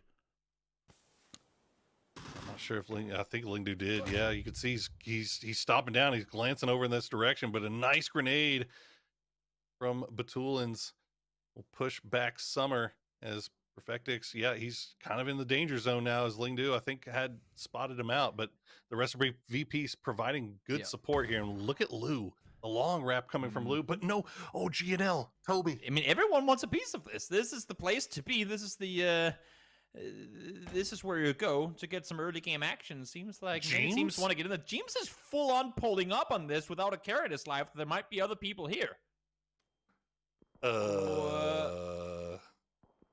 Okay. Well, Tosi spots him out. Not going to take the shots just yet. I'm not sure exactly what he's waiting for. Okay, there you go. I guess he was waiting to see if he can maybe land 2. Lands another one. James will go down as the mini shots will hit. The rest of Liquid on the way, sort of. Head scratcher. Head scratcher, to say the least. I mean, it makes sense that people want a freebie every now and again, but how much are you willing to risk in order to get a potential point? This was almost the loss of a player. Teams might get back up alive as EB gets in. But now, I mean, at this point, Liquid are kind of fully committed to engaging in this too. And now what was the kind of fire escape for Virtus Pro has now become Liquid sitting in behind them. Oh, man. And yeah, it looks like, okay, Liquid Chill will get that res off. We'll see if they can actually get their way up the hill, though. They've got the smokes laid down for now, but you can see Heaven... Yeah, I mean, the rest of GNL still taking shots over in this direction. The tire gone on the truck, but it should be okay as the rest of Multi-Circle Gaming still holding it down inside this. I mean, they've gotten whatever they've got in their bags right now is all that was in that building. Yes. That's it. They have yet to loot anything other than one flash that was picked up in the warehouse early on. Everyone, like the 2 players that were there landed, picked up whatever they could, which was close to nothing, and bailed out instantly. So they have one building's worth of supplies. And now, I mean, this is, again, VP losing vehicles. That's the hard spawn being taken away. Circle hard shifts to the north. That is an interesting one, not only because we get to maintain power grid inside, but look at the transitions for teams. You have the entire mountain ridge north of Picado blocking off vision, so it's going to be incredibly hard for anyone to scout their way into this one. There's going to be a lot of blind pull-ups here in Liquid, smart in disengaging from this compound. I mean, there's just so much available on the northern half of this circle. I mean, everything north of the road, the San Martin Road, pretty much available here. Is Liquid going to send it? We'll see 17. They're making their way along that mountainside. They get a little bit close to Oath. We'll take a few shots, but Jaive will pull back down. But Fury is coming up on that south side as well, so they may run into each other yet again. Ghibli going to take the long wrap on the eastern side, head north as Danawa. Looks like they're getting a little close to power grid themselves. You think Ghibli's rotation is long? Just wait until you see Gen G rotating through Los Leones and all the way south of Chumacera to make it into the circle. They'll be there by circle 5, I think. That's the longest rotation. At this, whatever they got to do to make it to circle 6, if they've got to avoid everybody by eating blue, that's fine. I mean, Gen G has just had just been on the struggle bus from the word go today, and now VP. Well, I guess they got bored. They're gonna push. Oh, once again, it's the opponents that win the patience war, but VP up close. We have Lu and Lingdu both outside their respective building here, so we'll see if that's going to play a factor. As I say that, indeed it does. Lingdu gets an off angle, finds Perfectix early on. He is now in the open, and this, of course, is going to give the intel to VP that they are split. So now you have to worry. Maybe there are more people lingering around in the open. Yeah, and this whole time, I mean, Keenan's still been in that spot, just kind of overseeing everything. So Multi-Circle Gaming has to remember that, has to keep that in mind when they try to make this push. But they're just going in the wide open. They're smoking off their backs. Spiro will spot him, but he's going to take a big headshot. That's going to push him back. Perfectix, actually, Batulin's going to go down. So that's 2 down now for VP. And now Lou is down. It's all down to Spiro. He will find Summer. That'll get at least 1 point. But VP's hot drop woes continue. Yep, and they continue to, I mean, I feel like if the fights happened early, there would be a better chance for them to win. But these prolonged engagements where you lose vision and you lose control and you lose the idea of who else pulls up on you, just, there's nothing you can do to maintain control through all of that. And VP once again fall victim to it. Heroic over the top, finds a quick B, and off they go again. Easy peasy, 1 kill, continue rotating. And Multi-Circle Gaming not really in any better of a spot, really. I mean, they still have power grid. They still got 3 up, but they've got no loot. They've got, I mean, they can get whatever they can find off the VP boys, but they were sitting on pretty much next to nothing. You got Danawa, and now Heroic as well. Oh, careful, Beamy. Okay, he'll get out of there. He'll get out of there. That was danger close. Somehow it didn't take any damage either. There was like 4 people spraying him down, and it didn't even lose a tire. I'm not sure what happened there, but I mean, it's for now it's a pretty damn good position. New circle, of course, can shift anywhere, but the one to follow is gonna exclude that entire east side mountain ridge. So if this one goes anywhere like near west now, let's see if it does. Nope, it centers up, but this one should still shift west because of the way the mountain around Burram counts as water. It should still go down towards the southwest, so it makes perfect sense for Heroic to want a piece of that position, because that could be prime real estate come late game. Yeah, absolutely. I was more concerned about if they were going to try to take the fight to Danawa when you still had Multi-Circle Gaming inside the compound, but it looks like Danawa just going to go ahead and send it 3 deep. They're going to find some kind of spot to work with. It looks like they're going to go. They're getting shot at from all different directions here. Okay. All right, we found a hill. It's not great. I like you're being so kind. It's like Frost and Analyst is trying to make a good reason for the Ghibli push across the road. It's like, you guys are being way too kind. This is not great. This is terrible. That is not the position you want to be in. Look at this. They gave up what will be, I assume, a very good position 2 circles from now for that. They're going to be using all their smokes phase 3, which means that whichever fight they come into, 5 minutes from now, they will not have any utility to use. They will only have the cover that their vehicles, which are soon to be without tires, will grant them. AKA, they will probably not live much longer than that. Yeah. Being too kind. So well, basically, that you just took the long way of saying it's not great. No, I'm taking the long way of saying it's bad. It's really bad. And now they're trying to make a run to safety in the dip. They probably should have stopped it in the first place, and they're paying the price. Yeah, and it's coming from everywhere. I mean, it's not just Bury Ram and Liquid. You got GNL with the high ground above San Martin, just raining shots down, and the smoke wall was only so long, and now Leklo's gonna go down. He'll get flushed out. It looks like they'll keep 2 up, but jeez. That is brutal stuff for Donowa. If you want to prone somewhere and do absolutely nothing for a while, which honestly, I mean, it makes pretty good sense for the most part, do it there. Sure. Do it in a spot where it can't be seen by 6 different teams. And now Kickstart try to scout uphill, will get taken down. Luke is there to find a kill and return, but unfortunately, the NA teams working together ain't going to be fast enough for Kickstart to get out of there alive. Yeah, you got TSM, KPI, and Oath all on that eastern side, and Ents now creeping down from Hacienda. They're actually in a pretty decent spot to kind of third party on all this. We'll see Bury Ram still with that that high ground position from Canaxi, just sending shots down, doing a little ADR farming of his own. We're down to 52 of the lobby, and it feels like there's a lot of real estate to work with, but it's all just flat ground on that southern side, isn't it? Exactly. And the issue is no one, as you can see on the map, no one is really opting to take control. Watch out.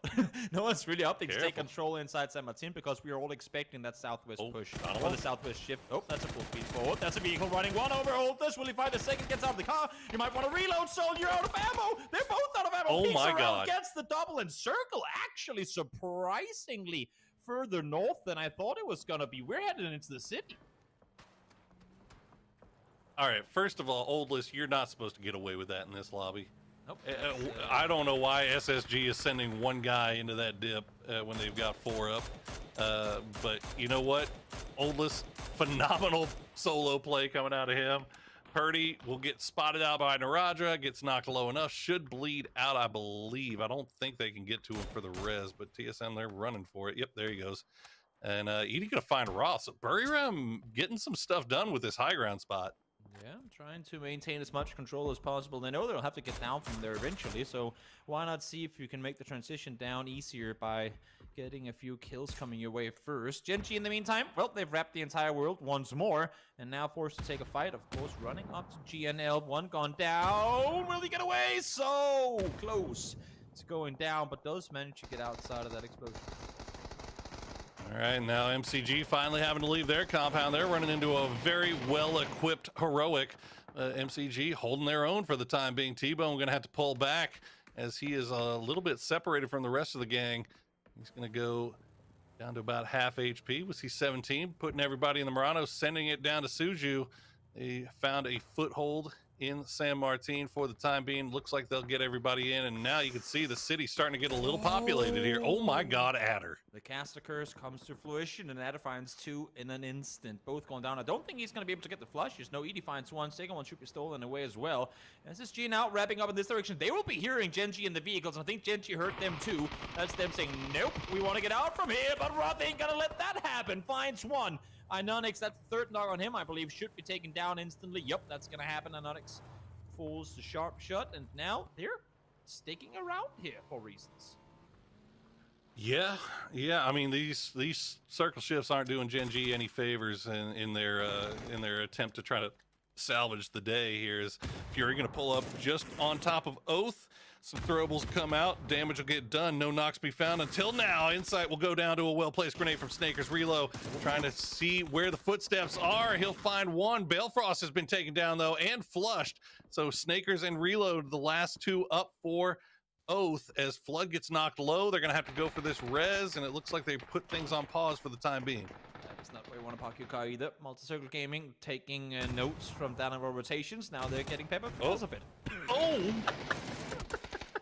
Well, what there you did go. you expect to happen from stopping there?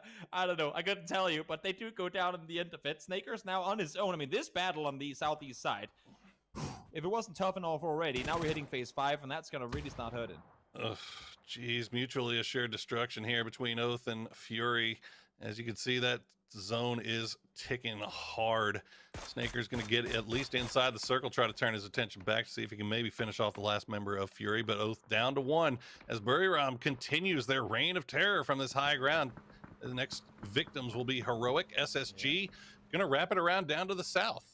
And wild thing to me is right now the south side of San Martin is completely empty. No one's opted to stake on the southern side, and we have some pretty big buildings. The apartment houses down there can house quite a few teams or players.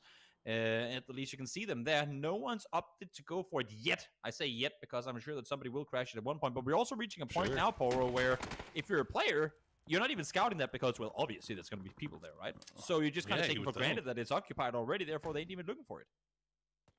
Flashbang going to land right on top of Waikikamukao's forehead here. Snaker's going to try to keep him at bay. Waikikamuka, yep, he'll go down.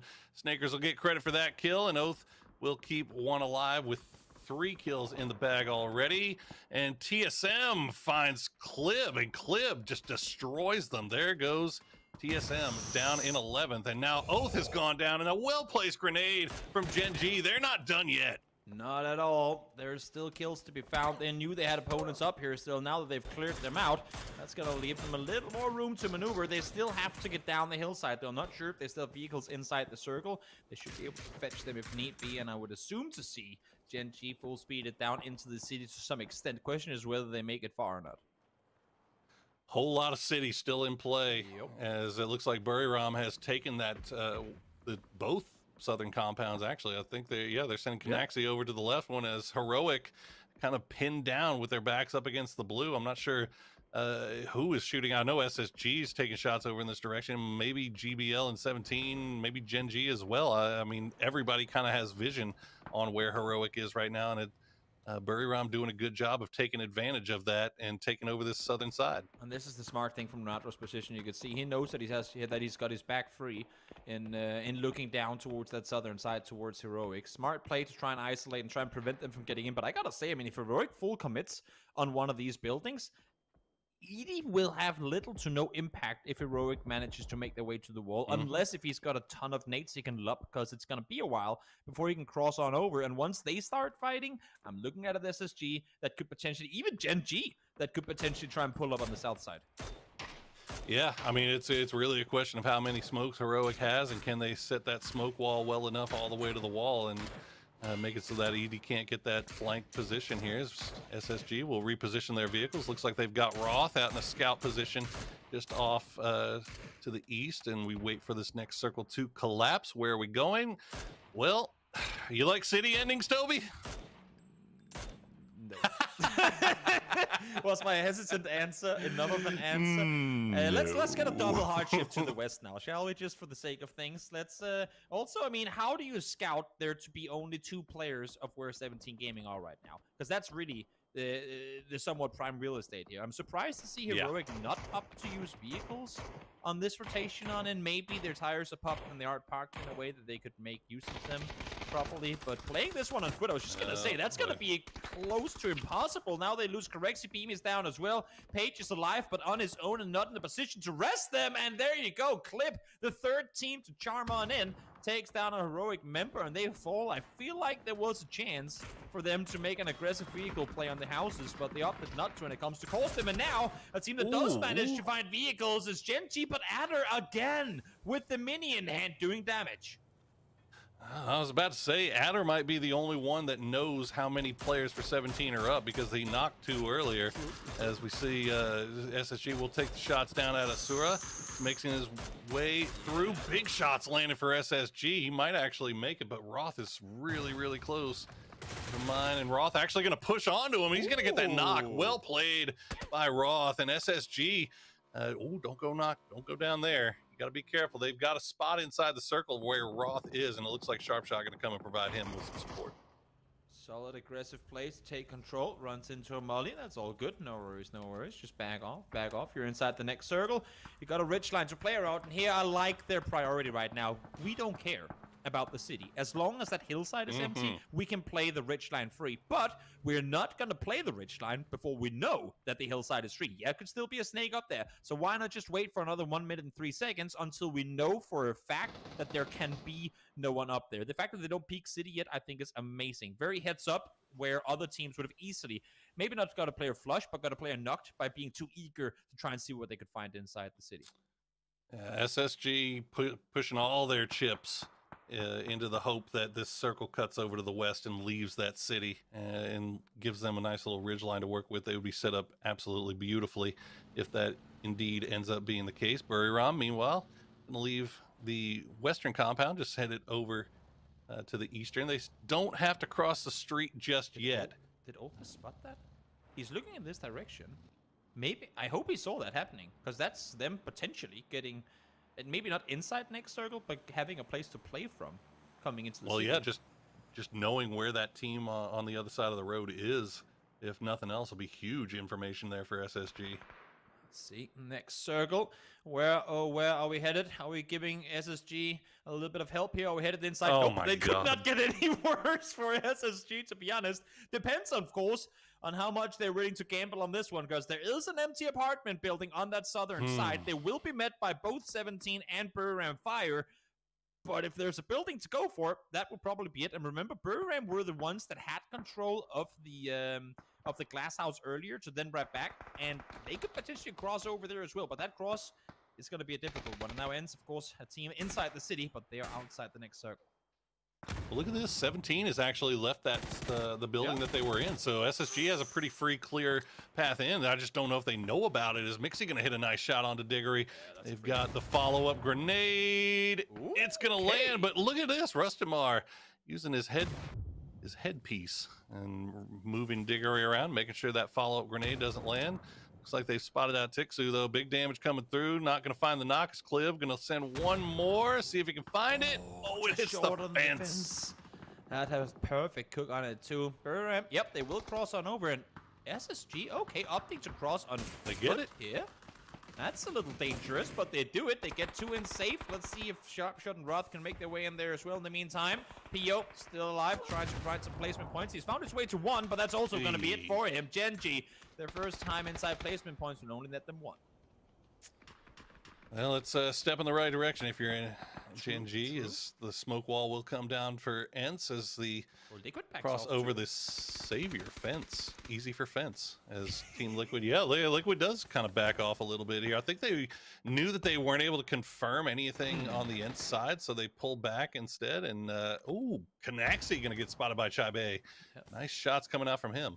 I mean, Liquid has the center position right now, so no reason to overextend, trying to hold down two buildings with the risk of potentially going down because of it. Backs off, say, you know what, Ents, we'll let you live to see another day. We've got a better building to fight in now, where we can get up high as well, so might as well just back on off here and kind of play a more turtle position on the inside of you.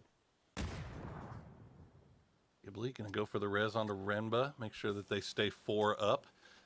We do have the western road of San Martin City kind of serving as our line of demarcation here. It's kind of splitting the circle in half as we collapse here. We'll see where the final circle is going, and it's going to favor the western side. Okay. So it's probably going to, it's finish. I think the circle might actually end right on 17's compound, but Ents going to find Ghibli out in the middle of no man's land, and the grenades are hitting, and they are hitting well.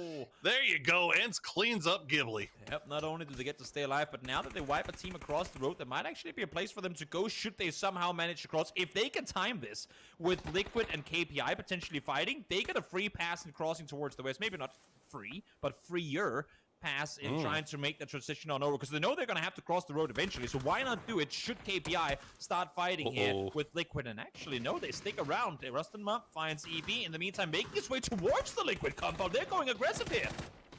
They're just pushing, and Rustamar will clean up Ibby. Cliv going down to Silzen as well, and now Mixie's gone down as Liquid is just getting pushed from multiple sides, and they just weren't ready for it. 1 up left for Liquid as Capitan goes down in the smoke. Diggory knows exactly where he is. The grenade should fall right where it needs to. Jeems still alive for Liquid, though. He still doesn't look like he's going to be able to get any res, though, so he's going to be the solo player for Liquid. We'll see if he can keep things going for that team as this circle collapses. Yeah, but everyone tried to rep forward. I thought with Ents taking down Ghibli on the other side of the road, that was going to be them disengaging and trying to cross on over, but no. They wanted to take the fight to Liquid. They succeed in doing so. Jeems forced to back off, and now there's one more fight yet to take, because they are, as we said, on the wrong side of the road here. KPI, the team to be dealt with. They push on board. They still have one inside. Tixu goes down to the nade. Diggory trying to mag his way around, but that fence ain't gonna make the pathing easier. James, though, does come in to help just a little bit. There you go. Silson threw that grenade like 3 years before the push from NC even came out. And Tixu just going to go down. Draft King with the shotty, ready to go. He's the last player up for KPI, but he is in a dangerous position here. Diggory will... Oh, he's going to get the res onto Tixu. Look at the blue. It's right there. Double res coming through. Remember, James creeped over here and took shots in, but there you go. The blue back on the move as Ents moving through the compound. Smokes everywhere. Tixu taking a lot of damage. Got a full commit here. You got to take this fight because you know there's another play for you to make. They're looking for them, but they can't find them. In the next room next door, Diggory wants to get outside of one side, does, but one spot's a second as well. Finds the first knock, but there's still a play to make for 17 across the street. They find the second and now Ends. No, they don't have a threat right next door, but they have it just across the street. Still 5 teams left alive, and the next threat for the Ends run here is going to be 17 Gaming, but look at them. They're getting pushed now as well. Diggory does full ticks, so has to find a way out of this building, and in the meantime, they're getting pushed below.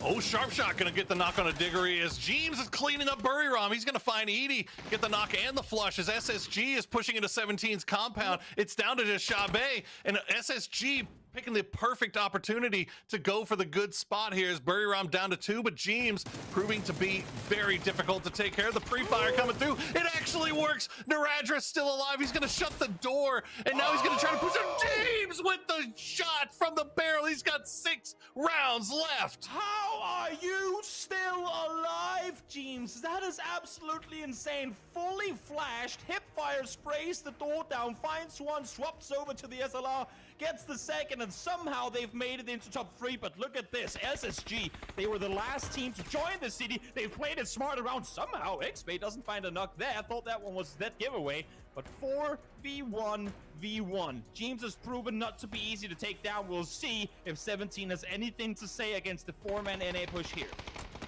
Oh, James gonna spot out Shabe, and he gets another one as James, he's just trying to make a solo heroics here, and he's gonna find a duo. This could be bad for SSG. They're both low. One's gonna go down, but Keenan will finish it off. SSG gets the win. What a hectic fight inside the city, and while all that was going on, what a great play from start to finish from SSG. Yes, they didn't get part of all the hectic fights until very late in the game, but they made the wise decisions. As we said earlier, they pushed down, took out Gen G, they secured the hillside, they scouted forward, they played it so smart, slow and smart and well calculated, and they get themselves a well-earned win there.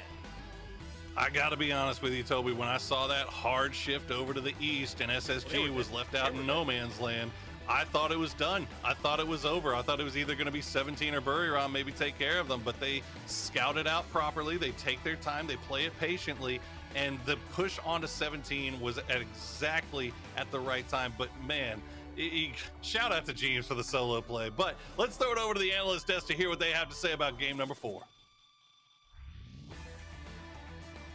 Thank you, gentlemen, and patience pays off as SSG comes out with a win, and a big one at that. And while they were dominant, it was James that kind of stole the show at the end when everybody could not take their eyes off of his stand against Buriram. What an exciting match in our first round of the Desert Frost. Woo, SSG. Coming in to a game like this, having a urban ending, it's one of the roughest ending for the players, for teams to play out. And so many teams played it out so well. Of course, SSG, they stand tall in the end, but it was also how they actually entered this kind of last 2 circles, how they got into San Martin. We saw them being on the west side, just outside town. They were all alone. Everybody was inside town. They were inside the next circle, and SSG was the only team that needed to get inside. We saw 17 Gaming, they had the western app, but they opted to go towards the center instead. And what SSG did was that they sent 2 guys. They only had 1 vehicle. They sent 2 guys with that vehicle in there while the other 2 was holding them, make sure that they could get safe passage, and then they had to run in with the last 2. And I mean, it went well for them. They got in, but also how they later managed to take over the building from 17 as well. It was such a key point to win this game, since that was the center of the last circle. It seemed like it was a lot about their timing, Martin. They seemed to have a very good feel for when they needed to lay back and wait it out, when they need to make that push.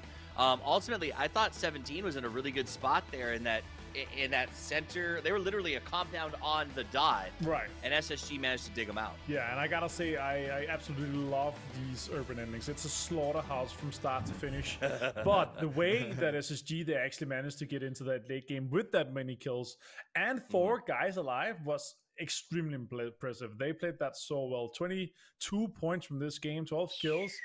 Yeah, Massive. that was just that's a masterful way of putting themselves into that situation.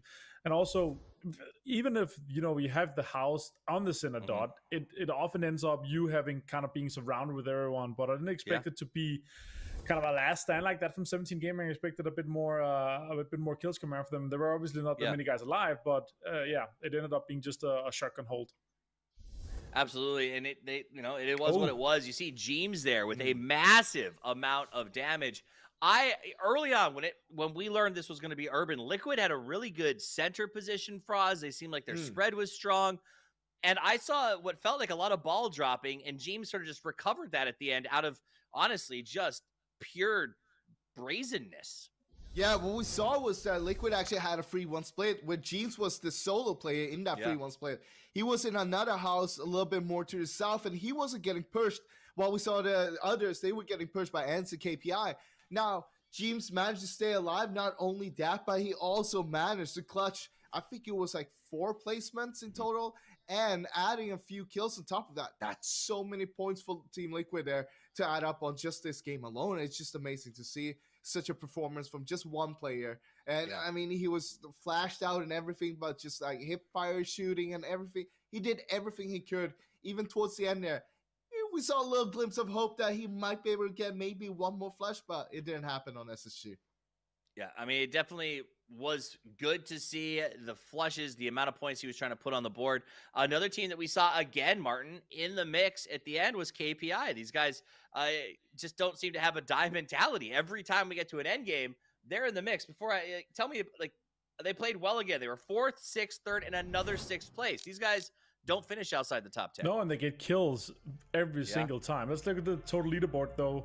Oath 47, not too good of a game for this one here in Ghibli. 45, not too good of a game for them. 4 points from Ghibli and 3 points from Oath. That means KPI can catch up a little bit. And SSG's big game actually put them quite well in the top 4. I mean, I gotta ask you, Toppies, though, as a first-time question from analyst to the host here. You must be clapping your hands while we're not on the desk looking at the top 4 right now, with America as being extremely well represented. You know, I think I am, and I don't like to play favorites, but I will say, as someone who's come from the region that has been mocked and maybe made fun of for a long time, we knew that we believed it was gonna be a strong year for the Americas, and so far this weekly final is showing that the guys came to play. So I am stoked to see it. I think that our guys have learned a lot during the Most Chicken year. Being able to now play this hybrid format is really working, especially for builds like Oath, who I think are geared up for this sort of thing. They're cerebral players who know when to push and know when to hold, and it's really paying off dividends. I think it's paying off a lot also because of the merge into the region called Americas now. That you have 2 separate regions. Before it was NA and SA against each other. Now they're one region, which means that already there you have some adaptation from some of the teams, making sure that they know how to play against other teams that they're not that used to. But normally it would only have been NA on NA action. Now they have to learn our teams, and it's a good preparation coming into an international event like this. 100%. The merging of the regions has been one of the best things to happen to the Americas. For both regions, it makes the scrib stronger, it makes action better, and we're seeing the results of that. We're going to be back to see the results of our final match of the day in just a couple of minutes after these words.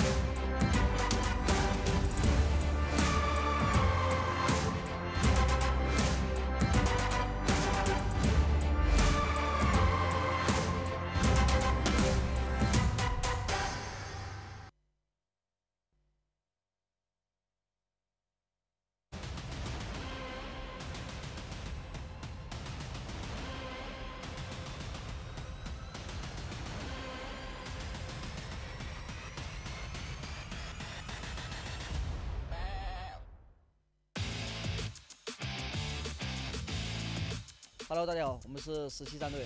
感想是非常开心，非常激动，然后期待是能拿一个好成绩，拿一个冠军。心态比较好，然后就能主动去解决问题。我感觉就是进世界赛的队伍都很强吧，但是我们状态好起来了更强。好，低调了哈。确实啊，因为每次是这个比赛里面都有这个赛事皮肤嘛，是吧？各位如果说想拥有这次这个比赛的皮肤的话，投谁应该知道吧？来说口号，3、2、1，一往无前，没，我的。一往无前，旗开得胜。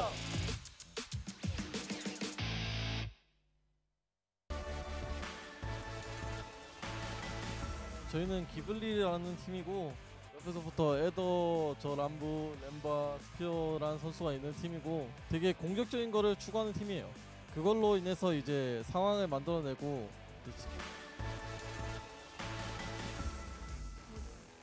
Feels great to be here. I'm super excited to compete and play in PGC. You know, the best teams in the world are here. You just want to play against those players so you can test yourself and try to grow as a team and both as an individual. We have a 99.999% chance.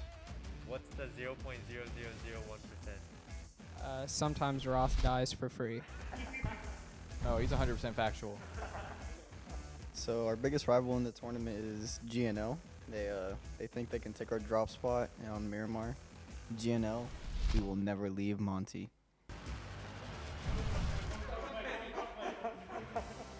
we appreciate the sport through our ups and downs. And I think to my teammates, remember it's gonna be a hard road. It's a lot of ups and downs. It's a stressful event. It's a stressful tournament.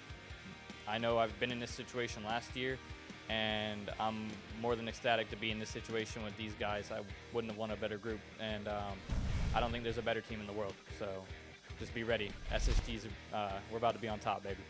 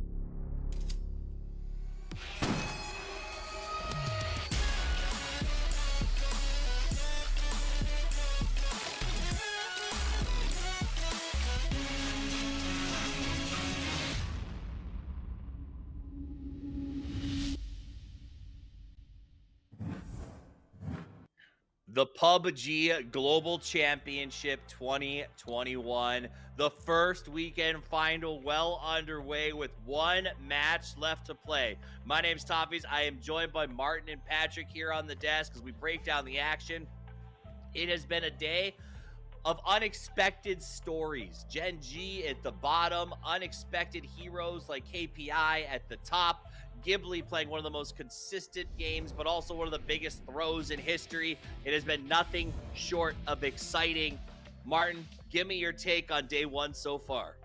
It's been super exciting, obviously, but I will say the meta is kind of back to where we felt at how it was at ranked decision matches, and it's kind of what we expected from these teams, obviously, right? So what the teams have been able to take from the ranked decision matches and then kind of put it and evolve into this. Obviously, some of the teams had more games to play throughout the week, and I will say the more matches you can play in the weekly survival, the better. And it feels like some of these teams are obviously super well prepared, but it's kind of taking, do you want to play as many games as possible, or do you want to sit back and watch what everybody else is doing? And right now, from the 4 games we've seen so far, I can't really see what's the best so far. The more games looks to be pretty good. You know, KPI, ENS, SSG, they're all been doing quite well. They've had more training up there, and they had the most games played as well.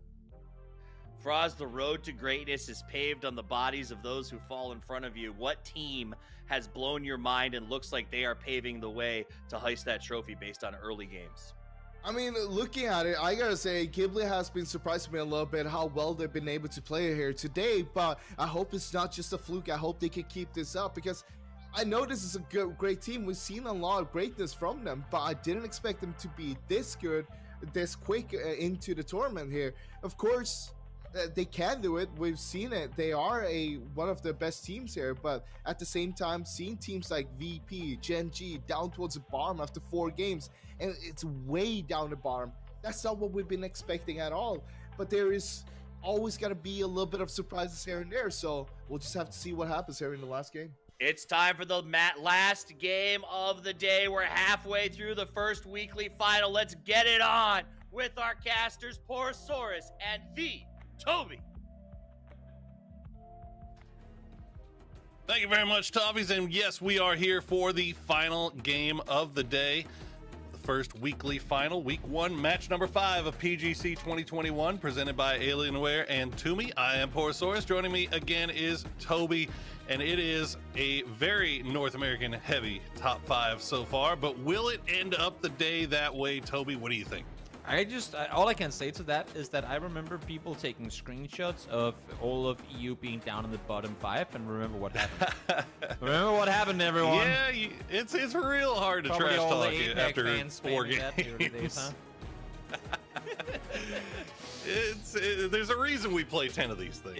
Exactly. It's good though. Honestly, I love to see. I don't feel like I am in particularly EMEA biased. I just gotta say I love seeing the teams that play the best get rewarded the most. And SSG, we talked about it. They had a hard transition into just the outskirts of the city, and when that circle yoinked to the east, we were both shaking our heads going, yep, that's SSG out. Like, that was literally the toughest circle shift they could get, and they still conquer and win. That's, I mean, they played it the best, they got the win, they deserved all of it. So glad to see, regardless of which team it is, a team pulling through on such a tough shift and managing to make home. Well, speaking of tough shifts, we'll get back to that in a second, but a team managing to do that is insane, and I'm all for it. So this is a north side circle. I am very excited about this circle. I love crew to IA circles. They're my favorite. But what's my not favorite? Man, for months I've been looking forward to seeing VP play in international with their full roster. Just not for very long at the time. And this is what we're getting. It's super unfortunate. Look, hey, everybody has bad days. Everybody's allowed to have bad days. It's not the end of the world. There's still a lot of tournament left to play. But this is just, it sucks that we're seeing a really good team get knocked out within the first couple of minutes every single game. I'm just, again, trying to continue on the math that I did before coming into this, and before I was completely sure on whether they would be hot dropping or not, trying to figure out if VP, because technically you only need to make top 13 to make grand finals, right? So do they think that if we can just make sure to make finals, even if we go out and get 2 points per game, if we can make finals, the fact that we have played 30 games, where a lot of other teams won't have made weekly finals 3 times, is that going to be enough for us to make it through? Because if that's the way they're playing, fair enough. But if you then don't make week 3 or don't make week 2, that is so many games that you could have made a lot of points and that you then not. Spiro in the meantime finds one. That's 1 down, 2 down for Spiro as they continue their slaughter. 3rd down as well with the Saiga in hand. Spiro finds one more. Perfectix there to join as well, and somehow the tides have turned. Batulans were down before, shot out of the sky, and as Tank went for the flush on him, his entire team went down. That is more like it. That is the team I've been wanting to see. As you see, their hearts are racing. They know that they've got one left. And it's going to be Tank up in the top. He's got the 2X. He's got the M16. Not the best combo you could ever hope for. He pulled out the shotty as he hears the footsteps. But they're going to be tracking this young man down as, oh, Toby. Look in the mini-map. SSG's creeping over. I don't know if I want to look at the mini-map. Come on, man. VP are surviving for once today. Can't come tell me they're gonna get. Oh! It popped off his head too. It literally bounced off his helmet. That's a kill confirmed. And now, I mean, okay. So honestly, if you're VP, every single time you've been doing this, other teams have interfered. Last game they got beat by Heroic. Last week they were constantly getting tagged up by Buram. They have to anticipate that people are around, and I am afraid that Batulans might not be expecting this because he's sprinting for a vehicle. Question is if Sharpshot hears that or not. Oh man, I feel like SSG doesn't make this push if they didn't win that last game. I feel like this isn't a push that SSG makes. They still don't have Roth. Roth is still miles away. Yeah. As you can hear Sharpshot listen for the footsteps, and you'll see Batulans wait for him to get in, spots him, and that's going to be a free kill. And Batulans was just clapping about how happy he was that they got the win, and now he's dead again. It's happened every time. They have never been allowed to fight off Power Grid, get out of there, and just run off. How are they not playing more careful? That's, I mean, one thing is they hot drop, and everyone doing that are, in my opinion, I'm not going to get into that. But the fact that they aren't prepared for that to happen surprises me a lot. Batulans, incredibly smart guy. This has happened every single game for them that they've done this. And the fact that they weren't anticipating that was a bit surprising to me. Well, meanwhile, in center circle, Team Liquid, they got center circle right off the bat. And Oath creeping up. They'll be scared away by some nice shots there from Clib and our solo heroics of the hour, Jeems. What an end game he had last game, man. Yeah, because add to it, right? I mean, not only does he get 4 kills off of that end game, but he also racks up 3 more placements.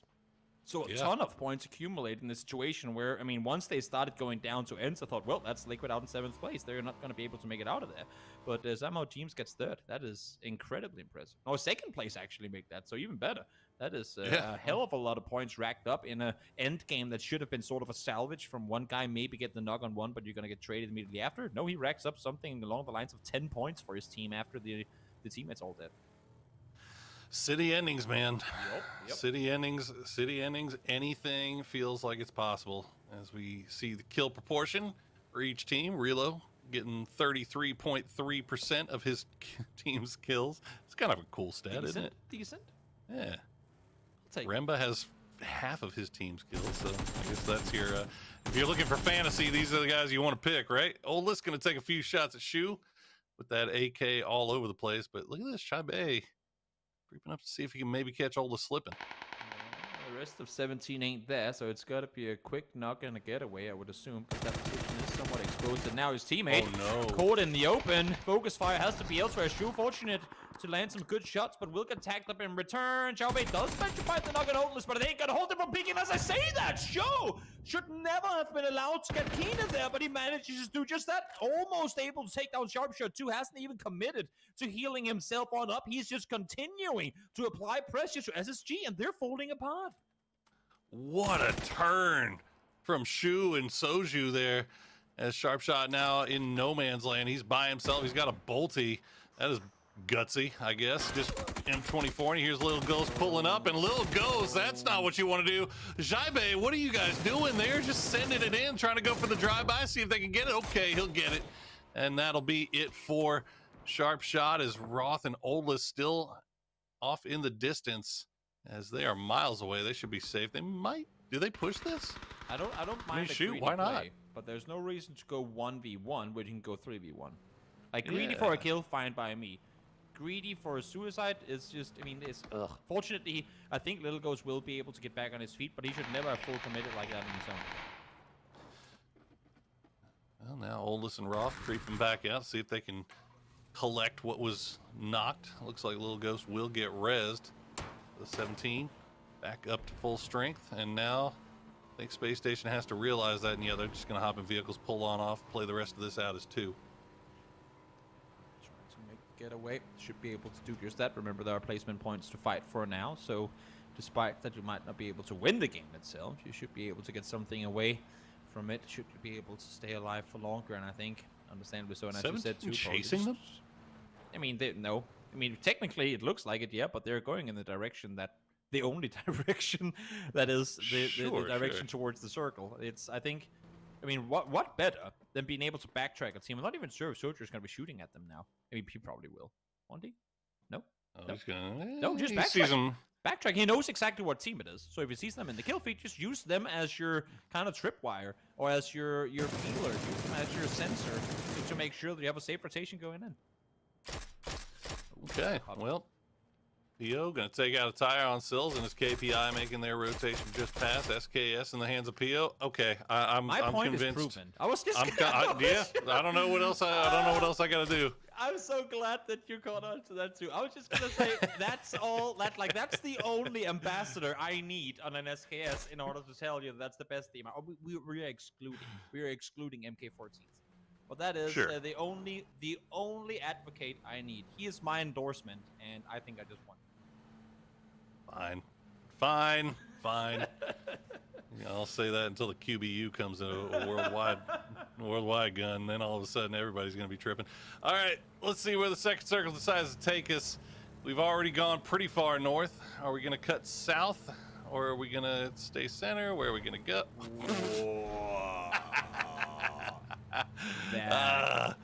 Boy, this circle woke up and chose violence, didn't it? That is disgusting. That is incredibly disgusting. I mean, fortunately, despite the fact that we are on the very outskirts of the map, because the first circle was so far north too, majority of teams are kind of up in this area already. So in terms of how far they have to transition, it ain't that bad. We're just chartering kind of going uncharted terrain here. Ghibli, full speed forward, pedal to the metal, trying to see what they can find here. They're catching Ents in a split right now. They are trying to kind of regroup, but they have them all over the place. And now 2 caught in the vehicles. Ents are not able to connect. Trying to hide behind the fence, but his feet are getting shut off, and Ada is there to follow as well. This is a repeat of the first time around. Rustinma will fall, though. So some damage being done in return here as Ghibli try and maneuver through. Oh, Remba, you can't miss shots like those in games like this. Not in this lobby, man. That is unfortunate for them. And now Ghibli down to 2. Lambu and Spear will hold that now. I mean, down south, these are called unpushables. We'll see if it holds the same in the southern part of Tori as Lambu and Spear continue to move around. Oath, here's a fight going on. Do they want a piece of this? I would say, I mean, I would say Oath has been at least to me, surprisingly passive in situations where I've seen them have the opportunity to aggress. Here, I mean, again, it's not exactly the perfect compound to make a play on, and you don't know exact whereabouts of opponents. But I feel like Oath, at least in the way I understand the team, they'll pounce on a chance if they get to, just regardless of when during the game it is. If they feel like there's a free kill for them to obtain somewhere, they'll try and go for it. Whereas I feel like now they've been, I mean, and I like this more, they have been more passive and saying, you know what, yes, sure, we can get a kill, but there's also a chance they will lose a player in doing so. So is it worth it? Probably not. And they back off. I love to see that, because for the most part, I feel like I've seen NA teams quite often want to try and see if they can get that extra kill to then have to pay the price for it, and they decide not to. And teams, again, I mean, I want to do the math on how many times so far Liquid has lost a player early where the teammates weren't around to help. It's dangerous to split off in these situations, and here they pay the price once more.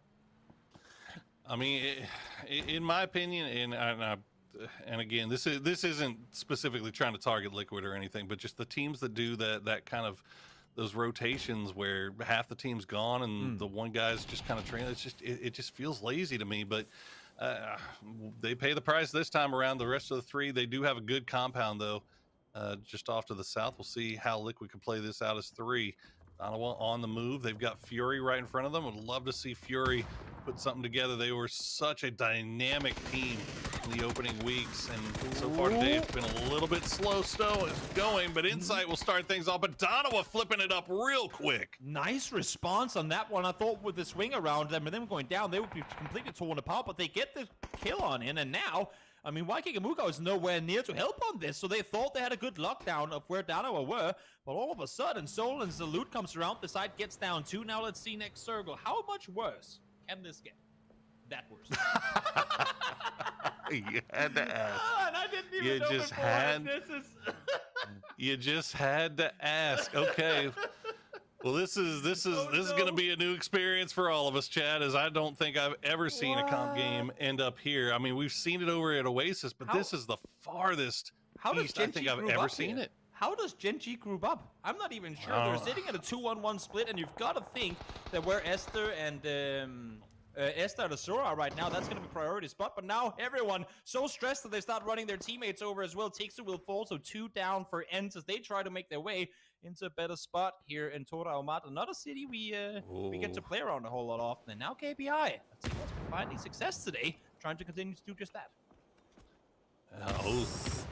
Knocking their own teammate with the vehicle at the worst possible time. There you go, Silzen opening up on Relo. Get the first knock here. Snaker's going to try to return the fire, see if he can trade something back. Does some damage, but takes a lot back in return. Can't go for the res just yet because he knows to expect the push from Silzen, but a good grenade from Balefrost will hold them at bay for the time being. Meanwhile, Liquid back on the move as KPI continues to fight it out. Balefrost will find another, actually, Waikikamuka getting the knock on kickstart as he is solo third-partying this fight from range. So he can't jump around and do stuff like that. That's got to be frustrating. Them trying to get back on their feet and them have a solo player on the south side shooting at you, and he's shooting at everything he can. I think he's realized at this point, well, there ain't no one behind me, and I'm a solo player anyway. Don't turn around! He's right behind you! The smoke causes confusion. Snakers, you don't see him lose a 1v1 like that very often, but KPI comes out on top. Wow. Did not expect to see that with all the cluster that came in there, but somehow, not only do they survive, but they only lose one in all of it. Very impressive. They should be able to get the rest in the last, and now VP trying to group up here in the north side of the circle as well. They are in the very, very far western edge, though, so we'll have to make their way out from there eventually. And Asura caught alone as well. We talked about it just before. How are they ever going to regroup? And I don't think it's going to be possible for Gen G, but Esther does not care. Him and Inonix work together. SSG out. Oof. Okay, Gen G holds off the push from SSG. That did, however, lose Pio, so they're down to 3, but they've got a good foothold on the eastern side of Tori as Virtus Pro gonna have to hold the edge against the push from 17. Lou has gone down. 17 still 4 up, working around the walls on the edge of the compound. They'll spot out Perfectix, and now it's just down to Spiro as 17 is pushing through Virtus Pro. Come on, Spiro. I need my fantasy points. I need you to get a full piece here because you've given me a total of like -6 points today. Well, he's got 3 kills already, yeah? Yeah, it's plus. We're back to even, but I don't think a whole lot more will come of it. As I say, that first one falls, but nah, it was never going to happen there. 2 players swinging the rock as well. Spiro will fall, and so will Virtus Pro in 13th. Not exactly a good day to be a VP fan, but let's hope that they drop some of the shenanigans tomorrow and crawl their way back up the leaderboards. Yeah. Averaging 2 points per game. That is that is not VP.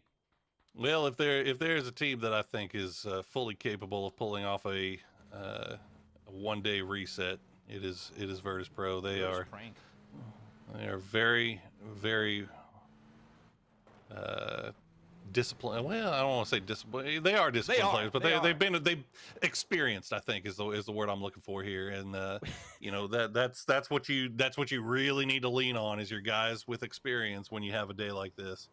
Disciplined when deciding to be. Can we put it at that? Is that a way to put it down? But no, of course, I mean, that's yeah, we'll wait and see what's gonna happen tomorrow. I'm looking forward to it, that's for sure. In the meantime, Liquid, they've been rotating and then rotating some more, and now, oh, that Rock didn't want to allow them to continue driving, but they should be able to continue further forward. These silos, though, incredibly difficult to play around. It's so hard to find a spot to play safe. Now you can see as soon as EP gets out of the car, they start getting shot at. Azura finds Mexi in an instant. And Waikikamuka still around to do damage, and that should, yeah, that's the flush on him.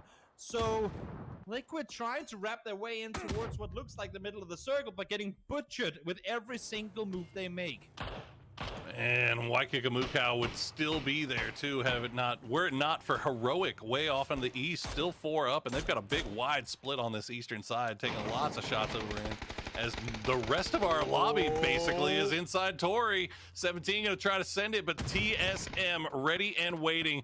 Will take down 2, and I believe, yep, we still got Shu and Suju still alive. 5 kills already for 17. We'll see if they decide to keep pushing into this. I can't imagine why they would, though. I can't imagine. I mean, why the circle's kind of forcing them. They know there's going to be people inside the west side of the or like west side of the city, and they wrap in with 2 without having the remaining players in a position to really grant any cover. Surprising to me. 17 usually a team that are really good at executing their engagements. This time around, not quite the case, though. Purdy connects a few. Will be able to find the knock with the nade there. Flush comes in as well. Suju on his own. Not a whole lot for him to do here. Clip knocked down. You can see if he really wants to get back on his feet, but it's a commitment he might not want to make. Does manage to get over there, though, but is still within the technical vision of Azura. It's just the smoke making it harder for him to see anything. Yep. Definitely relying on the concealment coming out of that smoke. And Anonix, he's right on top of it. And the bounce. No. Just big bounce. A little bit of help coming from Anonix there as well. No, Atro was shooting at him as he made his way up over that hillside, but GNL from the other side able to help him out. And while everyone are fighting in the city right now, we still have Heroic and a wide four-way split out towards the east. They know that there's chaos happening inside the city, and they're kind of seizing that opportunity to claim as much terrain as possible. And it's working out for them. Beamy now finding Clip and Liquid there, just getting butchered from every single angle possible. I mean, this is looking real good for Heroic. I mean, this is almost an inverse repeat of what we saw with SSG, where everybody committed to going into the city, and one team managed to hold on and hold out and hold the edge. And Heroic this time going to be the team from the east. So we'll see how Tori ends up, because it is going to be brutal stuff, as you've got 1, 2, 3, 4, 5 teams that still have to make their way through the city and into the circle. This is the side of the circle that Heroic would normally want to play it in from. At this point, they would just usually have fought through like 2 or 3 different teams to get to here. Maybe racked up some kills with it, but maybe lost a player or 2. So seeing them 4 up on the quiet side, I should say, of the circle with this much space is looking real good. In the meantime, now for a ramp, one house to another, trying to wrap their way on forward. Got me out, does go down, but they're wrapping straight into the remaining 3 players from Gen G. Ooh, I'm surprised, really surprised that Onyx didn't hit those shots. And now it's Waikikamuka on the kill feed once again. Is now Gen G and Americano GNL going to be combining to take care of what's left of Buriram. Still 1 up. Might be able to get the res, but as you said, the blue is coming. They've still got to go somewhere. TSM still slowly pushing through. They're not in just yet. They've decided to go on the southern part of the circle here, is Donawa now with Soul and Rex still down there, and Waikikamuka. This solo is being just such a pain.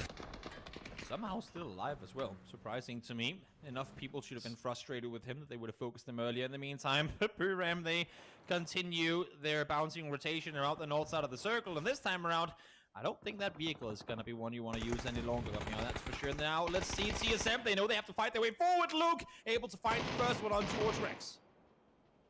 They'll find him. Soul get knocked really low. TSM has a pretty good idea of where they are, but you can see this shark of Waikikamuka still hanging out in the background, still trying to see if he can land some big shots. Soul will do some damage, won't get the knock, takes it in return, and Cal will find him. Fury still in it on the solo Heroics. Yeah, managing to wrap their way on forward.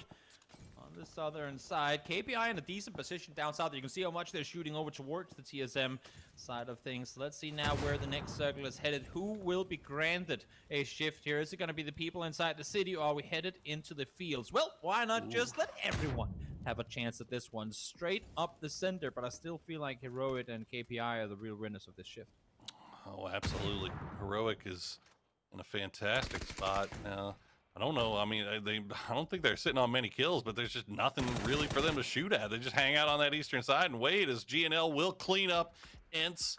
That'll be it for them. GNL still 4 strong, but they've got to make their way out of the city. They can take those what do we call the oil barrels that Liquid was at earlier. Those are free, and those are inside circle. As Waikikamuka, oh, he is solo holding TSM out by himself. The thing is, he's being so active right now that if you're a TSM player, you got to be thinking there's more than one guy in that building. Had they known there was only one, they would be full speed pushing him. I mean, it's obviously not really a building, more of that open silos area, but he's applying so much pressure, shooting at literally everything that he sees, that I think if you're another team being shot at by that, you don't make the play because you expect there to be more of like, at least 2 or 3 guys over there. Yeah, he's doing work, man. He's getting it done. As Gen G, they've still got to find their way inside circle on that northern side. Now, Godmeow could be another snake in the grass that strikes back on them as we check in with Capitan and KPI trying to come in from the south side. They've got Heroic, again, off to the east and off. As Capitan now has an angle. Heroic going to take some shots at him, though, and that's going to save TSM a little bit of stress here. Massively. You saw the angle Capitan had there. That would have been scary at all. Doesn't matter. Korn can hit him, too. Headshot on a moving target. Penta falls down to the SLR. Not a whole lot of bullets left from the DMR there. Now, Capitan peeks over once more. Has a broken vest, so a little scary. And now, Gen G finally rotating on out. They know the Godmeow is over here somewhere. Shots fired. Shots connected. First time around. Finds a Nonix instantly. Still 2 more to be taken. Oh, gets the first. Almost gets the second. But Gen G prevails. They survive. And as far as I can see, no one's really aggressing on it. So should be 3 Gen G players back alive. Oh, it looks like I think Beamy may be creeping towards the north here as TSM has just gotten absolutely ripped apart by a combination of GNL, KPI, and Waikikamuka. And there it is, the grenade from Tosi. We'll find, oh, they find 2. One still up for Gen G. Somehow, some way, Esther managing to dodge all the damage from those grenades. He'll stay alive for the time being, but Tosi's still looking over in that direction. And this is the danger, right? We knew that there was probably going to be people who wanted to get some of those kills up on the north side, but at the same time, how much you're willing to risk in order to get it. Beamy almost taken down with Sword. Tosi now prone behind the fence line. He's in kind of a tricky position here. Fortunately, right now, no one's really looking his way, with Beamy trying to hold off Esther. But Beamy also right now is the only player that Heroic has on the north side to try and play an isolate spot. So Circle, well, out towards the east we go. I would assume to see Beamy sooner rather than later try and fall back towards his teammates. Yeah, right now Beamy, I get going out to the side to get a little flanking position. Right now I feel like he needs to play his life, just get all the information about what's going on to that north side, feed that back to the team. But you know, trying to take shots here, trying to get any kills, that's not as important as trying to remain 4 up with the rest of your squad. As looks like T-Bone going to try to provide him a little bit of support as Esther has to make his way across the street. GNL, they're going to be taking shots over in this direction as well. Yeah, I don't think Heroic is going to be expecting KPI to make much of a move towards them. They know pretty much exactly where they are. So so right now, they should be safe on the southern side. Of course, you always want to have one person kind of dedicated to looking in that direction, but the remaining 3 should try and hold Beamy safe. The issue is he full committed on that play on towards Gen G. Ran up there on foot and now prone behind a rock with a very, very open terrain to cross to make his way back to safety. But you can see there are 2 players dedicated right now to try and save him, and corrects it now with the bolt in hand, takes down Capitan. So KPI, you can see this transition through the open not gonna happen. At least I would not expect to see KPI try and make a play on Heroic here. There you go, Esther out. That should allow for Beamy to try and wrap back, and you see it as soon as he falls in the kill feed, he's gonna make the sprint. But GNL, they're coming this way north side as well. Oh, he tried to go a little bit too late, and how the hell is Waikikamuka still in this? DraftKings finds some kind of an angle onto him, but Korn gonna find Beamy, and that's gonna be the flank man gone for Heroic as they are now 3 on top of each other. They do have that in play. KPI gonna hop in the Bronco trying to make a wrap here. Capitan goes down. Draft King right behind him as he's getting picked apart. Heroic making the plays they need to in the late game. I was sure they were going to try and make a play to the north of GNL rather than crash down towards the south side. Not going to happen if they pay the price. Okay. KPI out. That's going to give Heroic so much more space to maneuver. Now they can move further forward. Having said that, there is still a cow on the west side of the circle that has been a nuisance to team before today. So let's see if he's going to continue to fill that role, if he's actually going to play for the win here. I'm just saying, if GNL and Heroic rolls this out, he could win this game. He could actually easily do this. Somehow, Viking and Muko has made top 3. Look, GNL all clustered up on top of each other. They're not going to wrap around to the south. They've got to push into Heroic. If both of these teams do enough damage to each other, Waikiki in a perfect position to do some third partying here. Corexi does have that on though, and he's going to find the opening knock on a Corn. Will get the flush as well, and that's putting it down to 3v3. T-Bone finds Tosi, and T-Bone will clean it up. Pate trapped south round. Not sure if Waikiki was shooting towards him. Now he is shooting over towards GNL. He wants some kills and he ain't stopping. Oh my god. He is not holding back no matter what his teammates might be yelling at him. Play for second, play for second. Not gonna matter. I want the kills if I can get him. Doing all that he can. I would love to see how much damage he's got after this game because he's been shooting the entire game, and the fact that he still has over 200 bullets left is very, very mind-blowing to me. Guy is just ADR farming right now. Now he is kind of stuck out on an island and the circle is going away from him, but Heroic, you can see, they're still tunneled in. They've got one guy looking over at Cal, the rest of the team looking over at GNL. This is tailor-made for Heroic to win here. GNL, this is tough. They need the knock of a sentry in order to get anything going here. They know they have to make a play. They already used their smokes to leave Tora Armada itself. They know they have a soul on the south side that they need to deal with. It's so hard for them to put focus anywhere, and now he does manage to find the first one. Will he get the second? No, not gonna matter, but he gets the kill confirmed in 1. Second place confirmed for Fury in a game where they should have been out in 14th. I feel like the sprays are coming through. 1 or 2 more bullets should do it, but oh my lord, are we talking about a salvage play for Fury here? Waikiki behind the tree, not gonna matter. Heroic takes home the win, but what a salvage game from Waikiki. We have seen just incredible solo play coming out today. Last game it was James, this game is Waikiki. In the end, Heroic do get the win, and well deserved. They held down that eastern side. The game just came to them. They cleaned it up. It was beautiful stuff from them, and a win from our EU teams, and that's always fantastic things to see. I don't know, man. Waikiki Mukau, what can you even say? They should never been allowed to live for that long, but teams decided not to get out of bed and kind of swapped the mosquito in the middle of the night, and thus he got to live for a little while longer. Heroic gets the win, and let's hop back to the desk and see what they have to say after that one there.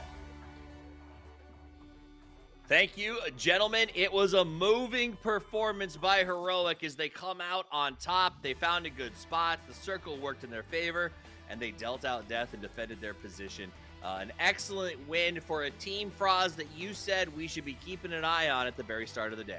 I did, but I gotta be honest, this is not the performance that I was expecting from them. Even though they get the win here, they get themselves 10 kills, this is not the playstyle, this is not the Heroic I'm looking for. I'm looking for a more aggressive one that is always gonna be looking for those fights. Of course, we saw him playing this very smart, playing the eastern edge where nobody was, having Beamy a little bit on the split from the rest of the team, but you can't go down when you're doing that kind of flank split play. You gotta make sure you stay alive, but you also gotta make sure you have the backup from the other of your teammates. So an excellent, it is what it is. Sometimes you get the spot. Now speaking of a spot, Martin, the spot where that circle was, we saw the first pop, and it's like, oh, it's a Torre circle. That's a little weird. And then it went north, and then it went north, and then it was honestly a desert wall circle that I don't think anybody in this lobby is very experienced with or even trained at.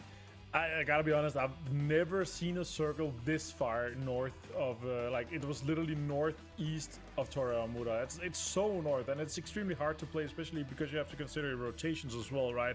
Heroic played it super well. They considered that, okay, this is the second zone was a northeastern shift. There has to be that few players on the northeast. They're also one of the first teams to get up there. And I was like, okay, that compound that they have is the only compound east of Toramura. And once the next circle popped, I was like, okay, these guys are going to win, just due to the fact that they have gotten and scouted that location first. So super well executed for them. But I gotta say though, I've been quite kind of silently impressed with what Heroic have been able to do today, because 6th, 7th, and 6th place on a wrangle, and then going on to 9th here and a win on Miramar. Quite impressive. A little bit more kills, as Frost say here.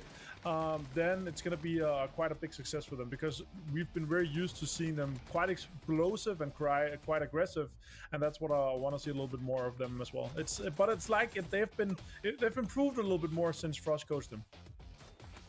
Yeah, Frost, what did you do to make things better? Whoa. That's not what we're going to be talking about at all. But I mean, like, overall, yes, it's fine that we've seen them playing a little bit more passive, but we know that they are so much better. They can play so much more aggressive. Right. And that's what we know them being good for, right? We know that they always want to be aggressive and always pushing basically every fight they can take, even early on in the game. Now, we haven't really seen that much from that today, but, well, maybe they'll do it tomorrow. But what we're seeing here is, hey, it's a decent day. They're ending with a win with 10 kills. That's going to put them on the top 5 overall, probably. And that is what it's all about, right? Being towards the top, getting those points, no matter how you get them. Absolutely. So as we take a look at the winners focus here, for Heroic, first place, did pretty well. A good kill count. A lot of that just comes from having the range and just such everything was open as we came out of the city. Wow. They come out with a good win, 20 massive points. GNL Fury, and again, KPI showing up there, Martin. Yeah, it's super impressive to see KPI consistently being up there with the amount of kills and points that they're able to put out every single game. Their consistency today has been super impressive. Even though their best game was a 3rd place with 13, they haven't even had a 2nd. They haven't even had a win. They've been able to do quite well. Why Kikamuka, though, the underdog story of this game, and obviously being able to take 2nd, and also the amount of kills that he was able to kind of squeeze out of this game was quite impressive. Yeah, if I wasn't a leatherhead before this, I am now. He, that man defended pushes. He was a thorn in the side of every other team. And you know what? He even, Froz, refused to deny himself at the end. He finished off GNL and smoked to move towards Heroic, as if there was a world that was going to happen. I mean, you never know. You got to try. If you don't try, you're never going to get it, right? So, yeah, you got to respect what he was doing. It's so amazing to see. I think it was like 14 teams left when he was solo, basically, and then making sure he gets not only a 2nd place, but adding 5 more kills, 5 more points on top of that to the team itself. And they had a little bit of a better start, of course, to the day, but it's been some rough middle games for him. Ending it on this note, coming in for tomorrow, that's great for morale for tomorrow. T-Bone up there with a big kill count. Martin, this is fun to see because T-Bone is a player. What team was it? Flamingos that he played with all the way back at one of the first IEMs. It was Crimson. Yeah. He has been on this grind and this hustle for, well, since the very first event. And to see him sort of get that accolade, be on the big screen at PGC, it's pretty exciting. I know that you have known him a long time, and I'm sure he's got to be pretty hyped about this. Yeah, for sure. Back in Crimson, when Frost played at IEM Oakland, when we first worked together at Toffees here 4 years ago, or a little bit more in the voice, quite impressive. But yeah, T-Bone's been a stable, and you know, I'm really happy to see him at this event here. Heroic, they fought for this throughout the year, and they really deserve this placement in PGC and been able to play here, because this is obviously their biggest wish for 2021 after watching PGIS from home. So good to see T-Bone being able to come in here. He's been a fragger, you know. He's been a very skilled individual player for a very long time, kind of on not undervalued, but kind of underrated in many eyes, because it's not often you see him, you know, go out and do some crazy things, but he's always stable there. He's consistent, and sometimes he just has these games where he'll get, you know, 5, 6, 7, 8 kills, and he'll be like, oh yeah, T-Bone, yeah. So who did you play with at IEM Oakland, Froz? Penta. With James. Yeah, with Penta Sports, and James was one of them, of course, but yeah. Nice. I was just trying to remember. You know, it's a long time ago. I'm getting old, so it's hard to remember some of those details. But exciting, fun that we were also all there together. That said, it was an awesome last match. Now, we joked before the start of that game, oh man, what a fun day. It's been kind of crazy. And that happened, and that's the sort of thing that I haven't seen in a long time. Do you think that gets into players' heads as they prepare for tomorrow, or is that maybe even more refreshing because it's kind of a game where you can just say, it is what it is, it's never going to happen again? It's always going to be like, it might not happen again, but at the same time, this is the kind of times when you, as a great player, as a great team, you need to be able to adapt on the fly and making sure that you can play this as well as possible. And that's when you see a lot of the good teams actually thriving on this, making sure that you know how to scout your way in, you know how to play your way in, and just take it step by step, and not just rush it in, not just do a bomb rush straight into the middle, and maybe you'll survive that, maybe not, you know, just take it on a gamble. You want to see the teams, you want to see players excel on a play field like this, and I think Waikiki and Mukau did it perfectly, showed us how it should be done. I am ecstatic to see the top of this leaderboard. You know, as somebody who spends most of my year working out of the Americas, to see 3 teams up there, it's a very big deal, but there is still a second day of play to come, and teams on the bottom like VP and Genji Martin, they were favorites to win this tournament. I expect them to show up tomorrow. Oh yeah, they have to. Like there's no other thing than them just having to come in and absolutely bang out tomorrow. So that's exactly what I'm expecting from them. Otherwise, it'll be disappointing. I'm gonna cut you off because we're gonna go now to an interview with our daily winners. It's KPI. 가장 높은 포인트를 획득하면서 높은 자리에서 오늘 경기를 마무리한 KPI 게이밍의 4명의 선수 만나보겠습니다. Congratulations. Thank you. 자, 오늘 치킨 없이 49포인트를 획득하면서 가장 높은 자리에서 일정을 마무리했는데요. 오늘 경기 전반적으로 만족하시는지 실전 선수 오더로서 한마디 해주실 수 있을까요? You guys earned 49 points without the chicken dinner. Are you guys satisfied with tonight's result? Estamos muy contentos, hicimos muchas kills. Estamos muy contentos, hicimos muchas kills. Solo falta corregir un par de errores y vamos a tener el pollo. 지금은 정말 기쁘고요. 저희가 제일 많은 킬을 기록했기 때문에 저희가 몇 가지만 수정을 하면 될 것 같습니다. 맞습니다. Completely happy today. We earned most of kill points. Just need to adjust few tactics and that will be it. 선수에게도 여쭤보고 싶어요. 돌산에서의 3번째 매치가 가장 중요했던 매치였습니다. 돌산에서 굉장히 많은 스쿼드들과의 교전을 통해서 킬을 쓸어 담았는데 이때 어떻게 전력 유지를 하고자 했는지도 듣고 싶네요. So at the hills, the third match at the hills was the most important match of the day today for you guys, and you had most of the kills by wiping up the squads. How did you guys manage to do that? El plan era ir por borde de zona y subir a la montaña, ir limpiando los equipos que quedaban. Vimos que justo un equipo estaba sanguchado entre nosotros y otro. Lo limpiamos fácilmente con unas buenas de Emi. Después limpiamos el borde de zona y con eso ya teníamos la mitad de la montaña tomada y de ahí fuimos para adelante. No pudimos ganar la partida, pero sacamos muchas kills. 서클 외곽 지역을 먼저 다른 팀들을 닦은 다음에 저희가 돌산으로 올라가는 게 목표였는데요. 덕분에 저희 모든 팀이 교전을 잘했기 때문에 그 외곽 지역을 다 클리어하고 돌산을 잘 올라갈 수 있었던 것 같습니다. 에미 선수에게 또 여쭤보고 싶습니다. We were able to wipe out the edge of the circle and managed to clear out the outer edges and managed to climb up the hills. That was our tactics. Para Emi, tú no perdiste un solo enemigo en la partida. ¿Y cuál es el secreto para que no pierdas un solo enemigo? What was the ways of playing so offensively without chicken dinner? Bueno, eso, estar atento y siempre con la información que nos dan todos nuestros compañeros para tener la información concreta y saber qué peleas tomar, qué hacer y lo demás. 다른 비법은 없고요. 저희 팀원들이 주는 정보들을 잘 수집을 하고 주위에 있는 상황을 잘 본 다음에 어떤 교전을 해야 되고 어떤 교전을 하지 말아야 될 판단을 내리는 것이 굉장히 중요하다고 생각합니다. There wasn't any special tactics, but I managed to collect all the information given by my teammates, and I looked around surrounding environment and managed to make a tactical decision. 굉장히 중요했던 교전이었는데요. 당시 상황에 대해서 실젠 선수에게 좀 들어볼까요? La pregunta es para Silsen.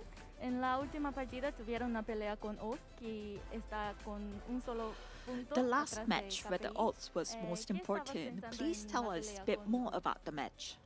Nada, teníamos la ventaja, se habían chocado entre ellos, después les hicimos un knock y era simplemente aprovechar el momento. 네, 저희의 기회라고 삼고 저희가 오스랑 교전을 했었는데요. 한 명을 눕힌 다음부터는 굉장히 자신감에 넘친 상태로 교전을 했습니다. 이 KPI에 넘치는 It was our 자신감의 chance to win, 중심에는 아마 definitely 레프트 킹 grab a 선수가 win, 있지 않나 하는 and 생각이 we went 듭니다. into 오늘 the 팀에서 정말 match 많은 with 키를 odds, and 세내줬는데요. after knocking 데뷔한 지 down 얼마 안 된 굉장히 one of the 나이가 odds, 어린 선수라고 we were 들었는데 able 이렇게 큰 to 무대에서 긴장감이 전혀 없이 able 플레이할 수 to 있는 모습을 볼까요? manage to win the Para battle. Drafty, es el más quien tiene menor edad en el equipo y es el primer mundial tuyo. ¿Cuál es la motivación de estar en este torneo? ¿Cómo que juegas? Nada, básicamente la motivación es tratar de mejorar todos los días y dedicarme básicamente a lo que me gusta. What y le was pongo todo el your esfuerzo posible what y bueno, was estamos acá. your special ways to be consistent and not become nervous during the match? 중요하다고 생각합니다. 오늘 보여준 경기력이 워낙 멋졌기 때문에 내일 경기는 더 멋져질 드래프트킹 선수의 모습도 굉장히 기대가 됩니다. 이 With 1위 자리를 mindset to 지키는 게 do 무엇보다 better every 중요한 day, 내일의 better 매치입니다. than yesterday. 드래프트킹 선수 I think 내일 that's the 경기 most 임하는 important 각오를 part. 들어 들어보겠습니다. Let's hear your guys' determination for tomorrow's match. Primer día, pero es importante que se queden en primer lugar mañana también. ¿Alguna mentalidad para mañana? ¿Algún pensamiento para draft? Nada, básicamente la mentalidad es la misma, tratar de conseguir el primer puesto y vamos a seguir jugando como estamos jugando, que la estamos rompiendo. 네, 오늘처럼 굉장히 자신감에 차 있고 모든 게임을 하나하나 신중하게 하는 것이 굉장히 중요하고요. 내일도 역시 그런 멘탈로 게임을 임하겠습니다. 네, 오늘 KPI 게이밍이 보여준 경기력 정말 인상 깊었고요. 내일 남은 5개 Like we 매치도 did today, 기대하겠습니다. 축하드립니다. our most important goal is to be stable, be reliable, and show everything one by one in stable mentality, and that's how we are going to play tomorrow as well. 또 다른 팀의 반전이 나타날 수 있을지 내일 저녁 7시에 펼쳐지는 6번째 매치를 통해 확인해 주시기 바랍니다. 자, 그리고 내일 역시 경기 시작 전에 다양한 컨텐츠와 분석 데스크 준비되어 있으니까요. 여러분의 많은 관심과 성원을 부탁드리도록 하겠습니다. 그럼 저희는 여기서 물러나도록 하겠습니다. 시청해주신 여러분 대단히 고맙습니다.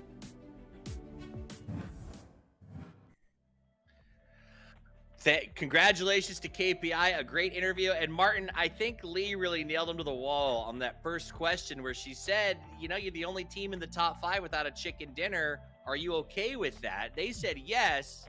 Do you think they should be? Is that a spot of worry? No, I think the consistencies that they've been able to kind of turn around for today is also what we saw in the weekly survival, and in terms of, you know, the consistency for the top 4, top 5 placements. Sometimes you just don't get those chicken dinners, but once you put the amount of kills, they're kind of coming in with, it's fine. And especially in the weekly survival here, when they're gonna have up to 16 games to play. With the top 5 consistency, top 6 consistency we've been seen from them, they're going to get a chicken dinner. So I wouldn't be worried, and I'm quite sure we're going to see maybe a chicken dinner from them tomorrow if they keep this up. You heard it from Martin. We're back again tomorrow. 5 more games to play. That's it for matches tonight. Before we log out, though, obviously I want to get final thoughts from you guys as we prep for tomorrow. So, Froz, final thoughts. We're seeing a few of the great teams towards the bottom that we were not expected to be down there, and I want to see what they're going to be changing up for tomorrow. Are we still going to see some hot drops going on? I mean, it's still a big question mark, and we just have to wait, but it is, yeah, it's going to be exciting to see what's going to happen there. Martin, final thoughts? Yeah, it's, you know, getting started with this weekly finals here. We have 3 of the weekly finals, and being done with the day, I'm like, I can't wait to get more, especially with how the leaderboard is looking right now. A lot of the teams there, you know, just getting as many points as they can throughout this weekend here, because they might not be playing in the next ones. Absolutely. All right, guys, that is it for all of us today. Thank you to Martin and Patrick for being here. From all of us, from myself, from Froz, from Avenger, from Poro, from Toby, and all of the production. We appreciate you spending your day with us. And until we see you tomorrow, play more PUBG.